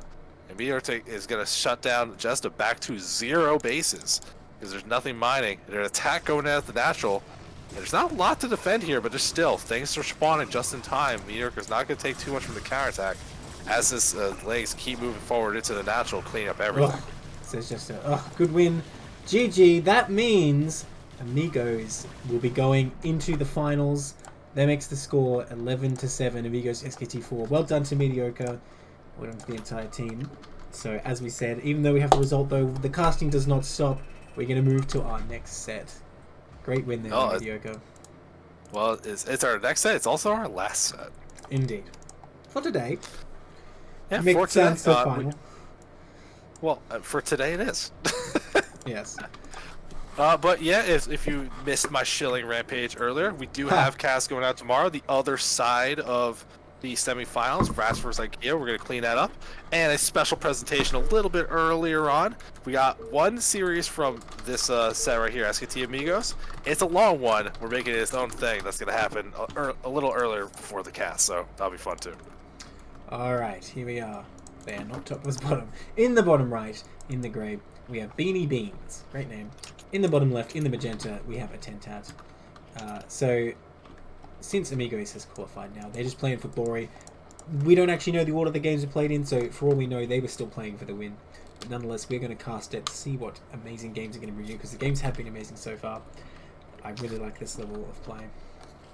Yeah, no, it's fun. As long as the matches are even between the two players, it doesn't have to be high-level play to be very entertaining games. In chat, well, yeah, there is no escape. If you play in CPL, you will be casted. Oh, well, no, so he's on my team, and you know who he played? Who? He wants us to not cast. You know who he played? Mm-hmm. Borisu. Oh, We're no, casting. we're casting that. Yeah, we're casting. Boris is my boy. We're casting that. Like, there's a couple players that if you play against them, your odds against casting shoot way up. You gotta play some of the meme lords, and then you're in trouble. What's the meme lord for every tier? Like, we must have one. I wish Anthony was so- still in tier 3, so we could be like, yes, the... Well, Borisu's in tier 3. I know Borisu's Borisu's tier 3. Yeah. Who's the tier 2 meme lord? Telvanni, for sure. Oh, yeah, of course. How could I forget? My god. And Yeah, tier and 1? And our tier it's Ake. Oh, yeah, he's in tier 1 this time. Alright, tier 0, that's the real question. Yeah, that tier 0, I don't know. You guys are all so serious. Super serious, no fun allowed. I'll have to I perfect a don't know. nuke build for next season. Be the change you want to see in the world. That's what I always say to people. Yeah, sure. I trust you to do it, man. You can liven up those TVTs you keep playing. Okay, so we have a 10 hatch coming up from a 10 tat here, by the way. Whereas we have that gas pool build we've been seeing from Beanie Beans. I should mention, obviously less important now, Beanie Beans for Amigos and a 10 tat for SKT4. Do you remember who did these? I'm gonna look it up in my notes. I actually got it covered. What, who So- were casting earlier today? Yeah, like Pack. So like when it was Pack Rats and Beckrel. Yeah, so Packrat was going for Pack- the, the overpool type style, and Beckrel was going for the 10 hatch. Yeah, but I was just saying, are they the same team? Maybe these are prepared Ooh. team builds. Because they are in the same team. They're doing very similar openings. Maybe this is prepared. It is the same teams, you are correct. So that could be it. That's interesting. Yeah, maybe they coach sat them down like, alright, I got this amazing build called 10 pool. I mean, sorry, 10 hatch. 10 pool. What's 10 pool? That sounds bad. 10 pool is you travel back in time, play some Wings of Liberty StarCraft. Yeah, exactly. Okay, so speed coming up man. first for Beanie Beans here. Not starting yet for a 10 tat. So there's going to be a bit of a delay, I think, before a 10 tat can really attack. But the link count will be superior. Yeah, the 10 even confirming that in the chat. He got this from Beckrel, so Damn, there you go. like, at least a little bit of the teams helping each other out with these kind of builds. Now, both the Overlords did not manage to get that early scout. We'll see who wants to be the first one on the map here. It looks like Beanie Beans, if they're going to try to step out here, or are they going to cover that ramp? They are going to move out. They're not feeling pretty bold. That speed's going to finish up much faster for them. They're adding more legs behind it. That Lair's about to finish. It's going to be the opportunity. They can get in and get some damage. The Tentat's not covering the ramp, and there's at least a hatchery on the low ground you could try to pick at, if nothing else. Seems scary though, because if you run in and like even if you get a couple of drones, you lose all those lings. Then what are you going to do against the counter attack? He has no Sunkens here. Going to start the Spire run on time. It looks like. I hope he puts it in a good position. That's could be better.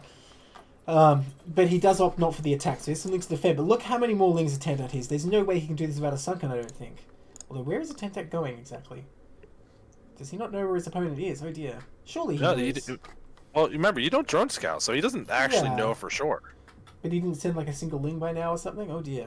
Oh dear, this is a big issue. This gives so much more time to Beanie Beans. Oh. This my also gosh. gives an opportunity if Beanie Beans just decide to move out. This is like free counterattack while all the units are gone. It Yeah. just turns it into a wild base race, and here comes that link down the bottom left. It sees two links covering a ramp. Whoa. And this actually might What? lure Beanie Beans into a little bit of a false sense. He's like, "Oh, you don't have any links. I'm going for the attack. This is a problem." It was a strategy all along. Now the hatch comes down at the natural. but he has no idea. He's about to be blindsided by so many lings. Still no sunken in the main. He doesn't even care about the natural, and I think that's definitely the right call here. He comes into this completely undefended main, and in the meantime, his lings attacking at a 10 space have been deflected. This looks so bad for Beanie Beans right now. Oh my gosh, that is a swarm of lings, that's for sure. And they're going after that Spire. Will it even finish? I don't think it will. Yeah, if they can kill the Spire, it's good. They're getting a lot of drone kills as well. Beanie Beans down to 1 drone. Has money to make some more over, but still, more lings even if he's still here for a 10-tat. Making the good choice of how to engage that, what to do. Slightly better concave for Beanie Beans. Manages to defend it, but at what cost? It cost everything. Thanks, Thanos.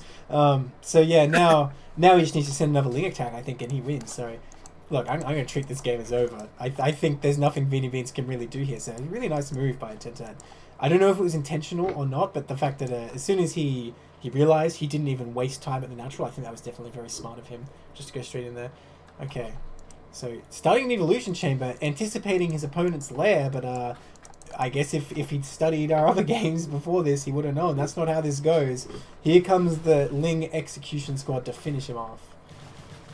Yeah, this is definitely too much to be able to reliably defend. 10-tat has so many links at his base right now. Even like spending drones on stack defense is just not what you want to be doing here. And it seems like a pretty convincing win for a 10-tat in game 1 here. Nice build order choice. Especially the maneuver. The go to the top right, because you thought he was there, ended up actually being the winning move. Yeah, it actually did. That's so funny. I mean, who knows? I think it still would have worked if he came straight in because there was no sunken, but it would have been a bit more dicey for sure. Damn. Yeah. Yeah, and I see in the chat, and that's like, I'm confused because he scouted the wrong direction with the Overlord start. Dude, don't trust anyone at low levels to like know when to do that. You could just have a feeling, just pick one. Oops, I accidentally joined Queen's lobby. Hang on a sec. Oh damn, special guest. Yeah, that's right. We just start casting her game, like, hey. I wouldn't get. Well, I mean, Queen it did run that King of the Tiers tournament that some of you guys participated in. So shout outs to Queen for helping out with that. It was Pete and Specialist. Absolutely. Or Queen and Specialist. I said Pete and Specialist. Like, yeah, Pete with himself. Have you ever seen them in the same room? You know, like, are they the same person? Pete and Specialist. I mean, I've never seen Pete in person. Does he even exist? Oh, good question. He's just a construct of, like, the Snipers community. Alright, in the 12 o'clock, in the magenta, we have a 10-tat. Currently up 1 game. In this best of 3, in the bottom right, in the green, we have Beanie Beans. Okay, so, it's a 10-tat for SKT4, I believe, isn't it? Yes. It is. Yes, it is. Yep, absolutely. Now we do see Beanie Beans gets the lucky draw, manages to get the correct scout, and is going to get the slight advantage compared to a 10-tat. But we saw how effective this build was before. If you just execute the same kind of idea, do it on this map, this might really be trouble, because without that ramp to help defend, without that chance where it's like maybe they don't find me, having a lot of legs early on could do so much damage. Yeah, and another advantage I think Beanie Bean's getting here is, again, this positional imbalance. We have this difficult position at 12 o'clock. Of course, if you're going 10 hatch, which he looks like he is, you don't care about that as much, but it's still something to think about. I remember the first time I found out about the extractor trick, and I was like, I feel like I'm cheating. This is so cool. Yeah, I remember in StarCraft 2, I used to do it like all the time, like just when I was doing hatch first, and then I realized it actually kind of puts you a bit behind if you're not going for like a pull or something. I was so sad. Because you feel so pro, you know? Like, if someone who's never played is watching you play, like, whoa, what even is that, you know? Well, I always just do it when I'm like, if I play, like, get supply blocked, I'm just like, extractor trick, calculated, part of the plan. Yeah, exactly. You just like, oops, I made my 10th drone. No, it's fine. Every time. And yeah, I feel heartened because pros would do it all the time in StarCraft 2. Like, they make that mistake and just extractor trick it, like, quite often. So... Well, we are seeing an early pull from Beanie Beans, and he did extractor trick to get the 10th drone out. So the classic 9 pull with extractor trick this time. Oh, actually, no, wait, was that an over pull? No, that can't be right. Must have been 9 pull. Yeah, that's 9 pull. Now, I think this is pretty weak against 10 hatch if you don't take gas, because if you're going 1 hatch meter, you get your lair really fast, get the sunken, you can definitely play against 10 hatch, but the way he's doing it, I think he might be a bit hard countered here, to be honest. Because there's no way 9 pull's going to get in here and kill anything in time, especially with this hatch in base. Like, that's exactly what you want here. And there's just going to be so many more links for Beanie Beans. There's no gas advantage. Sorry, for a 10-10. There's no gas advantage for Beanie Beans. He's getting his hatchery, which is going to be so much harder to defend. Oh, this is looking dicey right now for Beanie Beans, I have to say. Yeah, it's not the way you want to be started off here. I'm not sure about the SimCity with the spawning pool here, behind the middle. I've never seen it like there. It's usually always tucked up in the corner. So I'm not really sure about this. You definitely won't be able to use the drones to help attack. So Beanie Beans sending those first 6 links. Maybe there's an opportunity here. Yeah. But this is the thing I was saying. With 10 hatch, you don't worry as much. Definitely you should make a SimCity still just in case, but I don't think it will impact this game that much. But we'll see. Like you say, these links coming up first, but looks like a Tentet going to get to the choke just in time. If he's going to block it, yes, he does smartly start moving links to block it. Very nice. And Beanie Beans even turned back, seeing those links pop before even trying. Now, if he has time to get a sunken, or let's be real, even sunkens at this natural, maybe he has a shot. But that kind of relies on a Tentet not moving out right away. That said, Tentet does not have the scout with the Overlord, so he doesn't know what's going on right now. He didn't even see those links because Beanie Beans didn't even reveal them. I mean, you're even seeing the problem with this build. Because the hatchery is so much later, you don't get the gas. Look how much money Beanie Beans has right now. Yeah. Maybe you slam down a third hatchery, you can do something with it. But because you have so much more mining there, it's like this could have been gas, this could have been tech, your Zergling speed, any of these kind of things. And with the Tentet about to finish their own, they had the large advantage. Like, look, they even have more links right now. Yes. Despite like the earlier pool, so all the advantages for Beanie Beans disappearing here. Tentet's gonna poke forward with 1 ling. See, that's their hatchery out in the natural that you're at. Here he comes. Yeah, you need to start that sunken ASAP, but it was a bit delayed, unfortunately. And time is ticking. Needs to start another one, to be honest, but even so, I don't think there's any way to hold this. These speedlings coming in hot. Beanie Beans has a fair few of his own. If he can just delay long enough for this sunken, he'll have a shot. But a lot of lava building up, not being used. That is a great position for that Evo Chamber blocking that sunken. That is exactly what he needed. A Tentet hesitating here. He's going to miss his window if he's not careful. He's going to come around the south side, though. Make it a bit easier to attack that sunken. Okay, the sunken finishes. As you said, Beanie Beans macro not completely up to par. Building a second Evo in the main. I assume that was a mistake. I hope that was a mistake. Because if this is deliberate, I don't know what kind of game we're playing right now. The only thing I can think of is the one that's at the natural is just to protect, to like reduce the surface area of the sunken, just to try and keep it alive a little bit. I don't know why. Natural, yes, but main why? Main is the one yeah, I don't understand. I don't get it either, man. I'm reaching here. It's like oh, maybe. he gets a drone. That's pretty good. Yeah, but he retreats all the way to the front. Tentai could easily walk in here. Remember, speedlings here, they had an opportunity to go fight that sunken. They're fighting in it, but still, it's a big advantage for the Tentai. He keeps rallying things forward. The sunken does good damage, but you can see from both sides, like, just a lot of units being killed back and forth here. Tentai is actually getting a little bit of the worst end of the trade here, but Beanie Beans behind us is droning, not more lings. And they don't have speed here. They're going to try to move out on the map, but Tentai should be able to reinforce this. And this is a dangerous opportunity here. Beanie Beans gets caught out in the middle of the map and lose these links. This could turn really bad in a hurry. Yeah, he has not mined any gas yet. He's only just starting now, so he doesn't have speed, can't get speed. He's even preemptively getting spores for mutas, although I'm not sure why. When he had an Overlord in his opponent's base, I thought, wait, where'd it go? Did he pull it back? Hang on. Beanie Beans did have an Overlord here. I'm not crazy, right? Yeah, he did. He brought it back. Look, it's over by the third, the fake high ground third. Well, I mean, for you Zig players out there, that's a mistake. You keep it in there and see what you can see. And losing one Overlord at the end of the day is not that big a deal if it gives you that intel. And like you can see when your opponent's lair starts, so you've got plenty of time to run away if you want. Yeah, you at least wait till the lair starts if you're going to pull it away to try to save it. Like you need to at least confirm, like, all right, you can do something. I see Beanie Beans, he tried to poke forward at the front, but Attendant had the good concave. And unlike what we saw in the games before, it just does not quite the same amount of micro to break through that wall. He's going to keep trying to go through here. But you can see... Come on, Neblime, mute yourself, dude. Sorry, a brief interruption on my end. Could you guys hear me? Yes. I was like trying to cast, I heard something, I was like, alright, I'll cast over it, and I just hear you talking too. I'm like, what the we gotta get you one of those headsets so you can just like flip the mic up to mute on demand. Do that. It's so nice. Well, I could have done it in OBS, but I was lazy. I thought, no, they won't be able to hear me because I stepped like around the door. Well, guys, that is your artifact for this cast. Well, it's all good here. It's like we're in a rough spot here for BABs. He has these lanes forward, thinking he has the pressure. He doesn't see how many lanes are being built up behind us, and that lair's nowhere near completion. The moment 10-10 moves out with all these speed lanes, he's gonna surround what's out here and just go for the kill. And you can see here's the move out. So many lanes. BABs cannot retreat. Gonna lose everything in the middle of the map. Still doesn't have circling speed, so easy to track this down. And back at the natural, there's a sunken, but there's like one about to die, and there's like some spores that aren't gonna help. And all he's gonna come in. There's just no way BB survives this. I don't know. He's blocking it up pretty well with buildings. It looks. That's a lot of. He's gonna be able to get triple upgrades out of all these evolution chambers. That's right. Like, the build. I mean, this doesn't block anything. You just run through them all. True. Look. Like water through a sieve, right? Oh yeah, and there's no sunken in the main. Oh, the lair just finishing, but it's too late. The 3 sunkens do clean up the links remaining at the natural, but yeah, he's gonna kill everything in the main. I don't think it really matters at the end of the day. Oh, that spore though, it was all worth it. Nice. The Overlord does it going down. There's so many more legs coming down here though. That was pretty great, not gonna lie. That made this whole game worth it. That Overlord just like cruising in there. Oh.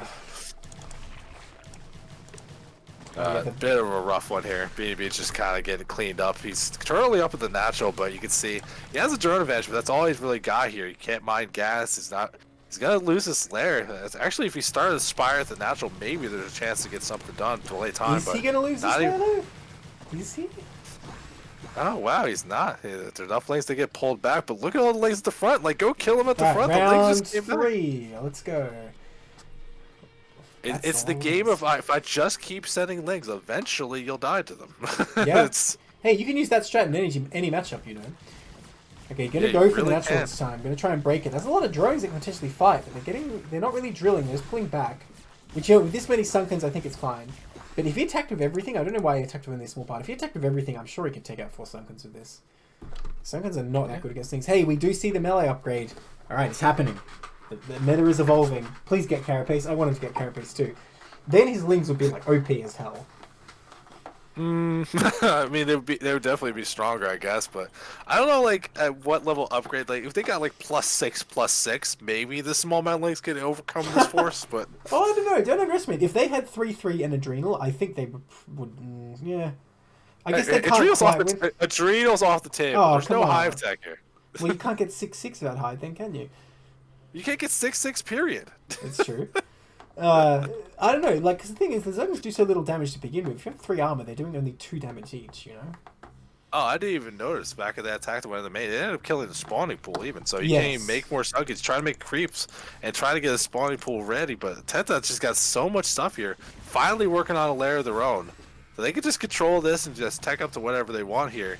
Or they can attack with everything. I don't think there's a lot here. What is still 4 sunkens, decent SimCity to deal with it. But here comes the engage. Is the Tenta gonna have enough to get through?